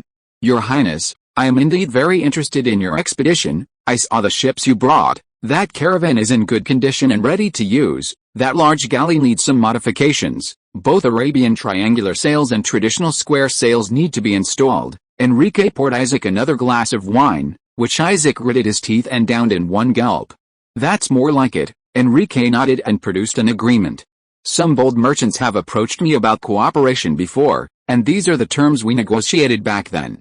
Take a look. If you need anything additional, you can discuss it with my advisors. Your ship will be here for refitting. How much? Prince Henry waved his hand. Considering you've been drinking with this old man, I'll waive the fee. It won't cost much anyway. Over the next few days, Isaac and Henry's advisors engaged in a heated debate, neither side giving an inch. Finally, Isaac agreed to contribute 5,000 ducats as compensation for using Portuguese ports. By this time, Isaac was already broke and had to pay in advance. Isaac provided a car rack and a refitted San Nicolas to join Henry's fleet. Henry deployed 4 caravels and several supply ships. Isaac himself accompanied the fleet, with Captain Fernando as Henry's representative. The fleet's main objective was to explore the mouth of the great river mentioned by the natives and to find suitable islands for colonization. On July 10, Isaac finally received the profits from the Roman printing press and the first dividends from the Montferrato Trading Company. The trade fleet sailed smoothly, and the first trial voyage was a complete success. Isaac finally breathed a sigh of relief. He slammed 5,000 ducats on the accountant Henry's desk, walked out, and gazed at the fleet ready in the distance, a slight tremor in his heart. The next day, the fleet weighed anchor. Isaac watched the land recede into the distance, his heart filled with endless emotion. There was no Belém Tower, no monument to the discoveries in this era, but Isaac still couldn't help but utter that widely circulated phrase, "The land ends here, the sea begins." Chapter 14. The ocean begins. On the vast Atlantic Ocean, a fleet sailed southwest, its sails billowing in the wind. This fleet appeared to be composed of 2 factions. The 4 caravels leading the way flew the flag of the Kingdom of Portugal, red bordered on a white background with 5 small blue shields arranged in a cross. The 2 following ships carried purple double-headed eagles.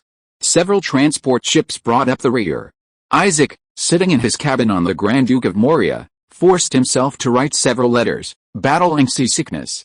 One was for his father, Constantine, urging him to monitor the progress of the Ottoman army's assembly and, if a large-scale military movement was detected, to immediately abandon the Athens region and retreat back to the Corinthian wall. Isaac also advised Constantine to abandon any illusions and evacuate the people of Athens and Thebes as soon as possible. Another letter was for Pope Benedict IV, thanking him for his support of the printing press and explaining his charitable work in Montpellier. Isaac revealed the details of his expedition, claiming it was for the purpose of spreading the gospel of Christ, and requested the Pope's recognition of his findings. This was also to prevent Portugal from turning against him, although the possibility was close to zero. His final letter was sent to André, the steward in Montferrato who oversaw the trading company. The letter first praised Lothaire's efforts and subtly hinted at a higher position in the future. It then briefly outlined the trading company's current priorities. Apart from dividends, all funds in the public account were to be used to expand the fleet. Since the first trial voyage had yielded good results, they should proceed with full force. The Ottomans, like a temporarily wounded wolf, were slowly licking their wounds from 1444, ready to bare their fangs. In the original timeline, Murad II decided to punish Constantine's aggression in 1446, launching a major offensive. They invaded the Isthmus of Corinth, plundering over 60,000 people before returning. With Isaac's prior arrangements, could the Corinthian wall withstand the Ottoman onslaught? Time was running out.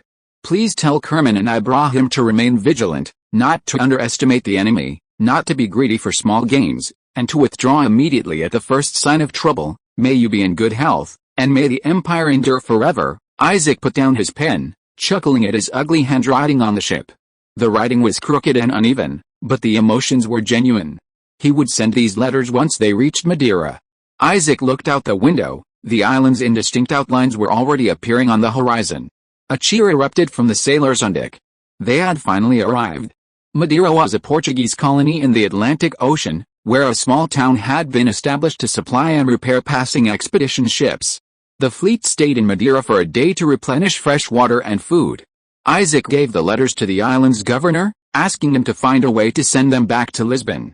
Isaac and Captain Fernando discussed it and decided to give the sailors a good holiday to ease their tense mood. Early the next morning, the sailors who had spent the night on the island returned to the fleet. South of Madeira lies a vast windward belt, with coastlines as barren as the Sahara Desert. This region, once considered the end of the world, deterred many adventurous ships. After a head count, the fleet set sail. They planned to reach the Canary Islands a day later for resupply before continuing their exploration of the West African coast. Isaac glanced at the rudimentary map, unable to decipher its contents, and feeling dizzy, went to rest early. A day later, the fleet arrived at Tagisay, the capital of the Canary Islands. Although the journey was bumpy, it was generally uneventful. The Kingdom of the Canary Islands is located southwest of Morocco and is currently ruled by the French explorer Jean de Boussingault. Jean de Boussingault discovered and conquered this Atlantic archipelago in 1404, subjugating Castile. With few indigenous inhabitants and limited natural conditions, de Boussingault relocated some people to live here, using it as a forward base for Castile in the south. Before the development of tourism, the islands had negligible economic value. After de Boussingault's death, his nephew had no intention of inheriting this territory far from the European mainland and sold it directly to the Portuguese. This event also created a conflict between Portugal and Castile. Of course, these are later stories and have nothing to do with Isaac.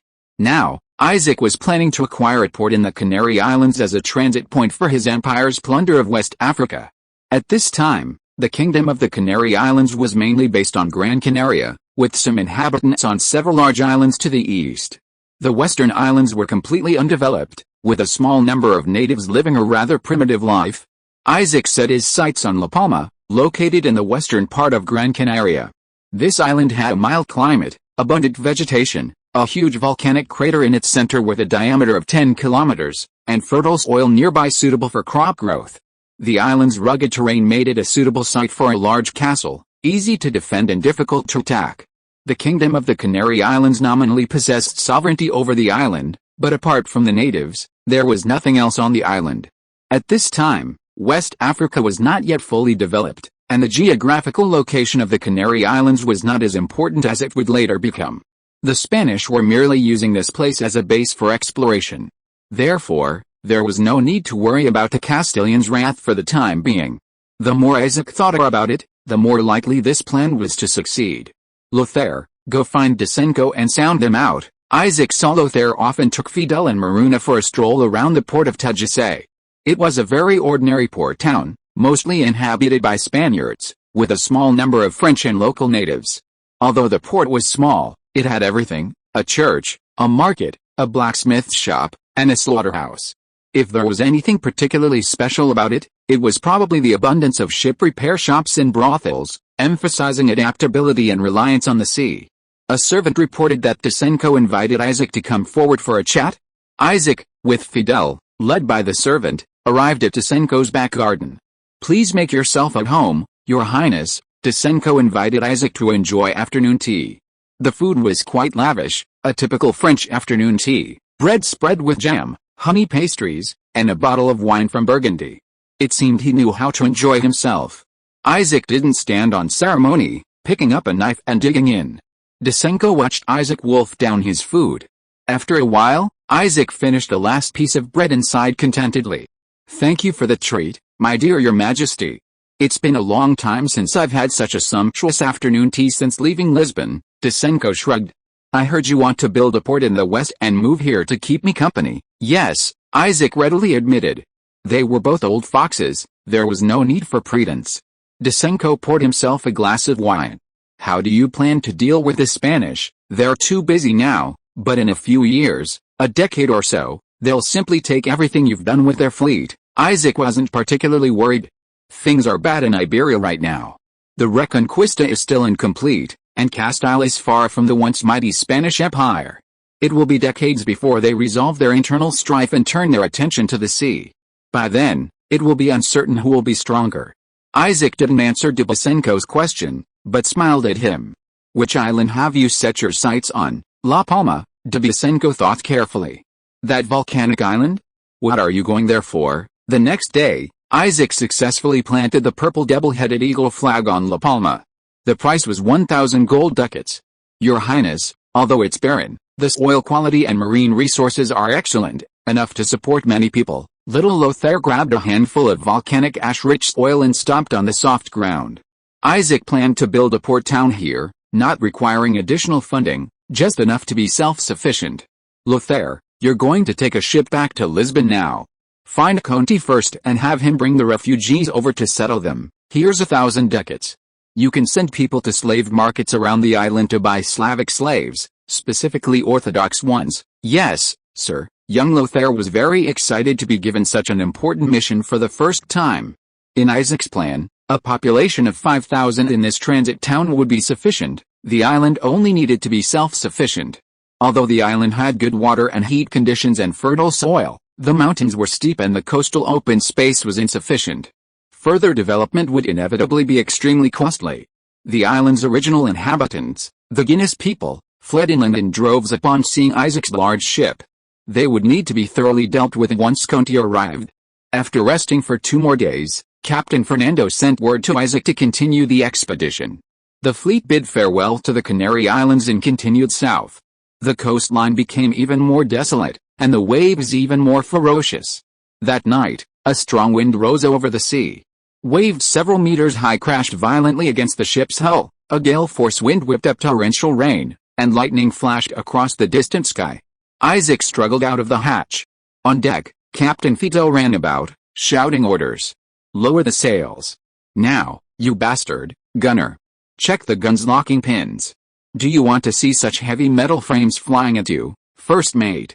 Go check the hold for flooding. Don't let our food supplies be submerged. Seeing Isaac emerge, Fidel quickly helped the swaying Isaac up.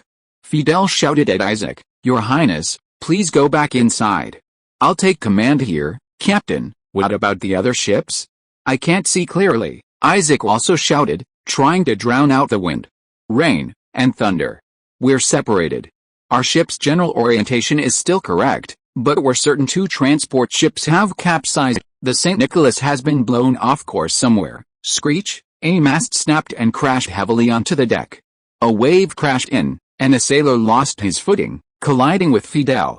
Fidel was thrown off balance, half his body dangling in the air, his hands gripping the ship's railing tightly. Isaac rushed over and, with all his might, pulled him aboard. Isaac looked at the surrounding sailors. Some were repairing the deck, some were desperately securing the gun mounts, and many more were sobbing, pulling out crucifixes to pray. An unnamed fire ignited within Isaac. Without a word, he picked up the fallen mast and began to push it to safety. The mast was waterlogged and heavy, and the deck was flooded, making it difficult for Isaac to move it. Fidel also ran over and helped lift a mast. Your Highness, the captain of the mast stepped forward guiltily, apologizing for his mistake. Isaac gave him a forced smile. Belisarius never reprimands a soldier for his first offense. Your Highness, the captain of the mast was clearly deeply moved. Damn it, is this never going to end? What are you standing there for? Come and lend a hand. What are you standing there for? Come and help us, Fidel roared. The captain of the mast quickly picked it up. Gradually, more and more people ran towards Isaac, to help their prince through this difficult time. The second mate, the gunner, the master sergeant, then the sailors, the gunners, even the cooks. Finally, even the Genoese crossbowmen joined the work under Maruna's orders. 1, 2, 3, lift. The heavy mast was lifted, and everyone worked together to secure it. The sailors cheered. Your Highness, you should go back to your cabin. I'll take care of things here, Fidel said, panting. No, Another wave crashed over him, and Isaac lost his footing, slamming heavily against the ship's side.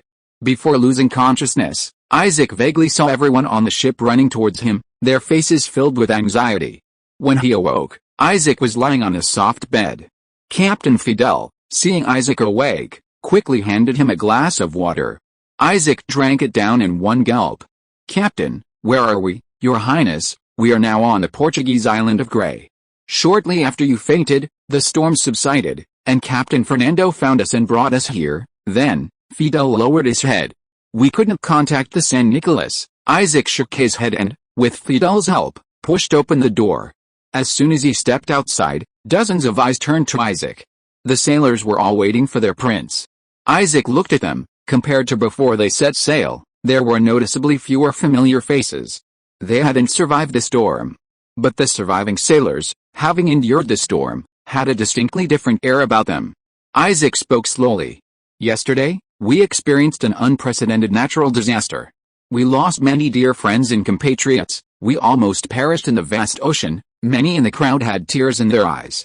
Many may not understand why I would lead you on this gamble, even risking our lives." Isaac paused. "I promise you, this time we will return laden with spoils. We will return to our homeland with the golden slaves. We will return home with legend and glory. We will be admired by women, blessed by priests.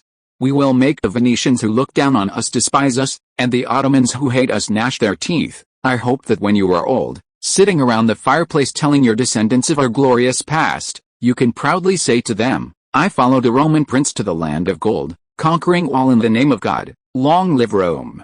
Glorious Rome, and the Roman people will live forever.'" Silence fell. Suddenly, someone in the crowd stretched out their hands and shouted, "Long live Rome!" Gradually, the voices grew louder, and more sailors shouted. The sound pierced the sky, shattered the clouds, and traveled further and further across this land known as the Gold Coast. If you are listening to this novel on a channel other than Fanfic World, it means it was downloaded and re-uploaded without effort. We warmly invite you to visit our channel, Fanfic World. There you will find the original version of this story and many other novels of various genres. We look forward to seeing you dive into a world of incredible novels. Chapter 15: Gold Coast. Grey Island, located south of the Cape Verde Peninsula at the westernmost tip of the African continent, was one of the earliest Portuguese colonies in Africa. Formed by basalt rising from the ocean, Grey Island resembles a menacing beast with its gaping maw facing the rich African continent. It is currently home to over 100 Portuguese colonists, primarily engaged in trade and ship repair. At this point, the known world has ended. The map below is completely dark. The Senegal region in eastern Grey Island lies at the boundary between the Sahara Desert and the West African savanna. South of the Senegal River, the desert gradually decreases while the grasslands increase. The inhabitants mainly cultivate various grains they don't recognize, with beans and tubers being staples. Further south from Senegal lies the Gulf of Guinea, where the climate is more humid, but the presence of a terrible malaria disease makes inland travel impossible. Further east lies Mali, a land rich in gold. Isaac rested for a few days and then found Captain Fernando. Upon meeting, Captain Fernando expressed his remorse to Isaac. "I apologize, my dear Your Highness, I was too hasty. I should have waited until the storm season was over before setting sail." Isaac shook his head, indicating it was all right. "Captain, what are your plans now?" "His Highness Enrique's mission for us is to explore the area around Grey Island, capture slaves, and trade gold with tribal chiefs to bolster the confidence of domestic merchants. We don't plan to continue south." "What do you think?" "We will continue south, searching for the land of gold and spreading the gospel of God." "You are truly a devout believer, Your Highness, who has traveled from afar." Isaac and Captain Fernando shook hands in farewell, replenished their fresh water and food supplies, repaired a broken mast, and then continued their voyage. In fact, after passing the strong headwinds along the northwest coast of Africa, the winds and currents truly became favorable. After leaving Grey Island, the sky was clear and the winds gentle. Sailing along the West African coast, the scenery gradually changed from desert to grassland, and then to vast tropical forests. As the Grand Duke of Moria sailed further south, the number of tropical tribes along the coast increased. Isaac frequently saw black people living along the river mouths, and the sailors on board watched with excitement as the black people scattered in fright, pointing and laughing. The ship's priest held up a cross, chanting prayers. Sometimes, when encountering large tribes, Isaac would stop to trade. The tribal chiefs, not yet experiencing the power of firearms and swords, were very interested in white men like Isaac. Isaac would take out some trinkets he had brought with him, gesturing to exchange them for the gold chain on the chief's ankle. The black people were fascinated by small European handicrafts, especially glass beads. After some gesturing, Isaac finally made the chief understand his meaning. The chief casually tore off the gold chain from his ankle and threw it to Isaac. Isaac reciprocated with 3 glass beads. In this way, Isaac traveled, stopping and starting, and filled a large basket with gold items. Isaac knew that there must be many open-pit gold mines deep in the jungle, and some sailors had asked to explore them. But Isaac sternly refused. He wasn't kidding, contracting malaria was no joke. For a long time before the discovery of quinine, European colonization was confined to the coast, mainly due to this terrible mosquito-borne disease. Coastal areas were much better off. One morning, Isaac awoke. Looking at the markings on the table, he knew it was October 10, 1445. Pushing open the cabin door, the cries of seabirds and the curses of sailors reached his ears simultaneously. On deck, the idle sailors huddled together gambling. To lighten the mood, Isaac tolerated this, giving them almost a year's wages, and occasionally joining in for a few rounds himself. Isaac also launched a literacy campaign on board, hiring the ship's chaplain to teach the sailors. The only lesson was Greek. These sailors were Bulgarians, Romanians, and Albanians, all ethnic groups heavily influenced by Greek culture. Many could speak Greek but couldn't read or write it, they were illiterate. Isaac offered high rewards to encourage sailors to enroll in the training. Over the past few months, 23 men had learned basic writing, including a hired Genoese crossbowman. Isaac ordered Fidel to memorize their names. They would be the next batch of officers to be recruited as the fleet expanded. This would strengthen the Navy's soft power. In addition, Isaac instructed the navigator to quickly draw up nautical charts and maintain strict secrecy. Land ahead. A large archipelago, a sailor looking overhead shouted. Isaac's expression shifted. Captain, let's go check it out. Actually, the Grand Duke of Moria had already spotted many small islands and reefs, but they were all worthless wastelands, always leaving them disappointed. This time, however, the archipelago was large, with many indigenous villages. The Grand Duke of Moria chose a calm harbor to stop, and Isaac led some sailors and mercenaries in small boats to the largest of the archipelago. The island was densely vegetated and relatively humid, with palm trees being the most numerous. Genoese crossbowmen shot down a terrified black man who fled, kneeling frantically and repeatedly calling out Bijego. Isaac felt reassured. This was the Bijagas Islands, located off the coast of Guinea-Bissau. It was named so, likely because when the Portuguese later discovered them, the island's chieftain was called Bijego. Isaac ordered the small boats to return and fetch more sailors. Then he prepared a meal, waiting for the black men to come to him. As expected, before the meal was even finished, the great chieftain named Bijego, arriving in a palanquin carried by 4 men, led hundreds of black men carrying stones, demanding an explanation. Chief Bijego had no intention of negotiating. He ordered his men to charge. The black men rushed from the forest to the open shore, becoming easy targets for the Genoese crossbowmen. The outcome of the battle was inevitable. After a while, the once powerful Chief Bijego knelt before Isaac, weeping bitterly and kissing Isaac's shoes. Soon after, several black men brought several baskets.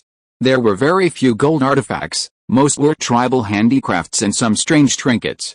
Isaac kicked Byarego in exasperation. Then, Isaac took out all the gold artifacts and casually tossed the remaining treasures at the feet of a thin, kneeling black man. The thin black man trembled, afraid to pick them up, and stole glances at Byarego. Byarego roared and glared at him. Isaac gestured, and Maruna, grinning maliciously, beheaded Byarego with a sword. Maruna picked up the leaf crown from Byarego's head and handed it to Isaac. Isaac symbolically put it on his head, then, in full view of everyone, placed it on the thin black man's head. "What's your name?" Isaac pointed at him. The black man pointed to himself and muttered, "Dangeru, Dangeru, all right, Dangeru, from now on you are the chief here." Isaac patted his head. Dangeru seemed to understand something, frantically kowtowing and kissing Isaac's shoes. Isaac kicked him away. Dangeru roared excitedly at the kneeling black men behind him, raising his crown. Then, he roared at the headless corpse of Byarego. The next day, Dangeru brought fresh water and food. Afterward, Isaac explored several other islands, following the same pattern, supporting chiefs loyal to him. Isaac also imitated the Portuguese, naming the 3 largest islands after their local chiefs. The largest island was Dangiru Island, the one to the east was Baltan Island, and the one to the north was Namba Island. The archipelago was still called Byrago. Isaac planned to occupy this archipelago in the bay as a hub for the slave trade and gold exchange. It was close to the African mainland, and the seas were relatively calm, allowing for navigation. The islands had high-quality trees for building canoes and small boats, and abundant fishing and hunting resources could support a large population. Isaac summoned Maruna and Fidel, and the officers from the Grand Duke of Morea also came to listen. "I swear by God, this archipelago now belongs to me, Isaac of the Palaiologos family. I plan to establish a base here, and more people will be moved here later. Who among you is willing to stay?" No one answered. Everyone kept their eyes downcast, a tacit understanding. "This will become a governorate of our African colony. Whoever is willing to stay now will be the governor," Isaac coaxed patiently.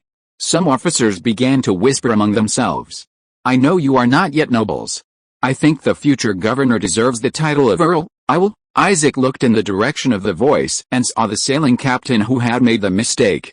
"Very good, Kasha, you are now the governor of the Bajago Islands Governorate. The island of Baltan to the east will be your fief. You will need to provide me with taxes and soldiers, and fight alongside me in war. It is my honor, your highness." Kasha, who had just been promoted to Earl of Baltan, was overjoyed. Isaac gestured for Kasha to kneel and drew his sword, handing it to him.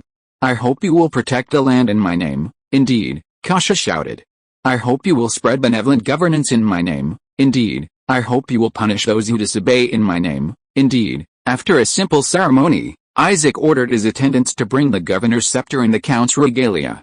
These had been prepared beforehand, intended to give the bravest a great surprise. The others watched in stunned silence. Seriously. Although he was merely a governor in name only and account without subjects, the status and scepter were real, and anyone with eyes could see that the Byzantine Islands would definitely see great development in the future. The other officers beat their chests and sighed in frustration. Isaac watched with satisfaction as they circled the bewildered Kasha. It was just a token gesture, a mere formality. He figured that in the future, everyone would be eager to step up in similar situations. The atmosphere was much better when recruiting the remaining sailors. Everyone knew that Kasha, who had been playing cards with him just the day before, was now a count. So, they all had their own ideas. Whether it was a governor or a count, someone always needed to do things for them, right? If they didn't make an impression now, when would they? The 20 spots were quickly snapped up. Isaac left them basic weapons and supplies, instructing them to make good use of the black labor force, build houses, and cultivate the land as soon as possible. After bidding farewell to the newly appointed governor of Kasha, the fleet began its return voyage, continuing to trade with the tribes along the way, acquiring a large amount of gold while also drawing nautical charts and maps of the coast. Following the sea route they had recorded on the way there, the return voyage went smoothly. On November 2, 1445, Isaac arrived at the Portuguese island of Grey and met the smiling Captain Fernando. Clearly, they had also reaped a rich harvest. After resting for a few days, the fleet began its return voyage. Compared to when they left, the fleet was much smaller. Isaac's San Nicolas was missing, and Captain Fernando had lost 2 transport ships and a caravel. On November 10, 1445, the fleet returned to the Canary Islands. The French refugees had been settled, and Lothair the Younger had purchased 200 Orthodox Slavic slaves. Preliminary shelters were complete, and the refugees and slaves were working on the volcanic soil, trying to plant a crop of rye. There was even a small chapel on the island, where priests from the Greek Orthodox Church were preaching to the people. It was quite impressive that so much had been accomplished in just a few months. Isaac praised Lothair the Younger's efforts and immediately appointed him governor of the Viceroyalty of La Palma, while also bestowing upon him the title of Baron. Without lingering, Isaac continued his journey home. Before leaving, Isaac summoned Governor Lothair and outlined the current direction of development. First, establish a comprehensive port system. This was the significance of purchasing La Palma. Second, recruit refugees and purchase slaves. Slaves should only be Orthodox Christians, and after a period of work, they could be released as free citizens. As for the French refugees, those willing to convert to Orthodoxy could be recruited. Third, establish a militia and build fortresses in preparation for unforeseen circumstances. Work hard, and the entire population, gold, and goods of West Africa will pass through here. You'll never be poor. Isaac patted Lothair on the shoulder.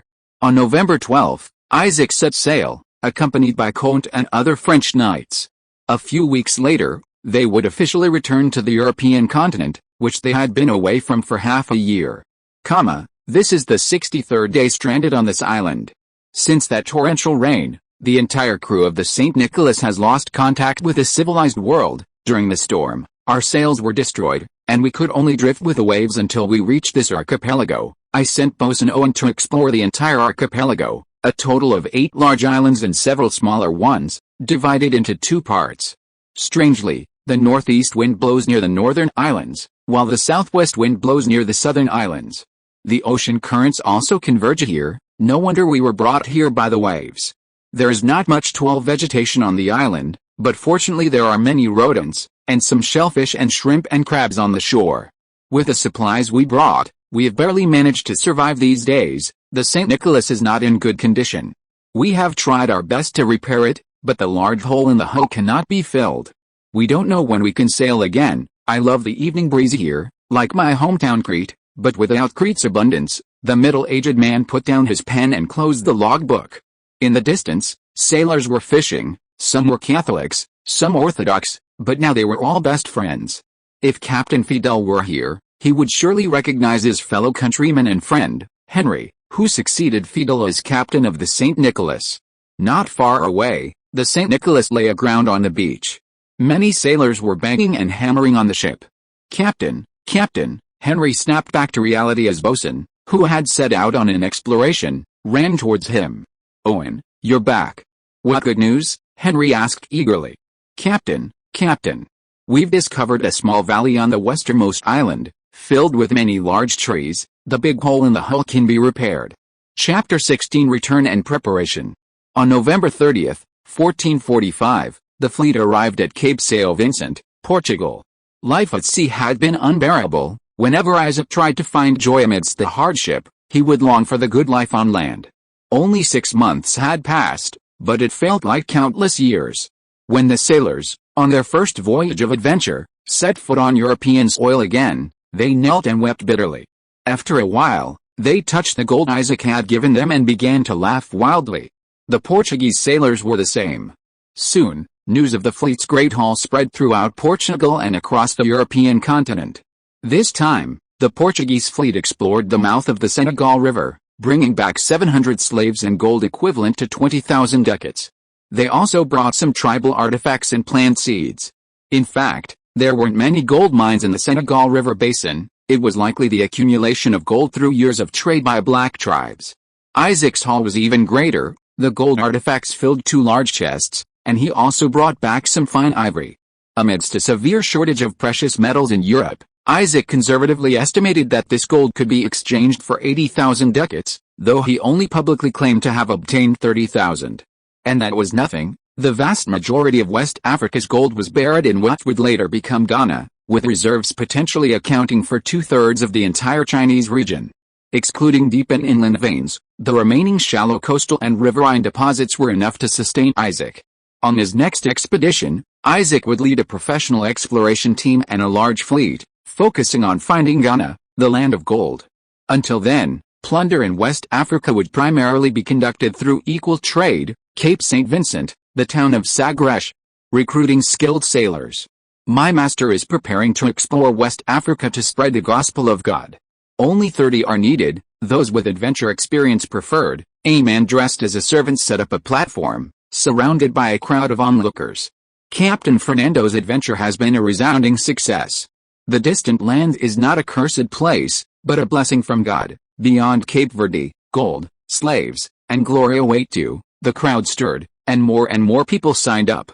Isaac watched these sailors who were willing to risk their lives for money, secretly delighted. This was exactly the effect he wanted. Africa was incredibly wealthy, but its people were weak. There was no worry about not having enough to go around in the short term. He had to make the pie bigger first so that a steady stream of wealth would flow into the adventurers' pockets. Gold would then incentivize even more people to become new adventurers. In this way, Isaac could use his first mover advantage to seize key trade routes and important islands, reaping the benefits. The sailors would have money, so they had to spend it, right? The African continent had nothing. They couldn't just spend money to watch black people dance, could they? This presented a tremendous opportunity for places like Byzantium and La Palma. Brothels, casinos, food and lodging, ship repair, slaves, these were all businesses with no capital and huge profits.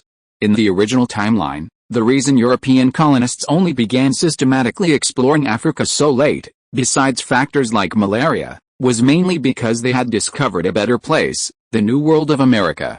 Isaac strolled towards Prince Henry's residence. After announcing himself, Isaac was led into the study. Prince Henry was intently studying a newly drawn map. "Sit," Henry said without looking up. Isaac remained silent, quietly waiting for him to finish. After a while, Henry sighed contentedly and put down the map.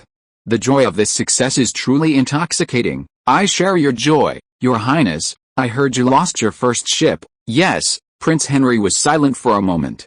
Fernando apologized, saying Captain Henry was a very peaceful and kind man. "The sea is a capricious widow. You may conquer her body, but you can never truly understand her heart." Henry laughed heartily. "Well said. Young man, I haven't heard such a good metaphor in a long time.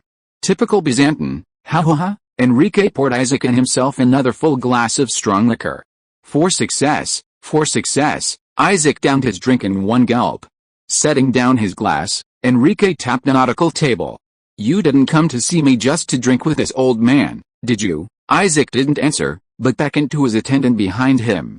The attendant presented a gift box. Prince Enrique opened it, his eyes widening.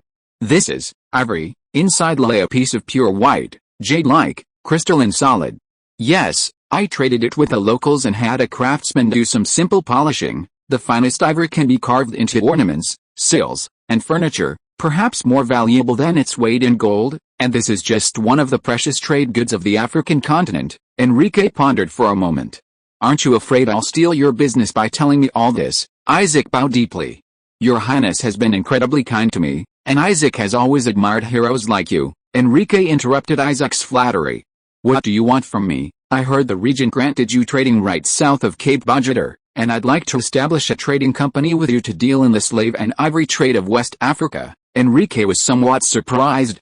"You should know that the kingdom cannot monopolize trade in the West African Sea. You can easily establish your own company." Judging from this experience, the sailing ships built by Genoa and Venice for Mediterranean trade are not well suited to the Atlantic's winds and waves.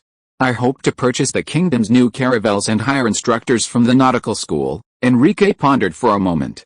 The technology of the caravels was no longer a secret, it was just that various countries hadn't built them on a large scale yet.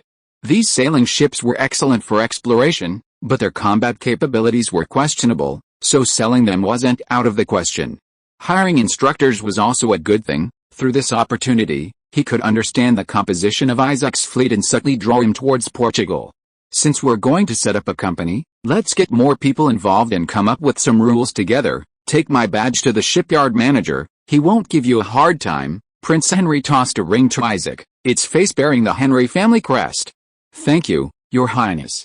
A week later, Prince Henry convened a meeting, which Isaac was invited to attend. At the meeting, Henry formally introduced Prince Isaac Palaiologos from Constantinople to the merchants, praising him as a brave navigator and a devout believer. This made Isaac somewhat embarrassed. The attending merchants also flattered him. It was clear that Isaac's successful voyage had greatly boosted Prince Henry's influence. Merchants who had previously questioned him fell silent, those who had hesitated opened their pockets, and those who had already supported the voyage were beaming with joy. The meeting was remarkably efficient and concise. Everyone was busy making money and had no time for idle chatter. In one morning, the basic framework of the trading company was finalized. The Portuguese West Africa Trading Company was formally established, with the royal family holding 51%, Prince Henry the Navigator 20%, Isaac 10%, and the remaining shares distributed equally among the merchants. The trading company had 3 subsidiaries: Prince Henry the Navigator's Senegalese Slave Company, Isaac's Greek Indian Company, and the West Africa Transport Company jointly established by the remaining merchants. The agreement stipulated that expeditionary ships must register with any of these subsidiaries, pay taxes regularly, and the company would have a right of first refusal to repurchase the expedition's findings.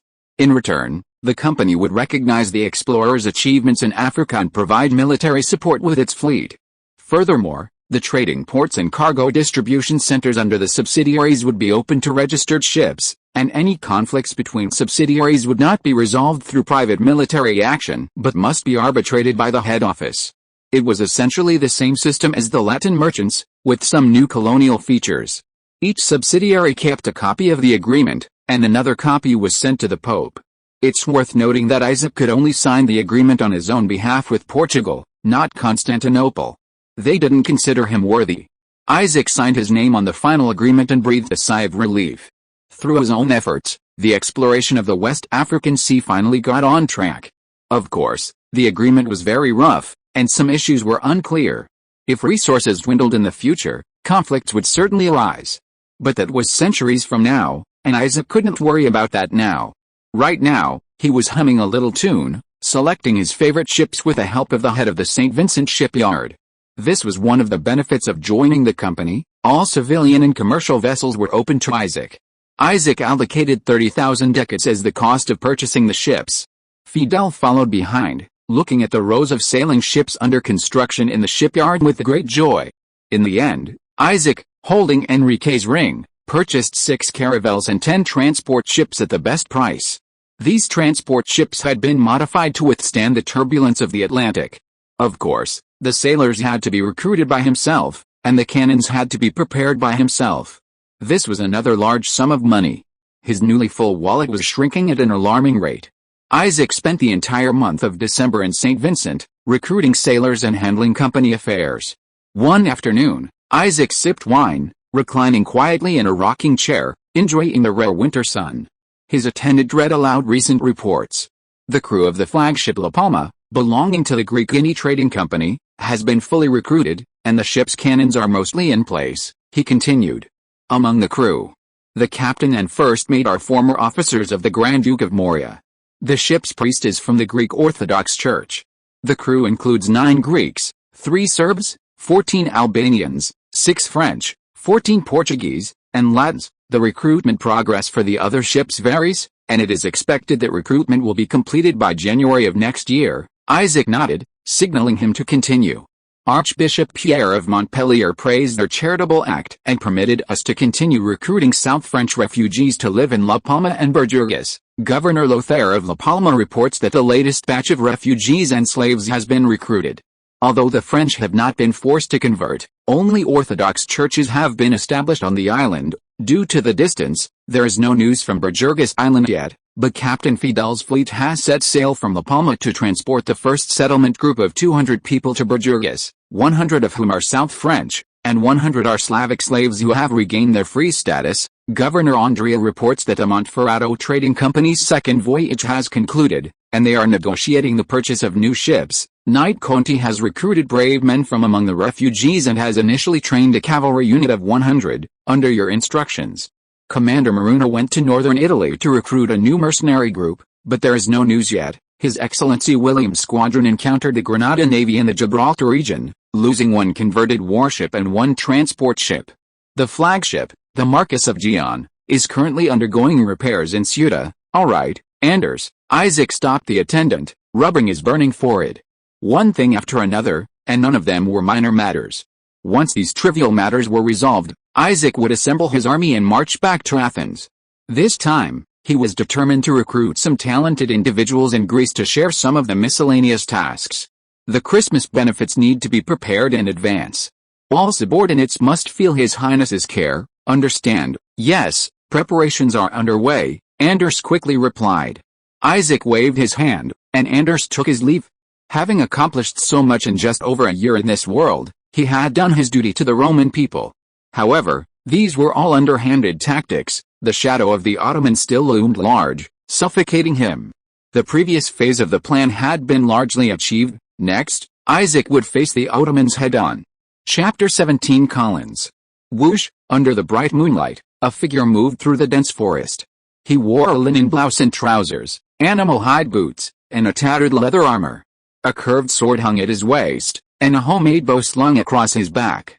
Judging from his face, He was a resolute young man with bright eyes and agile movements, leaping and bounding through the dense forest like a wild beast, shattering the moonlight-cast shadows. He was like a chivalrous knight-errant. Suddenly, he raised his hands, sensing the cold glint of a crossbow bolt in the darkness. A signal. A middle-aged man, crossbow in hand, slowly emerged from the darkness. "Odysseus, follow me," the middle-aged man breathed a sigh of relief. The two weaved through the woods, avoiding defensive traps, turning countless corners, until suddenly light appeared ahead. Pushing aside the obscuring bushes, the view opened up. It was a camp built in a clearing deep within the forest. The young man looked around. There were trenches, arrow towers, chevaux de frise, and oil slicks, everything imaginable. In the nearby stables, there were quite a few horses. The commander of this squad was a formidable man. It was late at night, most of the soldiers were resting in their tents, a few guards patrolling the area, and fires flickered on the distant arrow towers. The middle-aged man led him into the largest tent. Inside, a man clad in iron armor was sharpening his longsword, its dark red surface clearly showing signs of bloodshed. "Centurion Merhamet, this young man has answered the code." Merhamet lowered his sword, nodded, and gestured for the middle-aged man to leave. The middle-aged man bowed and departed. The young man stepped forward, pulled a letter from his trousers, and presented it. "Centurion Merhamet, this is an order from Regiment Commander Ibrahim." Merhamet took the letter, opened it, glanced at a few lines, and suddenly laughed. After laughing, he pulled a bottle of wine from under the bed and poured some for himself and the young man. "My son is about your age?" Looking at the young man sipping his strong liquor, Merhamet's deeply lined face showed a hint of longing. The young man didn't reply, continuing to drink. "I received a letter from him last time. He said he seemed to be in a place called Mystis. Have you been there?" The young man thought for a moment before understanding Merhamet's meaning. "Mystis, the capital of the Grand Duke of Moria. I've heard it's a nice place." My son said the same thing. He's studying Greek and astronomy there. Merhamet was clearly very enthusiastic about his son. Looking at Merhamet's smiling face in the firelight, the young man suddenly felt a pang of doubt. "You look like someone from the Caucasus. How did you become like this?" Merhamet laughed heartily. "I was a slave to the Ottoman Bey from childhood. Later, I married another slave and had a son. I originally helped Lord Bey tend his horses, but somehow I offended his brother, and our whole family was sold to Genoese slave traders. I rode, served in the army, and worked in the mines, wasting my life buying and selling slaves. During this time, my wife died, beaten to death by an Ottoman noblewoman simply because she accidentally fell asleep while cooking." A flicker of sorrow crossed Merhamet's eyes. "My last master was a large landowner, and I served as his guard, while my son tended his horses. My youngest son rode his horse, clumsily wielding the whip. If he lost his horse, he was met with a beating. I thought sadly then that perhaps my beloved son would suffer the same fate." The man grasped his wine glass and drank it all in one gulp. "I prayed to heaven, hoping someone would save us. Unexpectedly, the very next day, the tyrant's army attacked, killed my master, and we were sold into the market once again. We spent a long time there until a young man in a purple robe appeared before us with a meticulously dressed attendant. We were taken to a castle, where there were dozens of other slaves with the same experience as me. Here, we ate our first full meal, took our first bath, and wore brand new clothes. I remember my son's eyes shining with joy. It was the first time he had smiled since his mother was beaten to death. The attendant told us that we had to go far away to do something, and the reward would be that our families could stay here and enjoy a good life. Some people sneered, some hesitated. I agreed without thinking. The rest, I suppose you know." Merhamet poured out the last drop of wine, staring blankly at the empty bottle. "So, I don't know where I'm from. I don't know what God I believe in. No one has ever told me." After saying this, Merhamet seemed to remember something and awkwardly made the sign of the cross. "Oh, my son is an Orthodox Christian now, so I should be too. Then where did you get your military knowledge and ability to read letters?" "Commander Ibrahim taught me some, and I figured some things out myself. I've been fighting for a year. I can't have learned nothing." Merhamet pulled out a letter and threw it in front of the young man. Before the young man could finish reading, Merhamet began to speak. "The Ottoman army has assembled, and the commander has ordered us to retreat to the rear, south of the Corinthian wall." The young man shrugged. "Congratulations, you can see your son." Merhamet smiled again. "The commander said that when His Highness returns, we will be baptized, and from then on, we will be true free citizens. By the way, "Young man, what's your name, and why did you join the Legion?" The young man smiled as well. "My name is Hakan. I'm a thief. I stole what I shouldn't have, and I had nowhere to go. Commander Ibrahim took a liking to my skills, so I decided to work for him." Mehmet nodded. The next day, Centurion Mehmet assembled his troops and joined forces with Ibrahim's legion. The entire legion was divided into 600-man squads. Ibrahim himself led 3, and the rest were commanded by 3 centurions. Of course, none of the squads were full. After counting the men, Ibrahim's legion, totaling 513, broke camp and headed towards the sea. Some were worried about their families, some were hopeful, and some were simply going with the flow. They would be transported in batches to ports in the Corinth region by the waiting Northumbria. Local officials had verified the documents Isaac had left behind and would replenish their weapons and food. Ibrahim and several centurions stood side by side, watching the sailors load supplies and horses onto the ship. The ship wasn't very spacious, and with so many supplies, it seemed they would have to make several trips. "I heard that Athens is also relocating its population south. I wonder if my wife and daughters have reached Mistras yet? When we return, Prince Isaac will surely officiate our baptism, won't he?" Ibrahim looked at the bustling crowd and couldn't help but laugh. Meanwhile, on the vast Atlantic Ocean, Captain Henry was again writing in his logbook. He no longer possessed his former scholarly air, his beard was unshaven, his captain's uniform was tattered, and the charcoal pencil in his hand was much shorter, gliding scratchily across the parchment. "We've repaired the ship and are officially setting sail to find our way home. I had the navigator record the nautical charts of this magical archipelago. Perhaps future generations will name one of them after me. Our luck has been terrible. We've encountered another storm. Fortunately, nothing too serious happened this time, but we don't know where we are now. Our food supplies are holding up, but our fresh water is almost gone. We've done everything we can. Now, all we can do is pray to God. God, all-knowing and all-powerful God, please save your followers, save the people of Rome." As he was writing, a commotion arose on the deck. Henry frowned and stood up. Bang! The captain's cabin door was suddenly flung open. Several ragged sailors appeared before Henry. Henry saw tears welling in the eyes of these rough men, who usually laughed and cursed even after being stabbed. "Captain, look!" Captain Henry rushed out of the cabin and climbed onto the lookout tower. On a distant island, a purple double-headed eagle was soaring in the wind. When Governor Lothair of La Palma received the report, he momentarily doubted his ears. "Wait, say it again, what happened, Your Excellency?" A French fisherman found a sailboat flying a double-headed eagle flag on the beach, and the sailors claimed to be crew members of the St. Nicholas. Without waiting for further details, Lothair rushed to the beach. By the time he arrived with his men, a large crowd had already gathered. The French refugees were speaking in a garbled language that Lothair couldn't understand. He pushed through the crowd and found a local priest. "Father, has the St. Nicholas returned?" The priest nodded, pointing to the center of the crowd. Lothair looked in that direction and saw a group of ragged sailors sitting on the ground, weeping loudly. The leader managed to stand up, looked at Lothair, and gave him a naval salute. He recognized Lothair's governor's insignia. The St. Nicholas warship has successfully completed its expedition mission. Captain Henry Petter reporting for duty. Lothair quickly supported the swaying Henry, took off his governor's robe, and covered him with it. "Quickly bring our hero water and food, and clear out all the lodgings," Lothair roared at his servants. It was evening, and Captain Henry walked forward, surrounded by the crowd, occasionally taking a sip of water offered by a servant, and accepting bread brought to him. A wind began to blow on the island, and the sea breeze swept through the crowd, gently caressing Henry's sallow cheeks.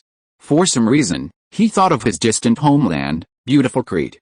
He remembered how, as a child, he loved to lie on the beach, feeling the sea breeze, and listening to the elders and his family tell stories of the past.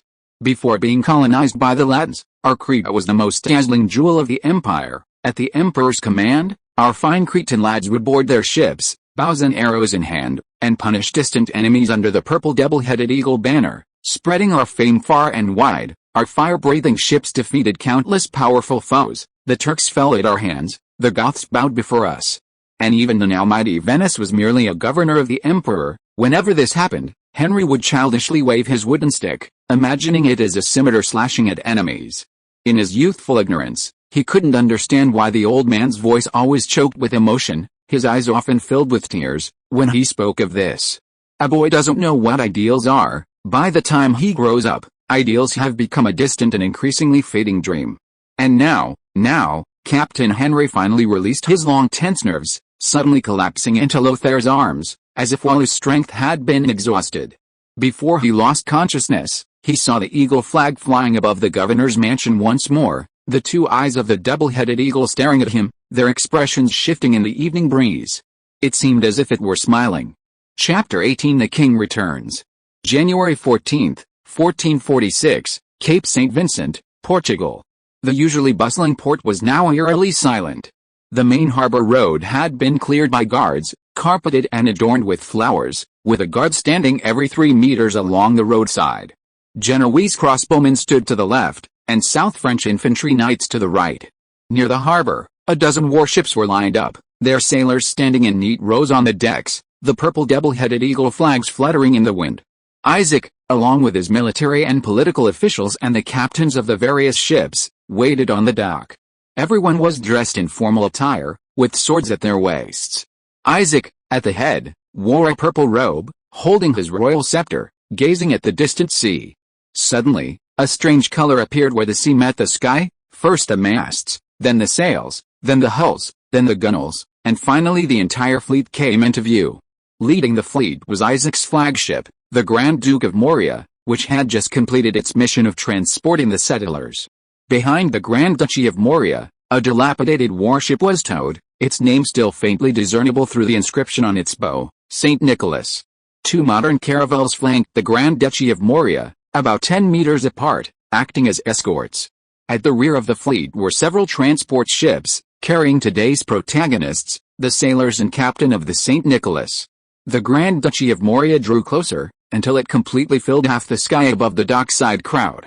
Boom, boom, the cannons along the harbor rang out at the opportune moment, welcoming the hero's return. On the largest transport ship, Captain Henry, with 53 sailors, slowly disembarked and approached the eagerly awaiting crowd. Henry and his sailors, dressed in brand-new uniforms, stood in neat rows, saluting Isaac. "Your Highness, the captain and crew of the St. Nicholas report to you." Isaac said nothing, stepped forward, patted Henry on the shoulder, and straightened his naval uniform. Henry turned to the rear, where a sailor handed him a roll of parchment. Henry took the parchment and knelt to present it. "Your Highness, our ship has discovered a large archipelago. This is a nautical chart of the area, recording the features and characteristics of the islands already explored." Isaac took the parchment and examined it closely. The chart was rather rough and difficult to decipher, but from Captain Henry's description of the island's basic geography, Isaac had a general idea. Dry and barren, covered in limestone, with different wind directions for the northern and southern sections of the archipelago. This should be the Cape Verde Islands, located in the middle of the Atlantic Ocean. Historically, this deserted island was first discovered by the Portuguese in 1456, and a colony was established there. Before that, there were no native inhabitants. Most of the archipelago is wasteland, with virtually no economic value, but its geographical location is extremely important. It is a golden key to the New World. Sailing southwest from the Cape Verde Islands, one is influenced by the trade winds, making navigation very smooth. Once the empire solves its immediate survival problems, exploring the New World can be put on the agenda. Isaac put down the scroll and asked, "Captain Henry, since you were the first to discover these islands, how about naming them after you?" Henry glanced at the sailors behind him, then pointed to the St. Nicholas floating on the sea. "Your Highness, let's name the new territory of the empire after it." "Very well. The name of the St. Nicholas Islands will soon appear on the map. Let's name that small island with its valleys and forests after your surname." Henry thanked him. "Your Highness, there is something I wish to ask for your forgiveness for. Speak freely. When we were stranded on this deserted island, I secretly released the slaves who were on board, granting them freedom. Please punish me, Your Highness." Isaac looked at the sailors. The freed slaves shrank back when they saw Isaac turn his gaze. Some of these slaves were Slavs, some were Turks.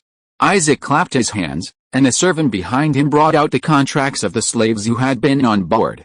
"In the name of God, I hereby break your shackles and unlock your chains as a reward for your merit." Isaac tore the contracts to shreds.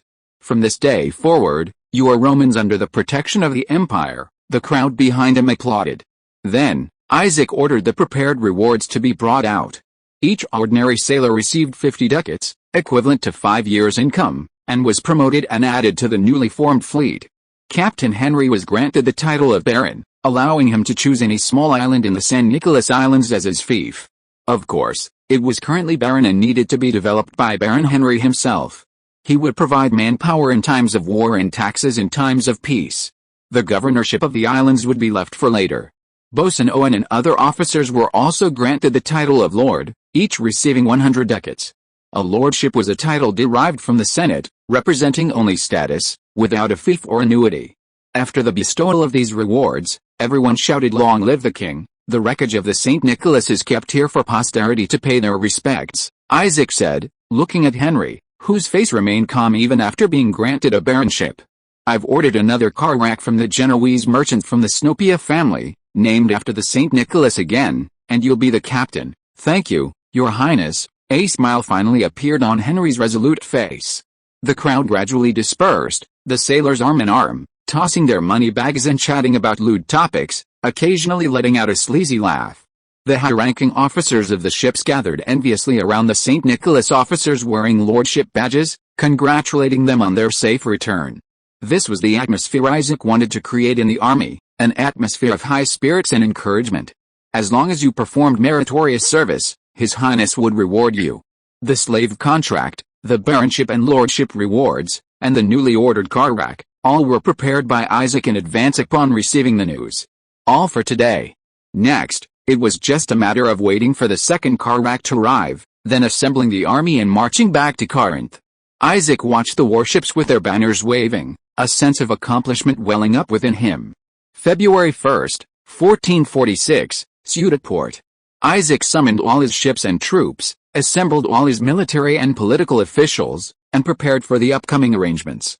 Pushing open the door to the conference room, Isaac strode forward. The officials attending the meeting stood up and saluted. Taking the head seat, Isaac gestured for everyone to sit. Seated to Isaac's left and right were William and Fleet Commander Fidel, followed by the captains of various ships, Commander Maruna, and Knight Conti. Governors Lothair and Kasha had also sent representatives. "Anders, report the current situation to them." The Sergeant Anders stepped forward and saluted. "My lords, currently, the Navy possesses 2 carracks, the Grand Duke of Morea and the St. Nicholas, and 6 caravels, including the La Palma, 3 galleys, the Marquess of Gihon, the Sparta, and the Northumbria, with the Northumbria currently on a mission off the coast of Epirus, 1 converted cog and 18 transport ships, including newly purchased vessels. On the army side, there is a French cavalry regiment of 150 men under the command of Lord Conte, and an infantry regiment of 350 men, and a mercenary regiment of 500 men under the command of Commander Maruna. In addition, our Captain Mikhail and Regiment Commander Ibrahim have arrived south of the Corinthian wall. Their numbers are currently unknown. This is the current situation of our army. This is the largest military force Isaac can currently muster.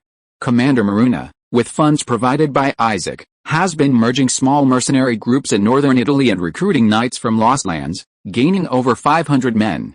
The quality of the soldiers varied greatly.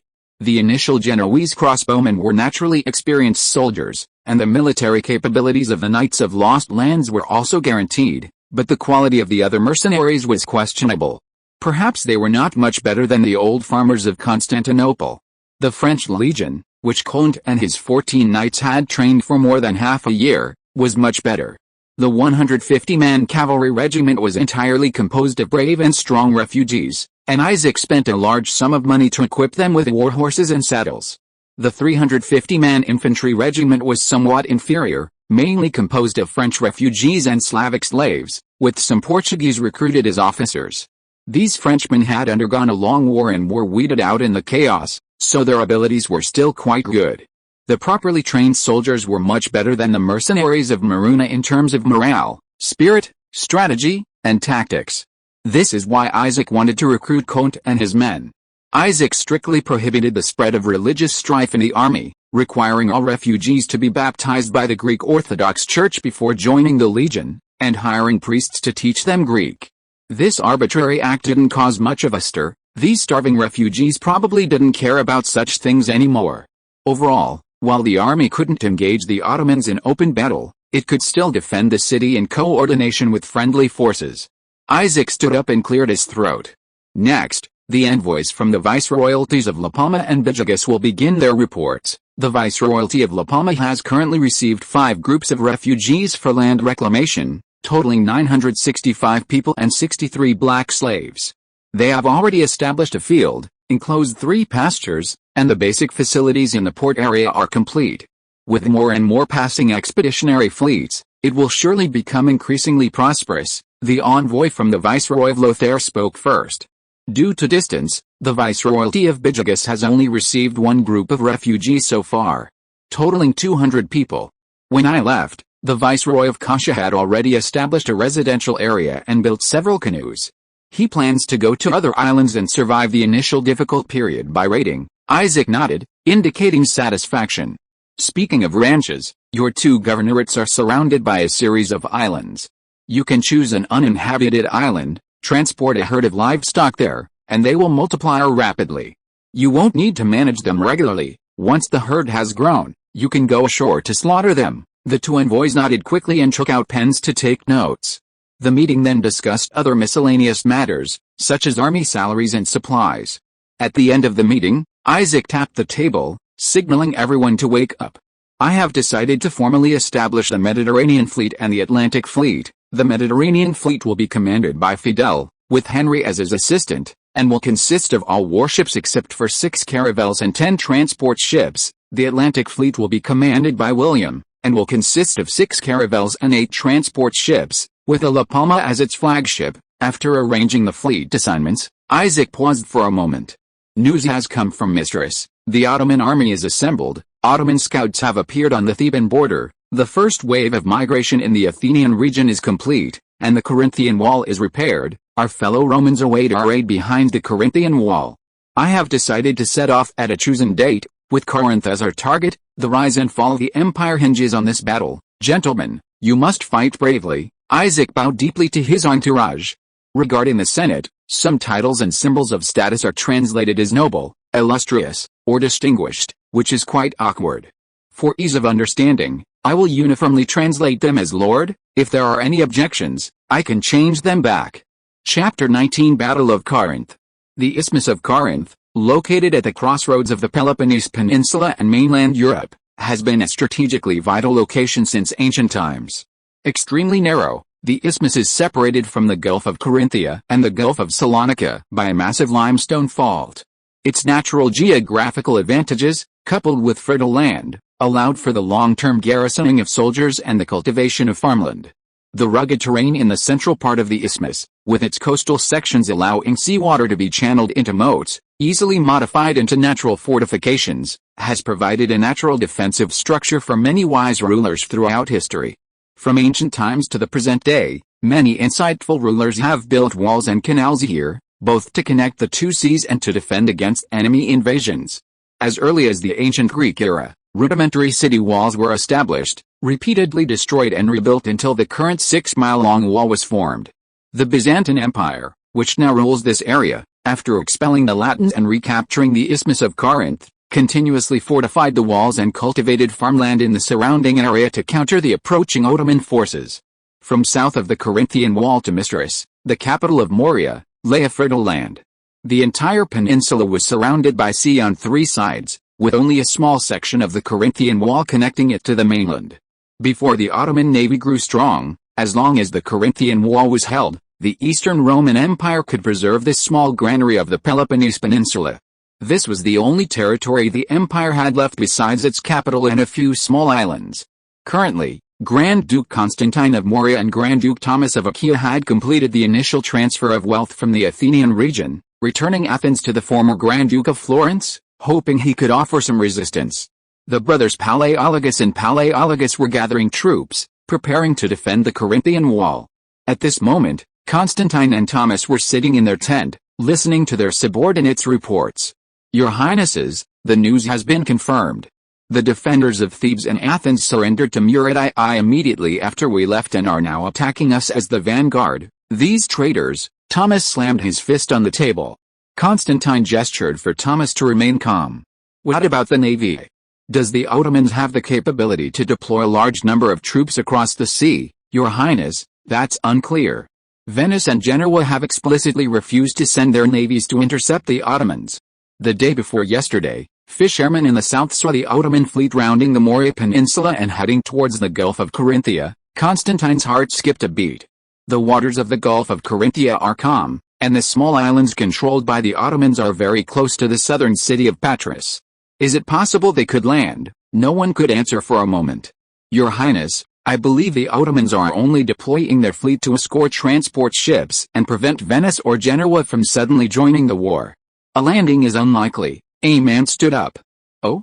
Mikhail, why are you so certain? The speaker was Isaac's former captain of the guard.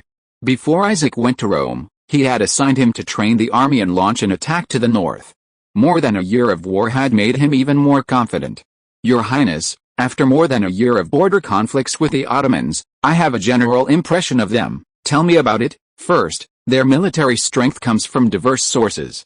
The most elite are the Janissaries, who obey only the Sultan himself. Besides that, they have private armies assembled by various pashas, and then there are Christian servants used as cannon fodder. With such a complex military composition, it would be difficult for the Ottomans to build an experienced marine corps. Mikhail finished speaking, observing Constantine's expression. Go on. Second, the defenses of Patras are quite robust. During the Latin rule, many ballistae were specifically erected there to prevent naval landings, making a successful Ottoman landing difficult. Third, and most importantly, the entire Ottoman army treats us with extreme contempt, completely disregarding us.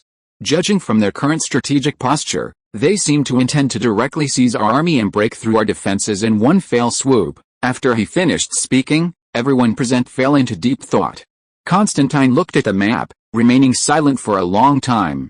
In that case, Patras still has many Latin businesses. They probably don't want to see the Ottomans invade the town. Tell the merchants in the city to fund their own defense of the city to resist a possible landing. Mikhail, you and your princely guard, a total of 500 men, proceed to the western section of the wall. Ibrahim's legion is already stationed there. Yes, Mikhail accepted the order and left. Thomas, you will guard the central section. Make good use of the ancient walls and moats. The terrain here is rugged, the Ottomans are likely only feigning an attack. As for the flattest eastern section, I will personally guard it.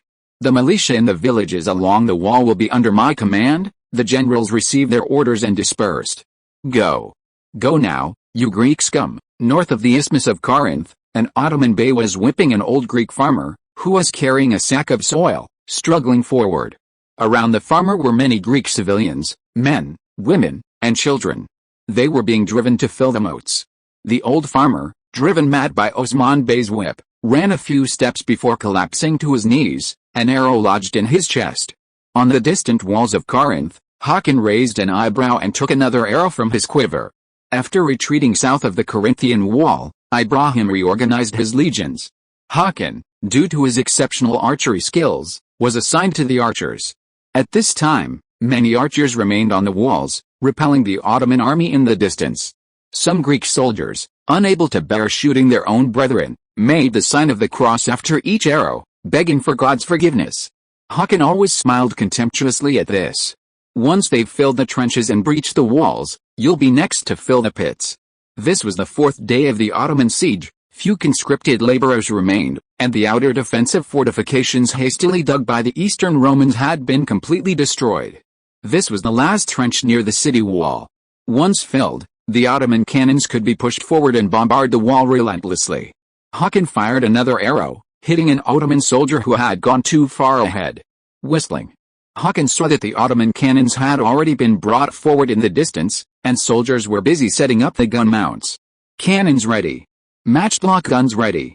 Archers, retreat and prepare to receive the artillery fire, Centurion Mehmet roared.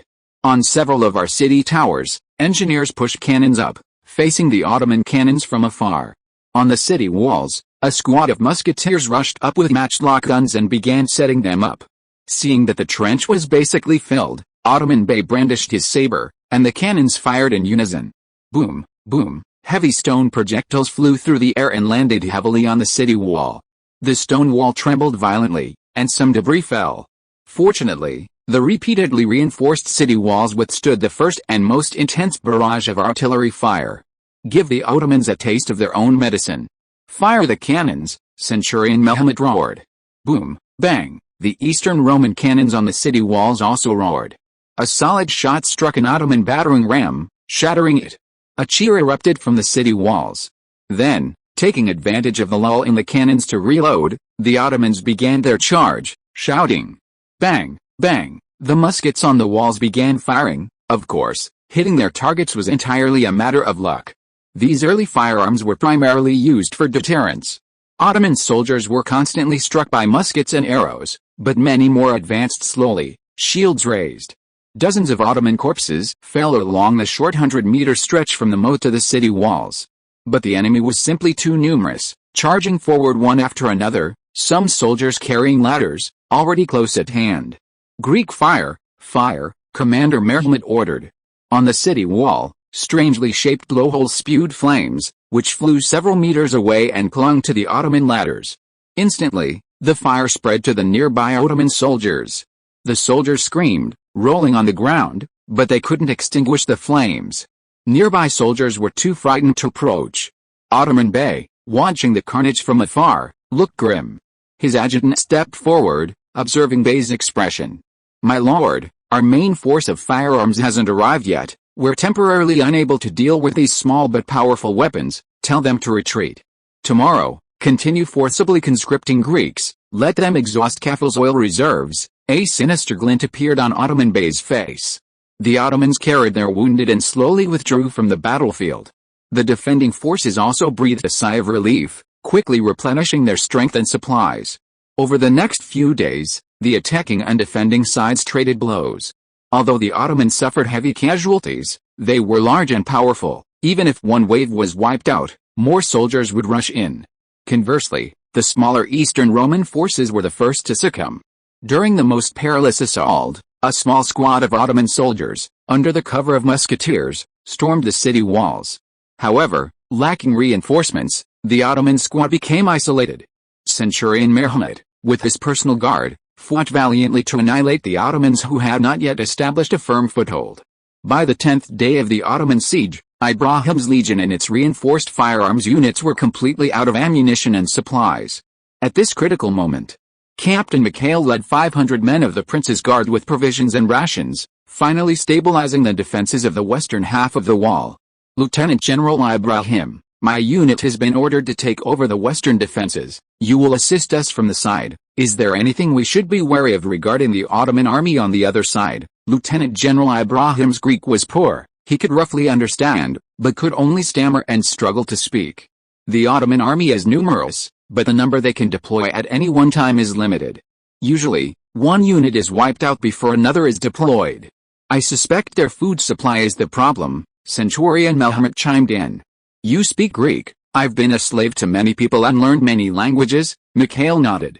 You mean the Ottomans have a food problem? Yes, thanks to our scorched earth policy. Now, the entire Athens and Thebes region is severely lacking in food supplies, which has to be transported from the rear.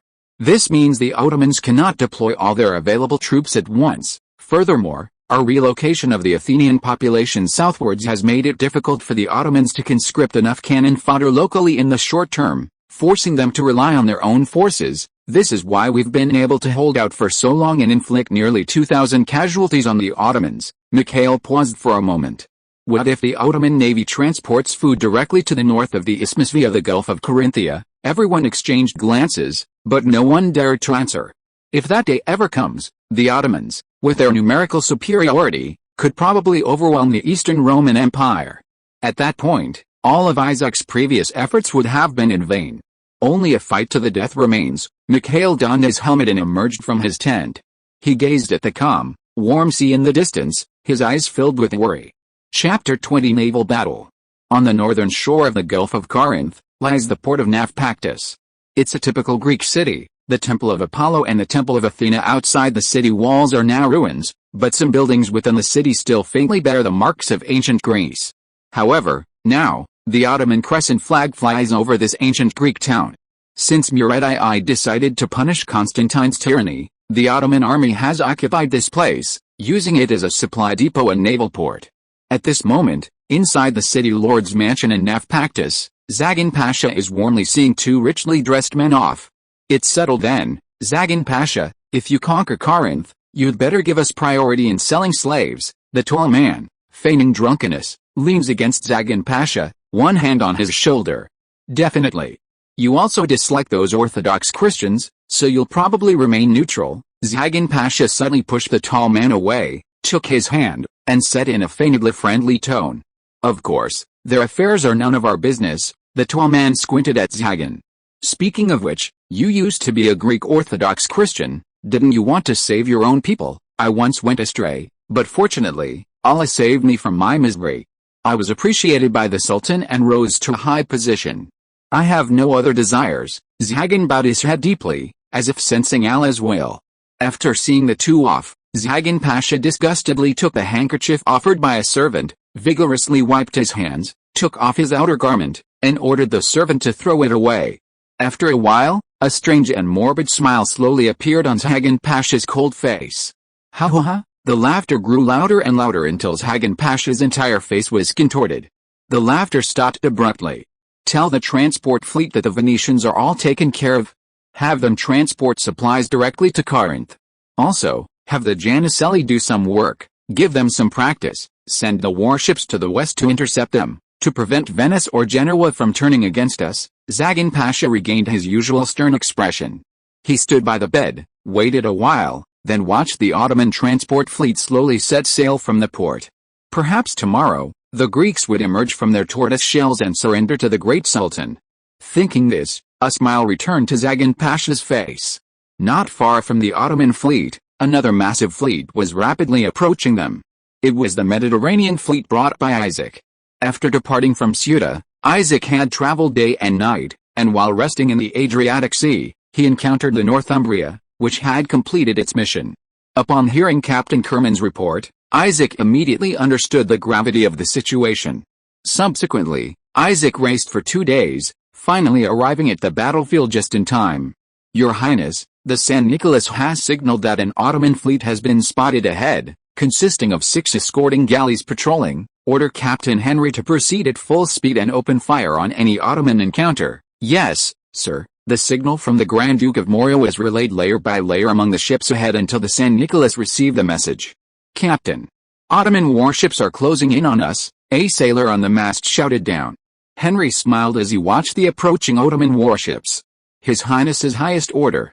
Engage the Ottoman fleet immediately upon encounter. Commander of the sails, lower the St. Mark's flag and raise the Eagle standard. Gunner, fire." For safety and to conceal their presence, the fleet had previously used the Venetian St. Mark's flag.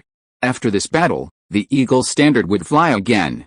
Boom, boom, the San Nicolas's port 10 cannons fired simultaneously, opening the prelude to the Battle of Corinthia. At the same time, the galleys Sparta and Marcus Gian, following alongside San Nicolas, also opened fire. In an instant, smoke filled the sea. The Ottoman warships that had charged forward were stunned.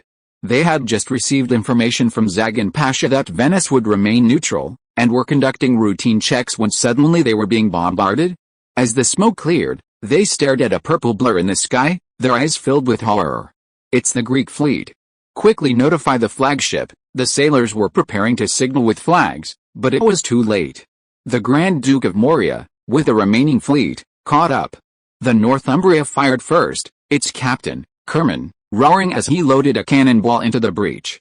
The Grand Duke of Morea and the armed cog, Athena, followed suit. The scorching shells traced beautiful trajectories in the air, emitting a piercing scream. Boom, an Ottoman galley was hit, a solid lead shot struck the bow, and an Ottoman sailor nearby was thrown into the air. Isaac was slightly disappointed at missing the weak point. "Continue loading, ships. Maintain distance and avoid being encircled and cut off by the Ottomans," Fleet Commander Fidel roared, ordering the flag bearers to signal.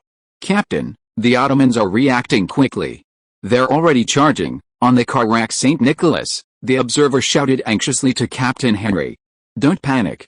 Order the Marcus Gian and the Sparta to move closer to us. Our gunnels are twice as high as the Ottomans. They won't board us so easily." Captain Henry gave the order. Before the order could be relayed, The 4 Ottoman galleys charged towards the St. Nicholas in a semi-encircling formation. Boom! Another salvo hit an Ottoman warship, but only slightly slowed its advance. The enemy commander was clearly experienced, knowing that his galley's cannons were no match for the Byzantine carracks, and planned to use their speed advantage to board the ship. The Marcus Gian and the Sparta, arriving swiftly, blocked the 2 galleys, while the remaining 2 broke through the encirclement, intending to flank the St. Nicholas from both sides. Closer! Closer! Henry could even see the triumphant smile of the commander on the enemy flagship. The 2 galleys finally completed their mission, sandwiching the St. Nicholas. Bang! Bang! Several grappling hooks were thrown from the Ottoman flagship, snagging on the St. Nicholas's side. Ottoman sailors, biting their scimitars, climbed up the ropes. Hatchets, fire! Captain Henry, seeing the opportunity, gave the order. Then, 30 prearranged French musketeers leaned out of the superstructure and fired a volley at the galleys on the port side. Thud! Thud! The muskets were of poor power and accuracy, but at such close range, the unarmored Ottoman sailors were sitting ducks. The hit sailors fell from the ropes into the sea. Crossbowmen, fire! 20 Genoese crossbowmen filed out of the cabin, crouched on the gunwale, and unleashed a barrage of fire at the Ottoman galley below. Ottoman sailors on deck, unable to dodge in time, fell one after another, clutching their wounds and groaning in pain. After a volley, the Ottoman galley on the port side was virtually defenseless. "Follow me, board," bosun shouted, sliding down the Ottoman's grappling hook first. Behind him, a dozen brave sailors rushed down with him. Ottoman cut down several wounded men who tried to stop him, and stormed into the captain's cabin. The enemy commander stood behind the door, gripping his scimitar, ready to fight to the death. "I am Ottoman Bey. I demand a fair duel," the Ottoman captain shouted in broken Greek. "I am not." Bosun Owen pulled a crossbow from his sleeve and shot the man through the thigh. Then, taking advantage of Osman Bey's painful bend, he beheaded him. The sailors who followed opened the lower deck doors, and the rowing slaves immediately surrendered. Thus, the Ottoman flagship changed hands, and the fleet lost unified command. Afterward, the St. Nicholas used the same method, first firing guns, then crossbows, and finally boarding the ship to capture another galley. The 2 galleys that were entangled by the Sparta and the Marcus Gian, seeing the situation was not good, tried to escape. The Sparta and the Marcus Gian fired desperately, eventually sinking one and severely damaging the other before it escaped. The perspective shifted to the Grand Duke of Moria's side. The 2 Ottoman warships ordered to intercept were intimidated by the Grand Duke of Moria's powerful firepower and could not even get close. They witnessed the fate of the Ottoman flagship and saw the other warships fleeing in panic. Seeing that the St. Nicholas had freed up his hands, he prepared to encircle the ship. One Ottoman ship seemed to be experiencing internal strife, raising a white flag. Another fled in panic, and Isaac had no time to pursue. After quickly assembling the fleet, Isaac ordered it to join the transport convoy and head straight for the port of Naupactus. Naupactus, port. Zagan Pasha, with a smile on his face, spoke to the commander of the 2nd Legion of the Janissaries. The soldiers of the 2nd Legion filed onto the deck of the transport ships, put down their luggage, and took their rooms. They were well equipped, wearing square helmets decorated with long feathers, leather armor, and armed with muskets, scimitars, and maces. Some soldiers also carried round shields and short crossbows. A golden throne was painted on the helmet ornaments. The 2nd Legion of the Janissaries, the Golden Throne. Zagan Pasha was clearly pleased, showering the commander with praise. One transport ship after another departed from the port, some carrying military rations, some with cannons, and others carrying Ottoman soldiers. The Gulf of Corinthians resembled a kettle, and he had already deployed 6 fast galleys to guard its mouth. The commander was well versed in naval warfare, so he could rest easy. Suddenly, Zagan Pasha seemed to see something terrifying. His smile froze. The Legion commander, somewhat puzzled, turned around. A fleet of warships flying a purple double-headed eagle flag was rapidly approaching. The lead ship, the San Nicolas, still bore the blood of the Ottoman sailors, bullet holes from lead shells piercing its deck, and a captured Ottoman flag trailed behind. To Zagan Pasha, this warship seemed to have come from hell. Boom! Cannons fired, striking the busy sailors on shore. Then, one after another, Eastern Roman warships roared their long-suppressed fury at their centuries-old nemesis. Evacuation. Evacuation. All Legion members, halt boarding and evacuate by land, The legion commander of the Golden Throne, true to his training, was the first to react, issuing orders while simultaneously pulling the bewildered Zagan Pasha towards the land. Boom! A lead bullet struck the port's grain depot. The scorching shell ignited upon contact with a dry cloth. The flames then set fire to the scattered flour particles, causing a massive explosion. Flames spread, and the entire port was engulfed in flames. The legion soldiers who hadn't yet boarded displayed remarkable discipline, forming ranks and firing a volley at the fleet to buy their commander time to escape. However, their efforts were largely ineffective. "Run! Don't wait!" the legion commander roared. The legion's infantry provided cover for each other, retreating in an orderly fashion. They often hid behind buildings at the start of a bombardment, waiting for reloading breaks before quickly fleeing. "Abandon the bombardment of unitary, concentrate fire on the port buildings," Isaac ordered. Whoosh! A watchtower collapsed, crushing several sailors hiding below. Compared to the orderly retreat of the Golden Throne soldiers, the dockside sailors and other troops were in complete disarray. Some soldiers frantically scrambled onto transport ships and fled, while others ran in all directions until they were engulfed by the ever-growing flames. Half an hour later, Isaac ended the bombardment of the dock. The surviving sailors and soldiers wept and knelt in surrender. Isaac dispatched the Knights of Conti to receive them, then announced that the fleet would continue eastward. The entire Gulf of Corinthia only connected to the Mediterranean Sea on the west. The east was a completely sealed pocket. The transport ships that had temporarily escaped thought themselves safe, but in reality, none of them could escape. The fleet sailed eastward, receiving surrendered transport ships along the way. As for the diehards, if they insisted on dying for God, let them be. The cleanup of the battlefield continued from the afternoon until midnight, until the last transport ship carrying Golden Throne soldiers mutinied. The lower-ranking soldiers killed their squad leader, and surrendered to Isaac. Thus ended the Battle of Corinthia, a naval battle between the Ottomans and the Byzantine Empire, ending in a resounding victory for the Byzantines. The storm subsided, and the sea returned to calm.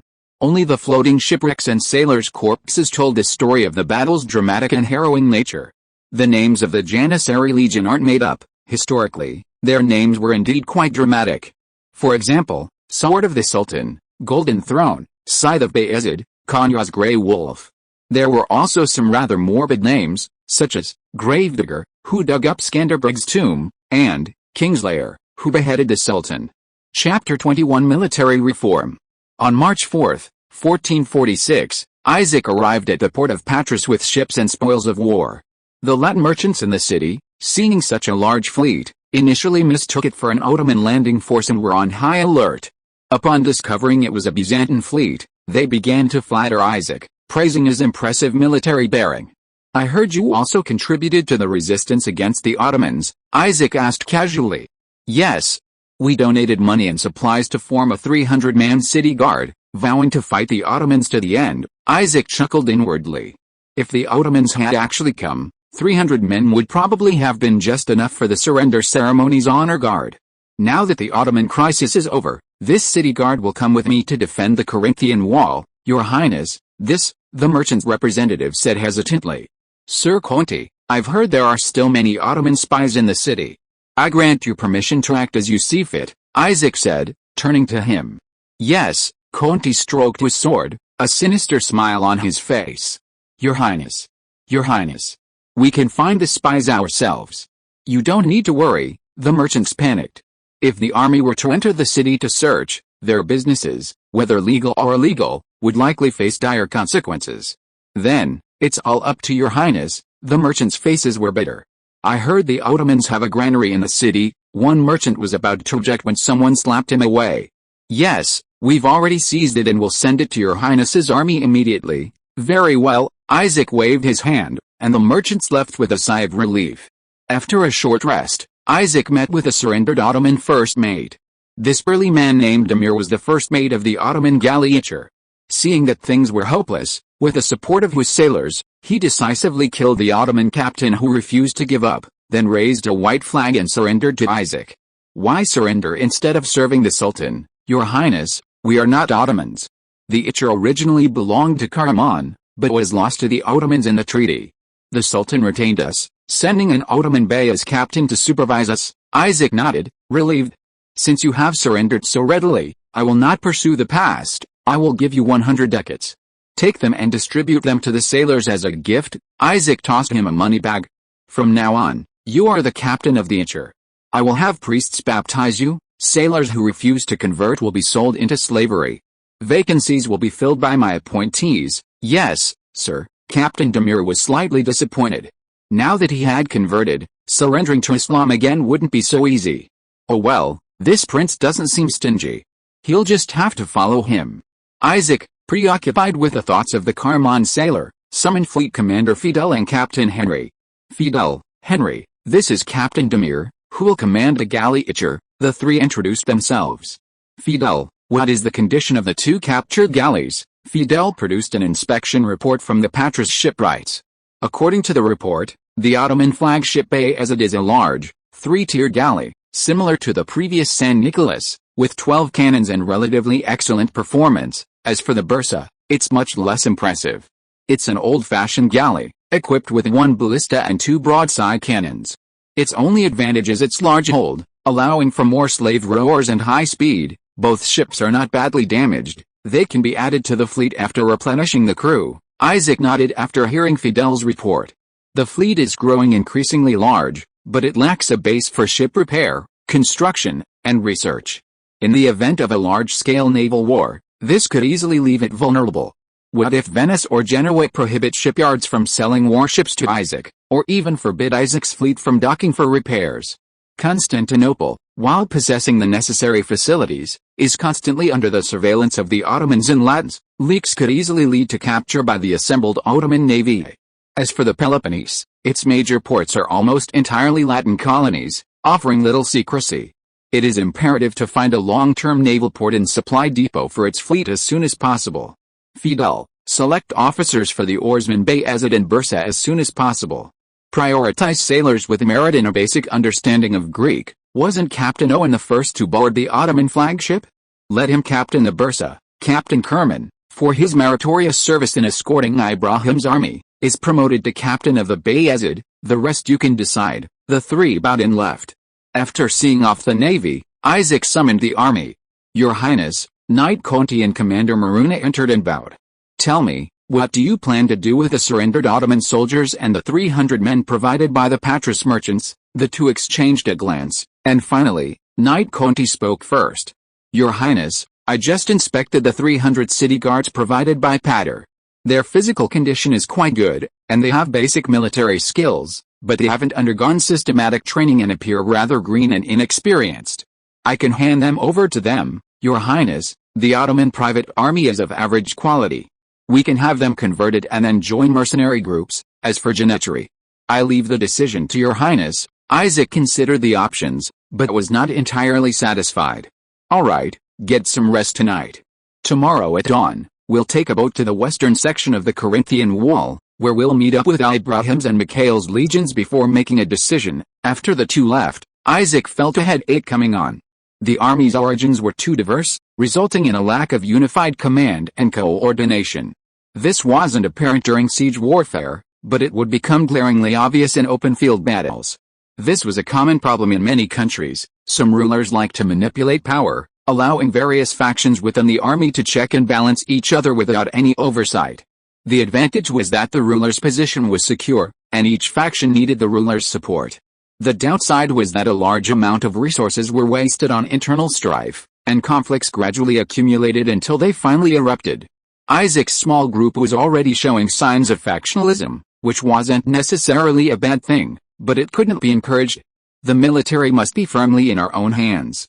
The main purpose of this reorganization at the Corinthian wall was to strengthen control over the army. The next day, escorted by a transport fleet, Isaac led the army to land on the western section of Corinth.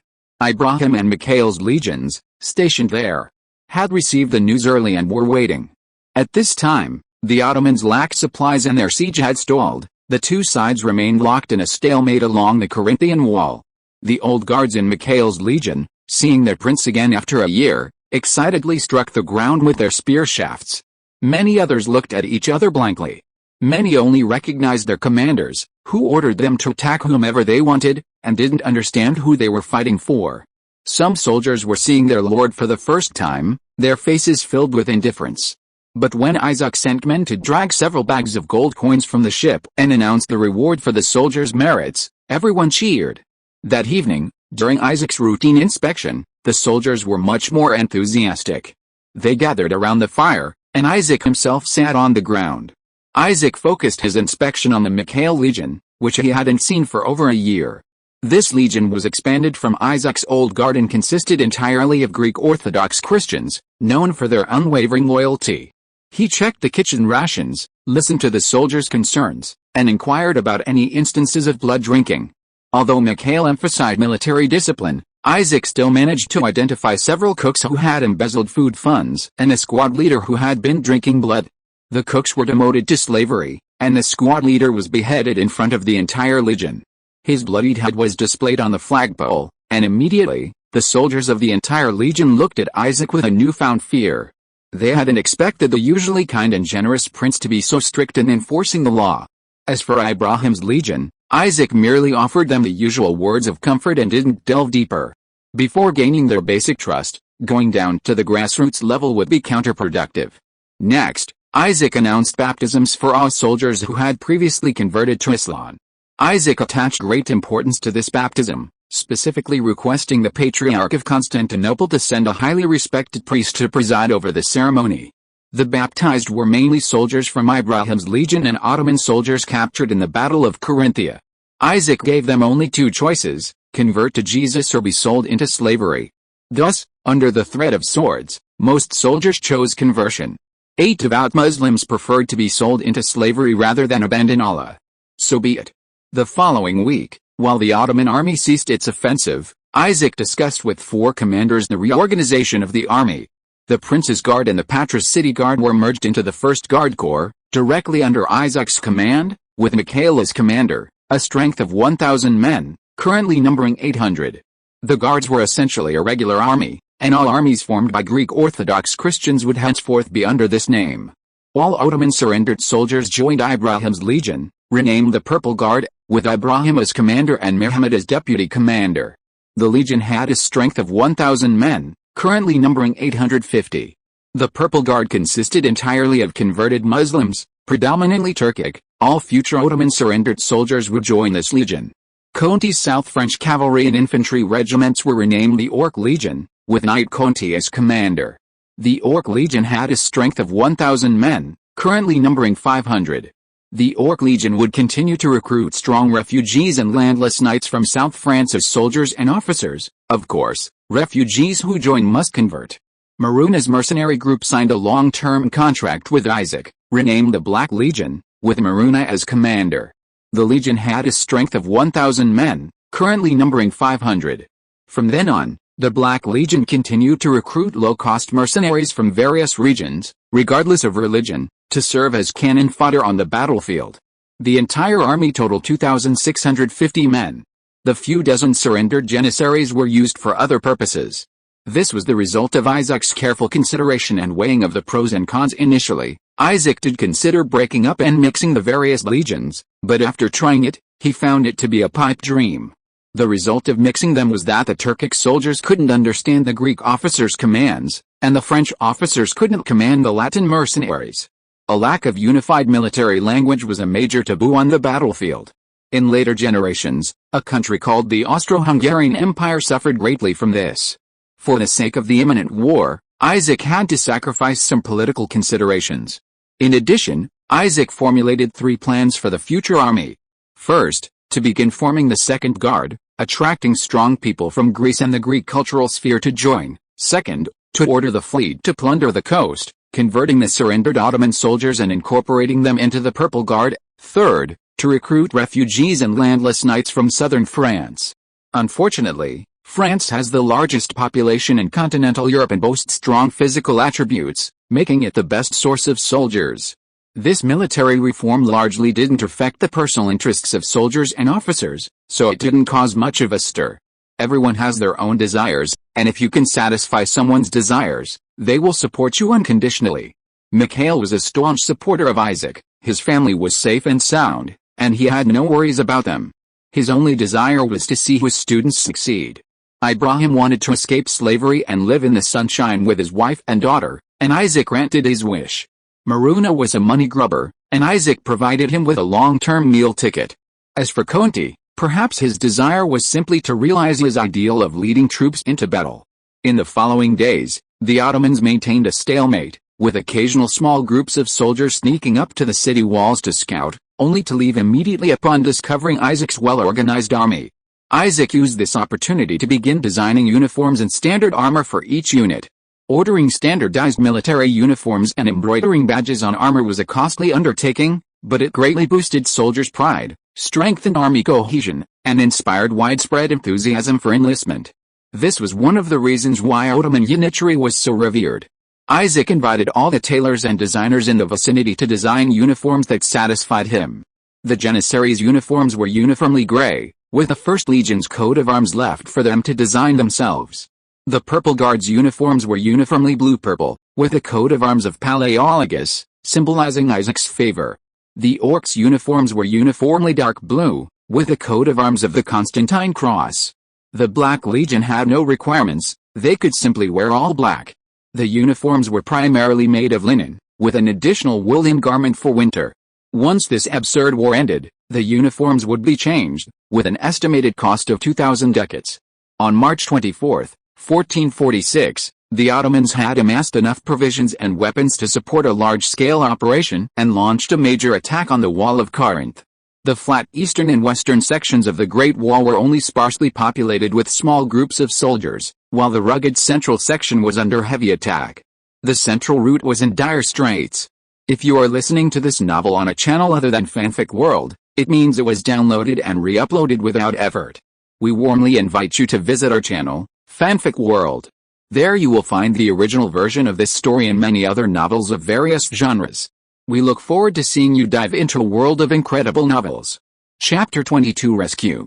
On the western section of the Corinthian wall, Ottoman soldiers shouted, raised their shields, and charged forward carrying ladders. Behind them, the Ottoman cannons had just ceased firing, and musketeers were providing cover with a volley. The Black and Ock troops participating in the defense hid behind the crenellations, waiting for the Ottomans' first volley to finish. After a burst of gunfire, the Ottoman musketeers began reloading.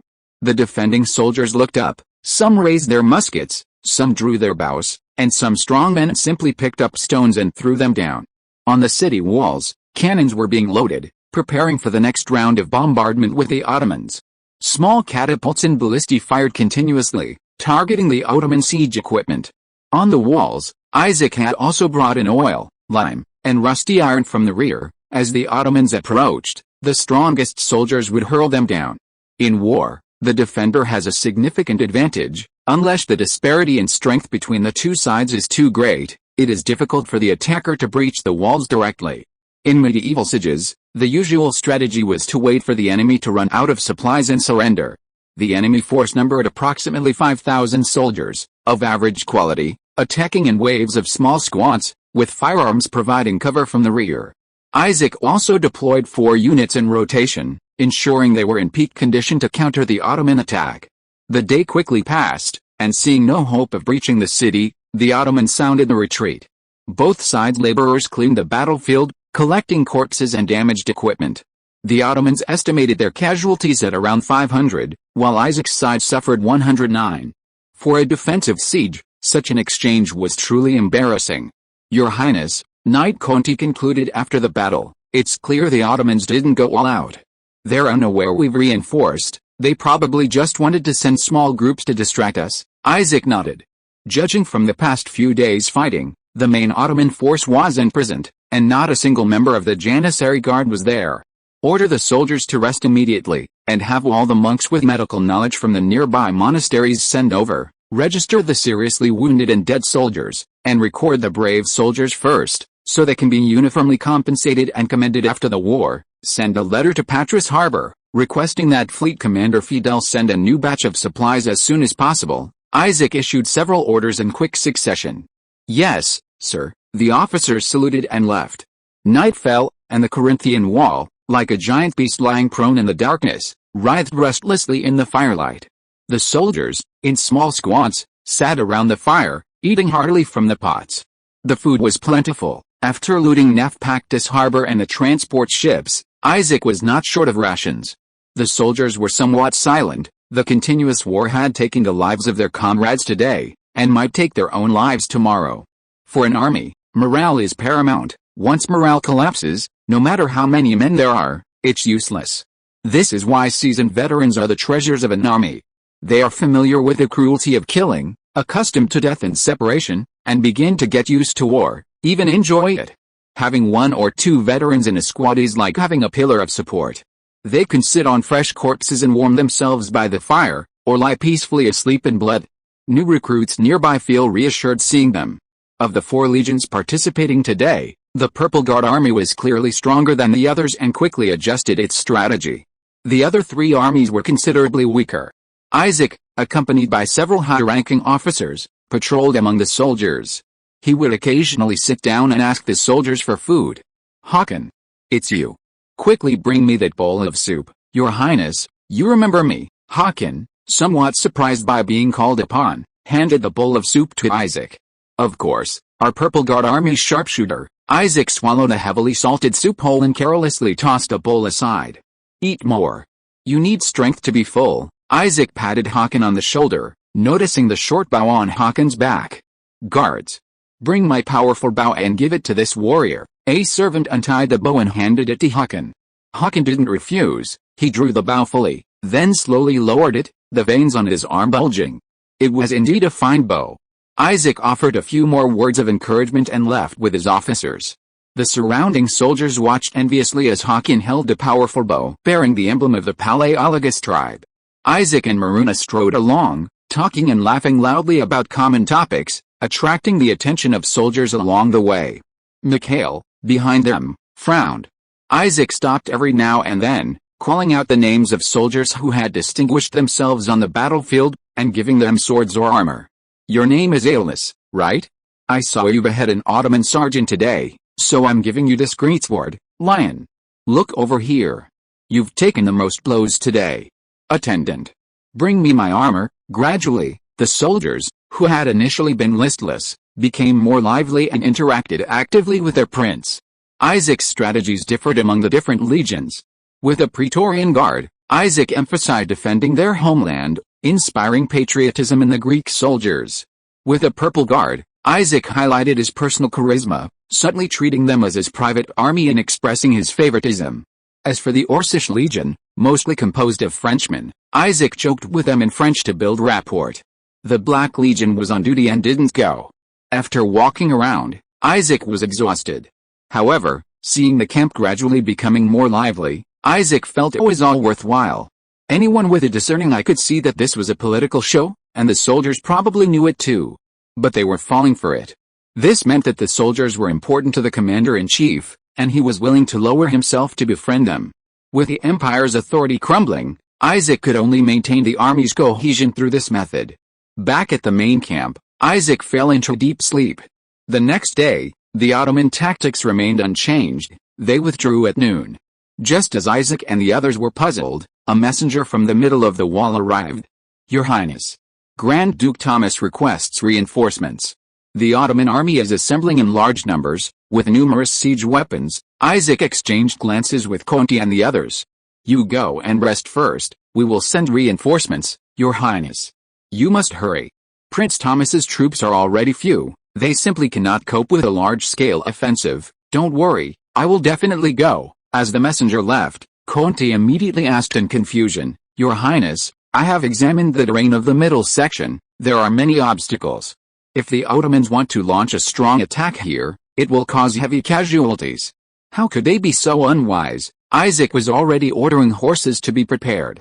"No matter what, we must save them. Mikhail, you and Maruna stay behind to command the defense of the western section. Conti, Ibrahim, you come with me." Messenger. "Assemble the troops." "Yes, sir." Early spring noon, the sun shines brightly.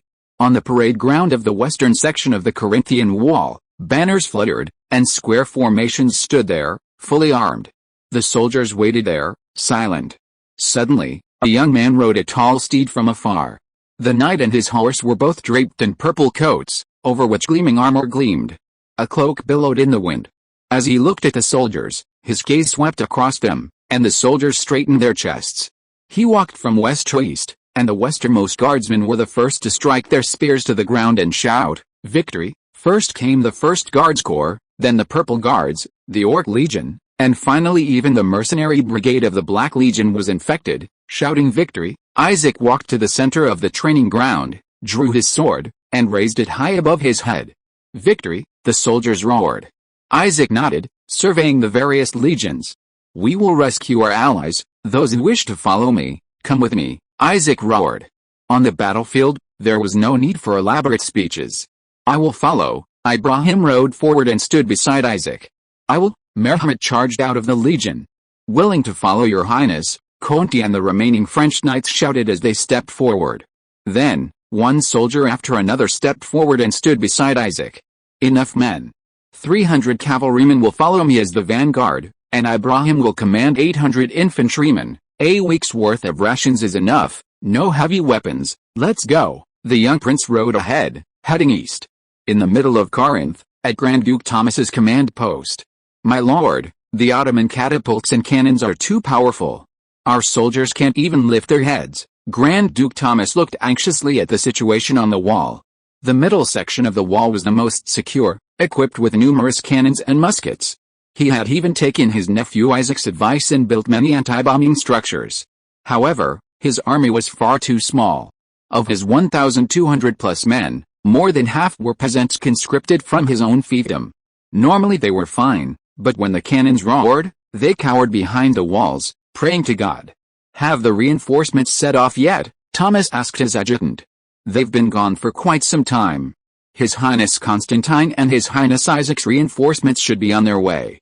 Just hold on a little longer." Even so, the situation on the battlefield was deteriorating rapidly. Some peasant soldiers had already begun to desert, and Ottoman soldiers were taking the opportunity to set up ladders. Some had already scaled the walls. Thomas gritted his teeth. "Put on my armor. I'll lead my guards and drive them off," but it was too late. The Ottoman squad had already secured advantageous terrain. Thomas's guards forced them to the city wall, but they couldn't completely drive them off. "The battering ram is coming," a sharp-eyed soldier shouted. Taking advantage of this opportunity, an Ottoman battering ram broke through the cannon and Greek fire defenses and crashed into a city gate. Thump, thump, thump. Thomas on the city wall felt the tremors and immediately cried out in alarm. He had no reserves left. If the battering ram broke through the gate, he had absolutely no ability to reblock it. He wanted to turn back to rescue, but he was tightly entangled by the Ottoman squad in front of him. Thomas beheaded an Ottoman soldier with a single stroke, but the soldier's dying eyes were filled with satisfaction, as if mocking the Greeks' incompetence. Bang! The successive impacts completely destroyed the city gate. The Ottomans cheered, while the Eastern Roman side was shrouded in gloom. The peasant soldiers blocking the gate were quickly cut down by the Ottomans, retreating in cries. More Ottomans began to enter. Suddenly, the battlefield began to tremble with the sound of hooves from a herd of war horses. "Make way! Make way!" shouted the purple-clad youth at the head of the group. The fleeing soldiers scattered in all directions.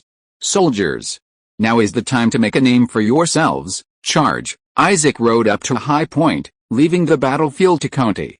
He wouldn't do the same foolish thing as Władysław. Conti led his knights in a furious charge, breaking through the hastily organized Ottoman defenses like a wedge. 300 cavalrymen charged into the enemy ranks, hacking and slashing indiscriminately. The Ottoman vanguard, in pursuit of agility, wore no armor and became human punching bags. "Go and block the city gate," Isaac roared at the remaining peasant soldiers. Encouraged by their comrades, the peasant soldiers turned back, carrying stones and sandbags to block the city gate. Thomas, rousing his remaining strength, finally defeated the cornered Ottoman squad. The last stone was pushed through the breach, and everyone cheered. Then, Isaac's infantry and Constantine's reinforcements arrived one after another. Seeing the reinforcements arrive, the Ottomans, knowing there was no hope of breaching the city, slowly withdrew from the battlefield. Thomas stepped down from the city wall and punched Isaac hard. "Good lad, if you hadn't arrived in time, you might have moved up one place in the line of succession." Ha ha ha! Jan Yaroslav, the general sent by Constantine, also stepped forward to salute. This Yaroslava came from the Ruthenia plain and was originally the chieftain of a Ruthenia tribe, serving Constantine as a mercenary. "Yaroslav, what brings you here? Isn't there a battle at Constantine's place? Thomas asked, somewhat puzzled. Not yet, sir, Yaroslav replied. Thanks to His Highness Isaac's defeat of the Ottoman transport fleet, we believe the Ottomans lack sufficient supplies to launch simultaneous attacks from multiple directions. Alarm bells rang in Isaac's mind. The Ottomans were not the delicate Italians. Even without sufficient supplies, they could still launch a desperate attack. After all, their ancestors had done just that, fighting their way from the surrounding enemy strongholds of East Asia all the way to Anatolia. What if the Ottomans disregard everything, slaughtering horses for food, abandoning their weapons, and insisting on charging? What should we do then? How can village militias withstand the Ottoman onslaught? Knight Conti had clearly considered this as well. After these words, no one answered. The men exchanged glances, all seeing deep worry in each other's eyes. That night, news arrived from the east that the Ottomans had launched a fierce assault on the city walls under cover of darkness. 3 Janissarii legions abandoned their muskets, wielding scimitars, and took turns attacking the city. At night, both sides' firearms became ineffective, and close combat ensued, with the defenders locked in a bitter struggle. Constantine personally led the charge, boosting morale. A messenger arrived, requesting permission to return to defend. Isaac gazed at the heavy night and sighed. War raged on. Chapter 23. A lifelong rival. War raged, yet war was unavoidable. It must be admitted that the Ottoman strategy had been remarkably successful. First, a small force was used to keep watch on the western garrison, then a large number of siege weapons were deployed to the central wall, forcing reinforcements from the east. Then, at night, a risky attack was launched on the eastern wall. With supplies and cannon fodder scarce, this strategy was the most likely to end the war quickly. Now, they had fallen into the Ottoman trap. All they could do was race against time. Giddy up! Giddy up! Isaac charged ahead, followed by his 200-plus cavalry and the Ruthenian cavalry of Yaroslav. A total of over 500 men, they marched into battle under the cover of darkness. The remaining infantry followed behind. The Corinthian wall had to be held. If the Ottomans returned with 60,000 men, as they had in history, the entire Morea would be ruined. Anxious, Isaac whipped his horse. His Andalusian steed galloped desperately, snorting loudly. Your Highness, please go to a safe place later. I'll handle the main battle. Visibility is obstructed at night, making you vulnerable to stray arrows. Knight Conti leaned closer, offering a helpful reminder. All right, I'll cover you from the rear. Crossing a small hill, firelight appeared before them, and the sounds of battle filled the air. Halt! Rest for a quarter of an hour, Isaac ordered. The cavalry's strength lay in its mobility and impact. Tired horses were useless. The cavalrymen dismounted, took out water bags and rations, and replenished their own and their horses' fluids and energy. Everyone was silent. The only sounds in the quiet night were the distant clashes and the rustling of food and drink. Some soldiers, having fought and marched all day, ate and drank a little food and water and fell asleep immediately. Isaac didn't eat anything, just drank some water. Judging from the sounds of battle in the distance, it seemed quite intense, at least indicating the walls hadn't fallen yet. No, he had to find a way to maximize the cavalry's strengths. Using them to reinforce the walls was a waste. Yaroslav, Your Highness, I am here. The Ruthenian man stepped forward. Isaac carefully examined the hill, which separated the eastern and central sections of the Great Wall. The northern side of the hill was steep and unobstructed, a natural defensive fortification. Neither the attacking nor the defending side had paid much attention to it. Is there a path here that can bypass the city walls to the north? Yaroslav pondered. Your Highness, there is indeed a path on this hill, deliberately carved out by tax-evading merchants. It was discovered a few weeks ago and hasn't been sealed yet. As he finished speaking, Yaroslav's eyes lit up as if he had just realized something. The key is that the Ottomans definitely don't know about this place. Isaac weighed his options and paced back and forth for a long time. Do you dare to take a gamble? In the firelight, the boy's face trembled with excitement. Why not? Yaroslav said readily. If we succeed this time, I will definitely ask my father to recommend you for credit. A quarter of an hour had passed, and everyone set off. The cavalrymen who had been sleeping on the ground scrambled to their feet. Mount up, let's go, Isaac said simply. Smother all the torches, and those who can't see well just follow ahead. In those days, many soldiers suffered from night blindness. But the horses didn't. Led by Yaroslav, Isaac quickly found the mountain path used by merchants for smuggling. The path was quite wide, just enough for a carriage. In the dense mountain forest, the horses' hooves pounded the dirt road with a dull thud. The darkness facilitated the Ottoman siege but also obstructed their vision. When Isaac finally emerged from the mountain path and reached the coastal plain, he was only a few hundred meters from the Ottoman siege camp. Isaac could even see the firelight on the city walls and the details of the battle between the two sides. Thanks to Constantine's preparation of the largest quantity of Greek fire in the most difficult-to-defend eastern section, the firearms of both sides were unusable at night due to their lack of accuracy, but the Greek fire was unaffected. Since it lacked accuracy anyway, they could just spray it indiscriminately. Even so, Janitschari's vanguard had already scaled the city walls and was locked in a tug-of-war with Constantine's Grand Guard. Almost there, in the Ottoman siege camp, a lean middle-aged man clenched his fists, his eyes fixed on the battle on the walls. His eyes flashed with piercing hatred, his face contorted. It was Isaac's old acquaintance, Zagan Pasha. After being rescued, Zagan Pasha had requested punishment. However, Murad I forgave him, allowing him to continue devising strategies. This feint attack was Zagan Pasha's brainstorming idea. Beside him stood a young Ottoman nobleman, with delicate features, thin eyebrows, full lips, and a thin layer of beard on either side of his mouth. He wore typical Ottoman noble attire, but carried a Latin-style longsword. Leaning back in a chair, he casually peeled an apple with a small knife. His gaze was constantly fixed on the apple, seemingly peeling it with great care. Zagan, calm down. Don't let those cowards like Khalil cloud your judgment. As long as the Kafirs occupy Constantinople, peace is impossible.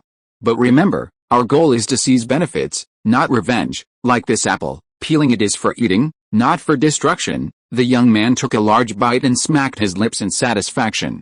Yes, thank you for your advice, Your Majesty, Muhammad sighed. I am no longer Sultan. Don't call me that anymore. Muhammad turned to look at the Janissaries who had already breached the city walls, his eyes dark. At this time, Muhammad had just ended his first term as Sultan. In 1444, Sultan Murad I, weary of politics, abdicated power to his 12-year-old son Muhammad to avoid responsibility. Who knew that his son, upon assuming regency, would pull off such a stunt? He directly invited a Shia dervishes to reside in Edirne, throwing the entire religious community into turmoil. Meanwhile, the struggle between the peace-loving Grand Vizier Khalil Pasha and the war-loving Zagan Pasha intensified, and the court was also engulfed in conflict.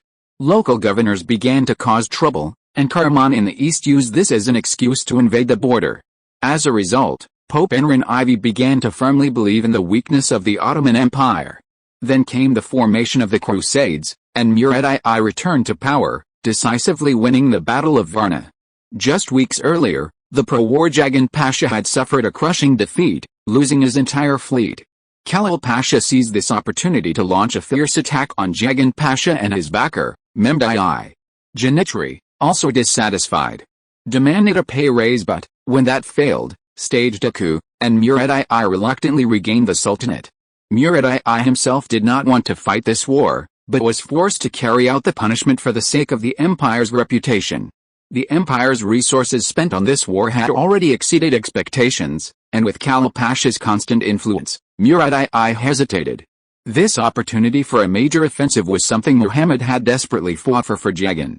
3 Janissary legions, plus a private army of 10,000 men, this was all the forces Muhammad and Zagan Pasha could muster. It was also the maximum number of men their provisions could barely sustain.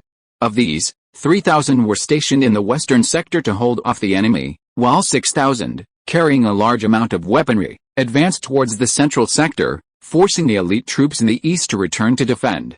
Finally, the 3 most powerful Janissary legions would launch a night raid on the eastern section of the city walls.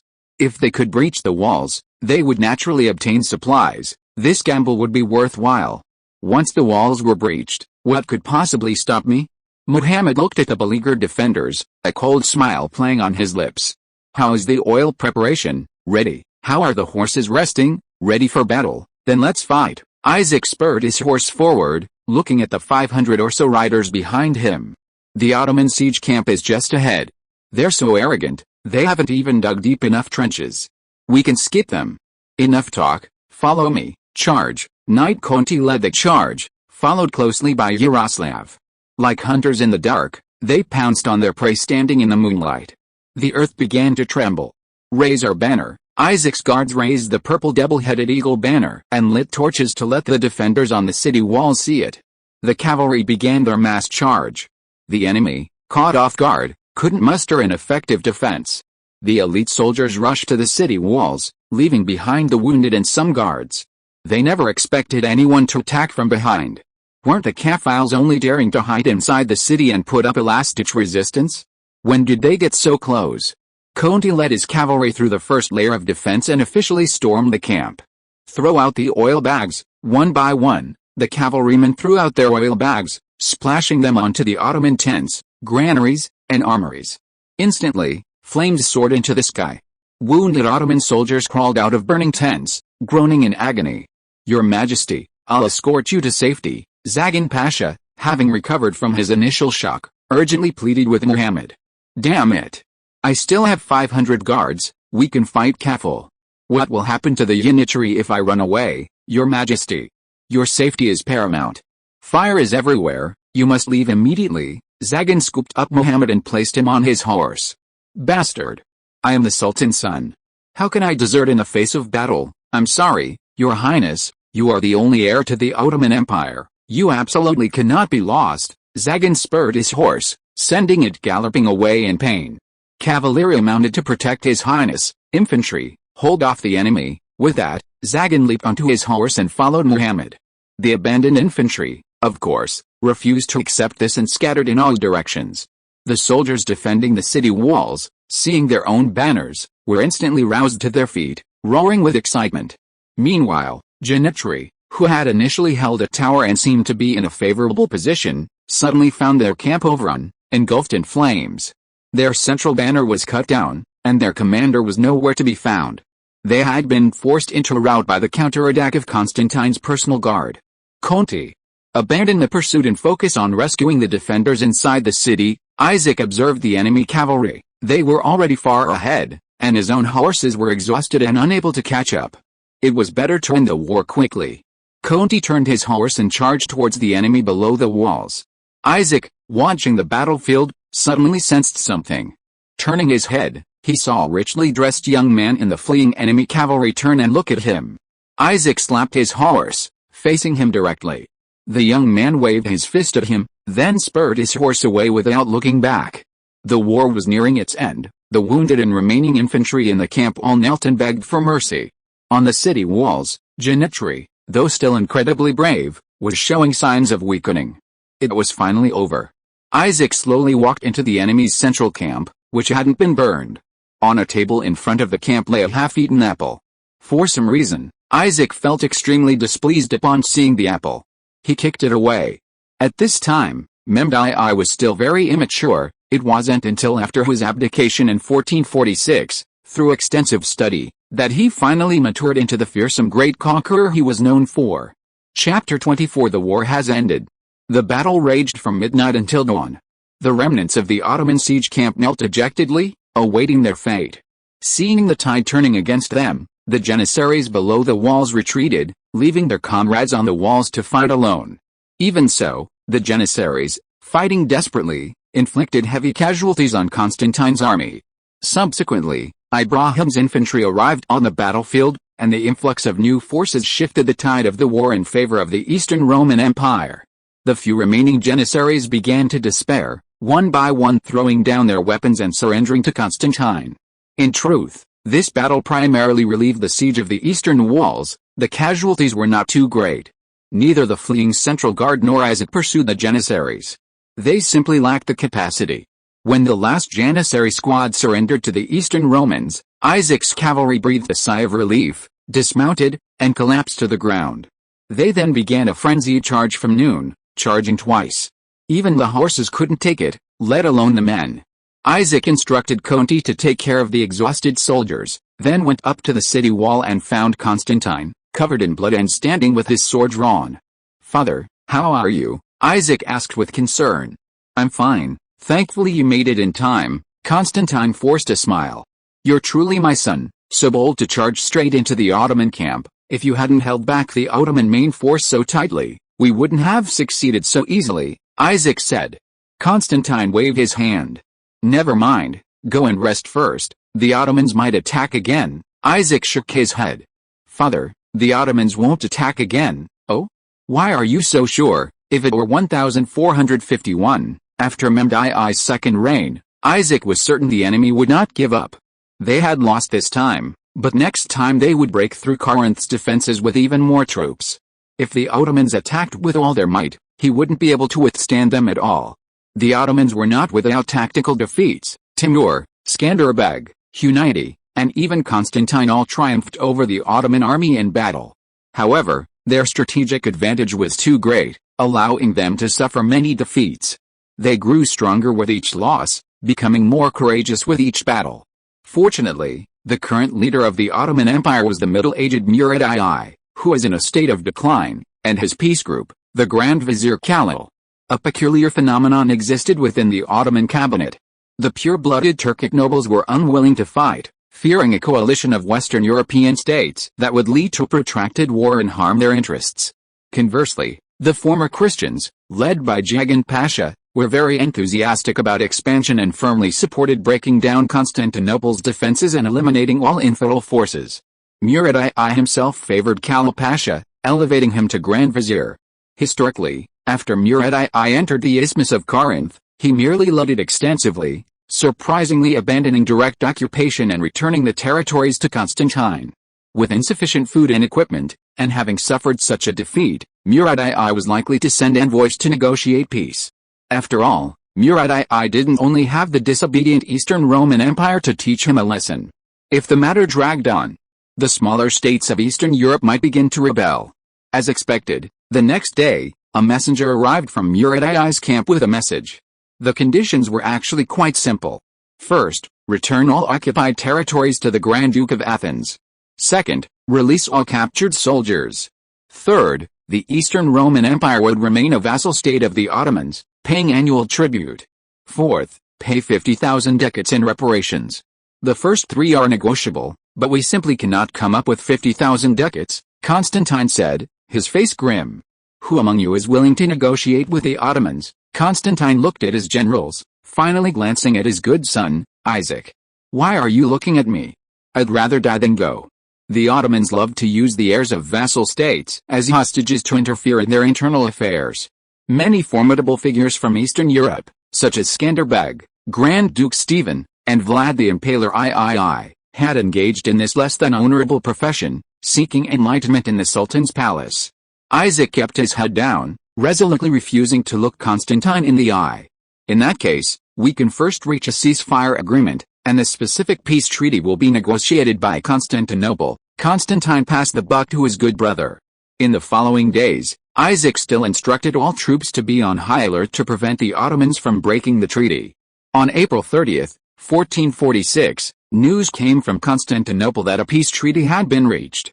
The emperor accepted the Ottomans' first two suggestions in their entirety and ultimately agreed to pay the Ottomans 10,000 ducats annually as tribute. In addition, the 20,000 war reparations had to be paid immediately. It's estimated that the emperor will have to borrow money from Latin merchants again.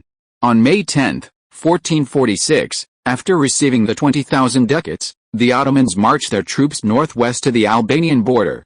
They plundered Athens extensively, almost reducing this historic city to ruins. Fortunately, Isaac had the foresight to move most of the population and wealth south of the wall. Upon receiving news of the Ottoman withdrawal, Isaac finally breathed a sigh of relief. This was the first major historical event he had altered since his birth. The printing press and the West African expedition were things that were bound to happen, but Isaac had preempted them. Only in the Battle of the Corinthian Wall was Isaac neither certain of victory nor aware of the course of history. Fortunately, through his valiant efforts, he achieved a relatively good outcome. In the Battle of the Corinthian Wall, the Ottomans lost 8,000 men, plus a detachment. The Eastern Roman Empire lost over 5,000 men, mostly conscripted peasants and militia from nearby villages. Jonius Vidii and Constantine both sent commendations to Isaac, praising his actions and granting him his own princely guard. But beyond that, nothing else. At this moment, the emperor was anxious about the debts owed by Latin merchants, and Constantine had also exhausted the treasury due to the previous war. Isaac was also very clear that the Eastern Roman Empire was currently preoccupied with its own problems and could hardly provide him with any substantial assistance. The distribution of wages and rewards for the wounded and dead soldiers of the various legions of the Imperial Guard, the replenishment of each legion, and the promotion and demotion of officials were all in a mess. Isaac's military command system was relatively complete, but his finances, diplomacy, politics, and logistics were almost entirely lacking. Changes had to be made. On May 11, 1446, Isaac, escorted by the Grand Duke of Morea, traveled to Constantinople, which he had not seen for a long time. Isaac did not bring any troops with him, but sent them to garrison in Morea, gave the soldiers leave, and waited for replenishment. He began to prepare for the formation of the Second Praetorian Guard, recruiting entirely from Morea and Corinth. Returning to the imperial capital after more than a year's absence, Isaac was somewhat disoriented. The atmosphere in the city was worse than when he left. The emperor touted his victory at the Corinthian wall, but few responded. They only knew that he had borrowed money from Latin merchants again to pay war reparations. Meanwhile, the annual tribute to the Ottomans had increased. The emperor, lacking funds, could only levy taxes on them. The Greek quarters grew even poorer, while the Venetian expatriate quarters and the Genoese Galata colony prospered. Latin merchants, like leeches, sucked the empire's blood, nourishing themselves in return. Isaac ignored the deserted port and markets, heading straight for the Grand Palace. Justinian's statue remained unchanged, standing beside the palace, overlooking the entire city. Isaac once again entered his uncle Jonius VI's council chamber. He solemnly stepped forward, knelt, and bowed. "Your Majesty, I have returned. Good that you are back." Isaac looked up at his uncle. In just 1 year, Jonius VI seemed to have aged 10 years. His already prominent cheekbones were even more pronounced, and a flicker of joy seemed to rise in his cloudy eyes upon Isaac's return. But prolonged fatigue and despair seemed to have robbed him of the ability to smile. Ultimately, his aged face twisted into deep furrows. His graying hair and beard had clearly been hastily trimmed, with stubble peeking out from his dry, cracked skin. Isaac felt a chill run down his spine. This diligent yet utterly unsuccessful Basilius was approaching the end of his life. Isaac looked around. The hall was empty, with only the uncle and nephew present. "My son, I've heard of your efforts for the empire in the West. To be honest, if it were me, I certainly wouldn't have been so decisive and wise, Your Majesty." Jonas waved his hand. "You have done the empire a great service at the wall of Corinth, yet the empire has little to offer in return. Here is the arrangement. From now on, you may take all the royal books with you, and keep your printing press. Furthermore, I grant you permission to recruit any number of guards, though the empire will not be responsible for their provisions. You previously wrote about a lack of administrative talent. I will have Sfrancius help you recruit. I will bestow upon you the title of absolute duke, ruling over all your expanded territories. Thank you, Your Majesty." Isaac expressed his gratitude. Then, Jonas VI took Isaac to visit the Empress Dowager, the Empress, and the elders of the Palaiologos and his dependent families. After all this, Isaac left the Grand Palace to find George Sfrancius. This Sfrancius was arguably the last pillar of the Eastern Roman Empire, Jonas VI's right-hand man, and Constantine's mentor and friend. Since the emperor fell ill, it was Sfrancius who had been tirelessly holding Constantinople together. Isaac met the pillar of the empire in Sfrancius's study. He was healthy-looking, simply dressed, and strong-willed. A kind smile combined with a pair of shrewd eyes allowed him to navigate between Latin merchants and conservative Eastern Roman nobles, while calmly analyzing the essence of matters and ensuring the stability of the capital. "Isaac, long time no see. You've grown so much," Sfrancius said cheerfully, putting down his pen as Isaac entered. "This year has been eventful for everyone, dear George. This year, merchants, priests, citizens, you've all worked hard." Isaac clapped his hands, and a servant presented a gift. "These are ivory sculptures and pearl artifacts from the West African coast. I hope you like them." George accepted them, examining them for a long time. "The empire belongs to all Roman citizens. We all have a responsibility to protect her." After chatting for a while, Isaac began to attend to business. "George, I am currently expanding our territory overseas and urgently need talent. Are there any trustworthy young people in the empire?" Sfrancius smiled. "Of course, quite a few people want to apply for jobs through me. Besides some spoiled brats who just want to live a life of leisure, There are still some who are willing to be loyal to the empire. I can't guarantee how capable they are, but at least they are absolutely loyal. I have already informed them of your situation, and they will visit you at your residence tonight." Isaac thanked them and bid farewell to Francis. There was still much to be done on this trip to the capital.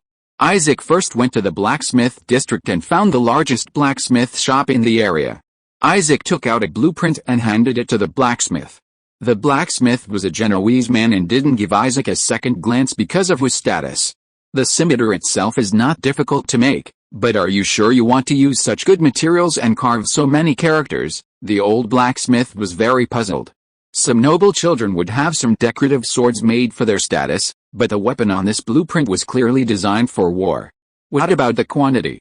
Is it really only 50? Yes, the old blacksmith shook his head, regarding Isaac as some kind of spendthrift brat.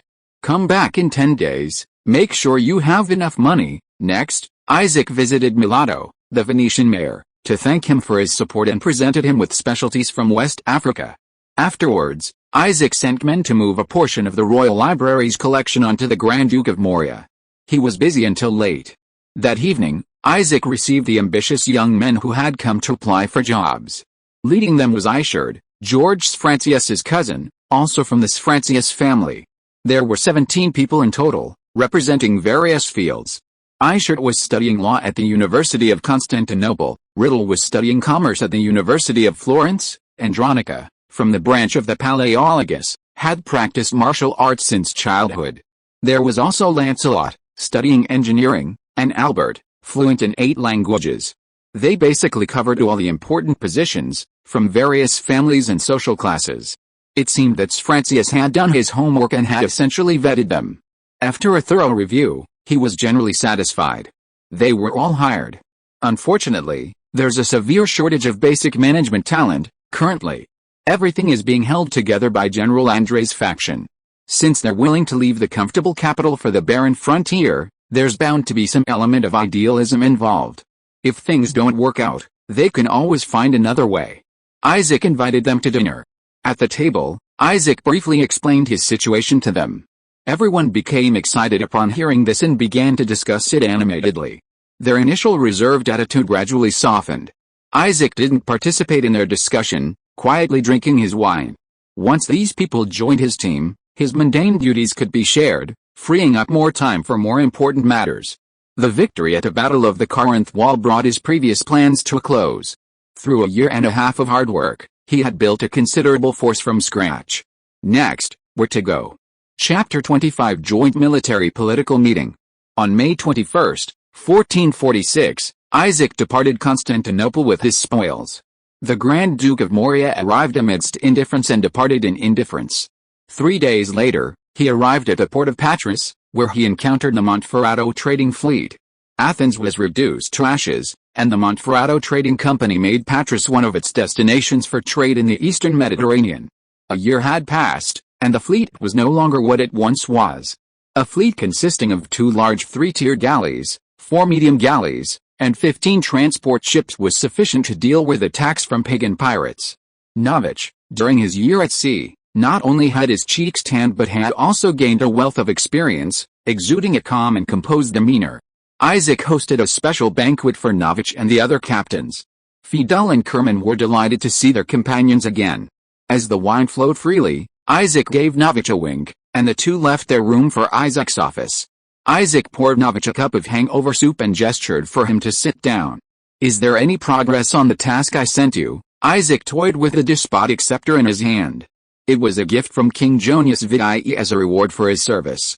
Your Highness, some of our sailors have learned basic Greek and cartography, and 5 sailors have been sent to North Africa." "Which parts of North Africa specifically?" "2 are in Tunis, 1 in Tripoli, 1 to Cyrenaica, and the last one in Sirte." "Any news, Your Highness?" "Nothing special.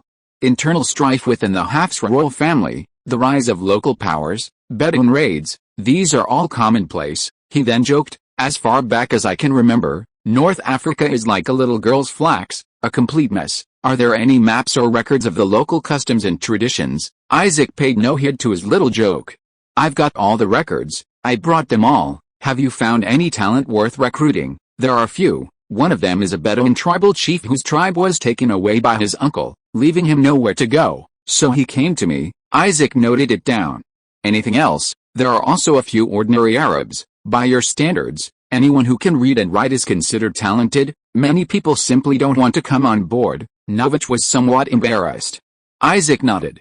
This really wasn't the Bulgarian captain's fault. In those days, the army was a noble's branch of service, while the navy was a civilian's branch.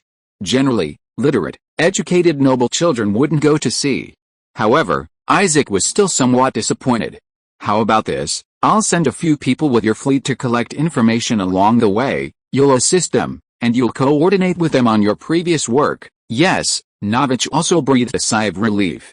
He wasn't really suited for this kind of work anyway. It was better to leave it to someone else. You stay here. I have ordered the army to hand over the defenses and march to Patras. General Andrei and the envoys from the two governorates will also be coming. Novich nodded, saluted, and left. Isaac poured himself another glass of wine and sipped it slowly. A week later, Patras Port, the great parade ground. This small port city of Patras possessed a parade ground disproportionate to its size. It was said that during the reign of Basil II, this place served as an assembly point for the Peloponnese military district. Soldiers from the four army corps, sailors from the Mediterranean fleet and the Monferrato trade fleet, and various commanders stood on the great parade ground, awaiting the prince. On the makeshift platform, Isaac looked down at the thousands of sailors and soldiers below. I have gathered you all here today for no other reason than this. Several messengers rode through the ranks, conveying the prince's orders. We have just fought a war and lost many brothers. You all fought with all your might. I am very grateful for your contributions to Rome. Without further ado, let's distribute the rewards. Now, those called by the messenger, step forward. First place, Fleet Commander Fidel. Fidel ran forward and knelt on one knee. Your Highness, in commanding the fleet and charging at sea, I am no match for you. With you in charge of the seas, I have no worries. Isaac took the forged scimitar from the servant. The blade was made of wood steel, and the back was engraved with the emblem of the Eastern Roman purple double-headed eagle. The hilt was painted with the coat of arms of the Palaiologos family, and engraved with the line of Greek text. In the name of God, by my own will, presented by Isaac Palaiologos. Then there was the serial number at the bottom, 001. I am willing to fight for your highness, even unto death, Fidel shouted, taking the scimitar. Second place, Legion Commander Mikhail, Isaac's teacher, Mikhail, ran forward. I am inferior to you in training troops and enforcing discipline. I am willing to fight for your highness, the same scimitar, numbered 002. Captain Henry, yes, sir, Sir Conti, Fleet Commander Norwich, Regiment Commander Maruna, Regiment Commander Ibrahim, Sharpshooter Hakan, Pioneer Leon. Isaac quickly distributed 50 finely crafted scimitars forged from wood steel to all ranks of the army, from regimental commanders to ordinary soldiers. Unlike the generals, soldiers were the most simple group, valuing money above all else, followed by respect. Patriotism was practically non-existent among the lower-ranking soldiers. Isaac distributed only 50 of these specially made scimitars, meticulously crafted at great expense, to honor soldiers and commanders for their bravery and skillful command. These scimitars served both as weapons and as symbols of status and honor. Some of the soldiers who received the scimitars excitedly showed them off to their comrades, basking in their envious glances. Then, Isaac began distributing rewards, with large sums of gold ducats flowing from his purse into the soldiers' pockets. He also used this opportunity to establish post-war compensation and consolation payments for wounded soldiers. This military reward and the scimitar cost Isaac over 8,000 ducats. However, his image among the soldiers was indeed improving. After this war, Isaac's army had decreased in number, but its quality had increased significantly. With the support of these veterans, expanding his army would be much easier. Isaac didn't delay the soldiers' trip to the city. He led all the officers into his meeting hall. Isaac took the head seat, with his aide-de-camp Anderson standing beside him. Fleet Commander Fidel, with his military staff, sat to Isaac's right, and Chief Steward Andrei, with his administrative and commercial staff, sat to Isaac's left. He tapped the table, gesturing for everyone to look over. It's been a long time since we've all gathered together. This is the first time for a joint military and political meeting. We'll hold it annually from now on, with a time and venue to be determined later. Anderson, Please give a brief overview of the situation, followed by speeches from representatives of each side. Anderson stepped forward and briefly discussed the war and military situation over the past year. Then, Steward André Bowden began to explain the current situation of the Monferrato Trading Company. Due to the impact of the previous war, our trade in Athens has temporarily ceased.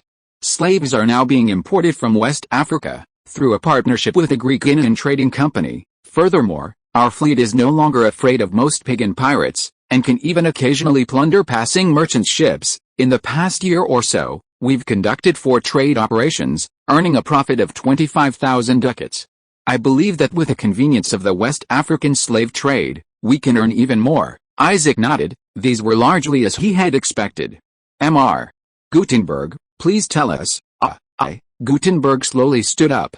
Your Highness, our printing press is nothing special.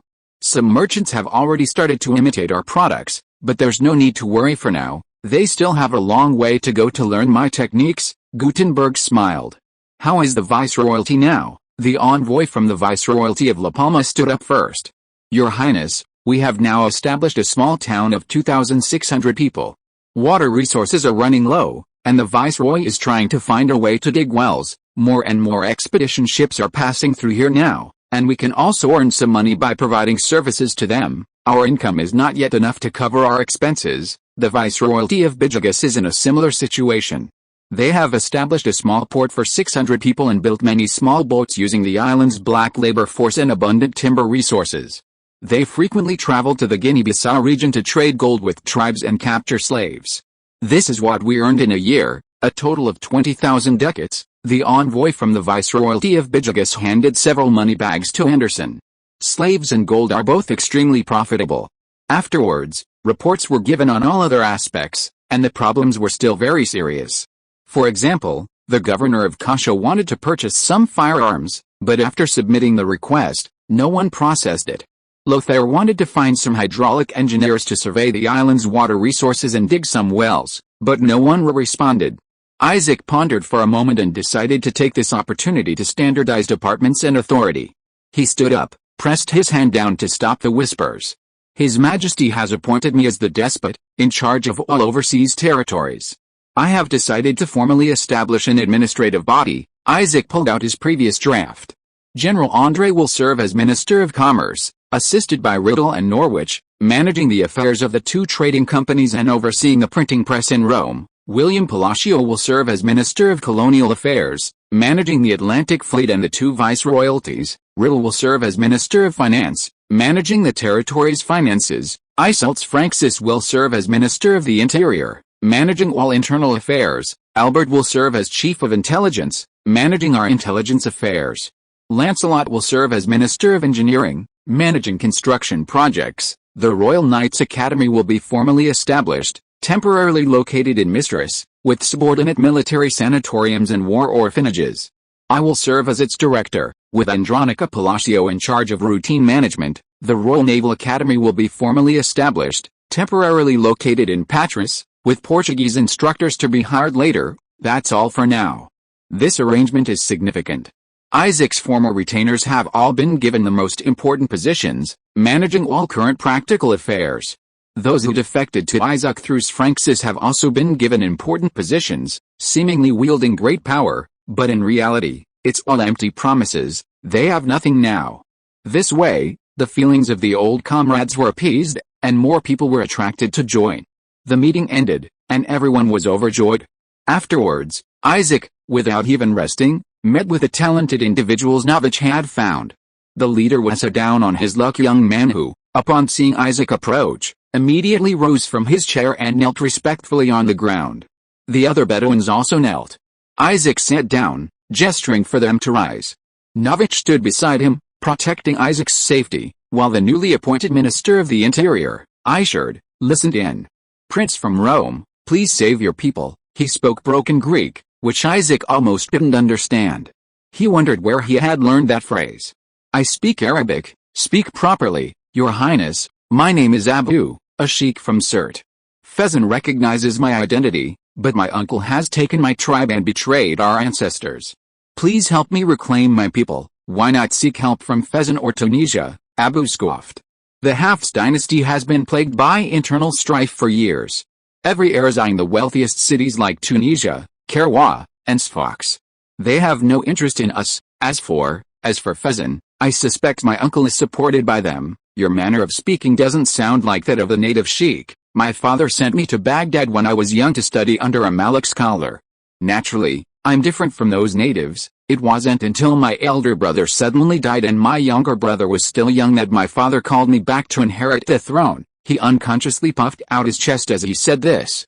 But it was precisely because I hadn't returned to the tribe for so long that my uncle seized the opportunity to take over, and I couldn't hold on. I specifically request your highness's help, just 200 gold ducats, and I can recruit men, reclaim the tribe, and return it all. Good heavens, trying to get something for nothing, without even mentioning interest.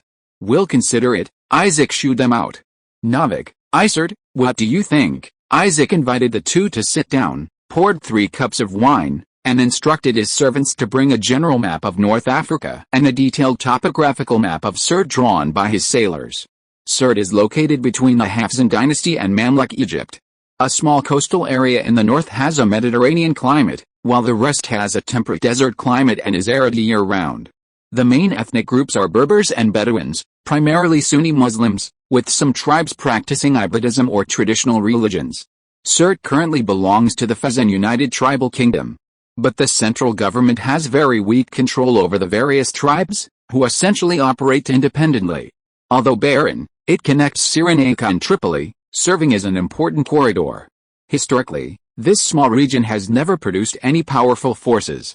When the Hafsan dynasty was powerful, it belonged to the Hafsans, and when the Mamluks were interested, they could submit to the Egyptian Sultan. Your Highness, what are your expectations for this matter? Do you simply want to support a tribe loyal to you to better conduct trade in North Africa, or do you want to occupy this place as a future base? Isaac glanced at Isolf. Good, he grasped the crux of the matter immediately. Tell me both. If it's the first, you could support merchants from major trading centers, such as Tunisia or Sfax, which would allow you to see returns sooner. Isaac shrugged, remaining non-committal. And the second one, well, I admit this is a good opportunity. The Hafs dynasty has just ended its border conflict with the Tlemcen, but no peace treaty has been signed. The Hafs dynasty's center of power is entirely around Tunis, and their successors are all fighting for control there. The border tribes are temporarily unable to react. Furthermore, the Mamluks are deeply embroiled in the struggle between the court and the provinces. Damascus and Cairo have been locked in a power struggle for many years, so they shouldn't do anything to us. As for the local Fezzan Tribal Confederation, they are completely disorganized and not worth worrying about. On the contrary, the environment and disease are our greatest enemies. Well said. Isaac nodded in approval. But, Your Highness, is it worth it? We won't get anything from there. After seeing the two off, Isaac poured himself another glass of wine and stared at the map for a long time without speaking. Was it worth it? Of course it was. As long as he could survive the first wave of counterattacks and build a castle and fortifications, the poorly equipped tribesmen would have no way to drive him away. That's how the Portuguese got their port of Ceuta. Their own army will gnaw at this corridor like a leech, devouring everything in its path. The biggest problem is the environment. End of this chapter. Thank you so much for reading until the end. Don't forget to give it a like. Looking for more exclusive content and immediate access? Subscribe to our Patreon. Remember, every like, subscription or donation encourages us to continue. Thank you all. See you in the next video.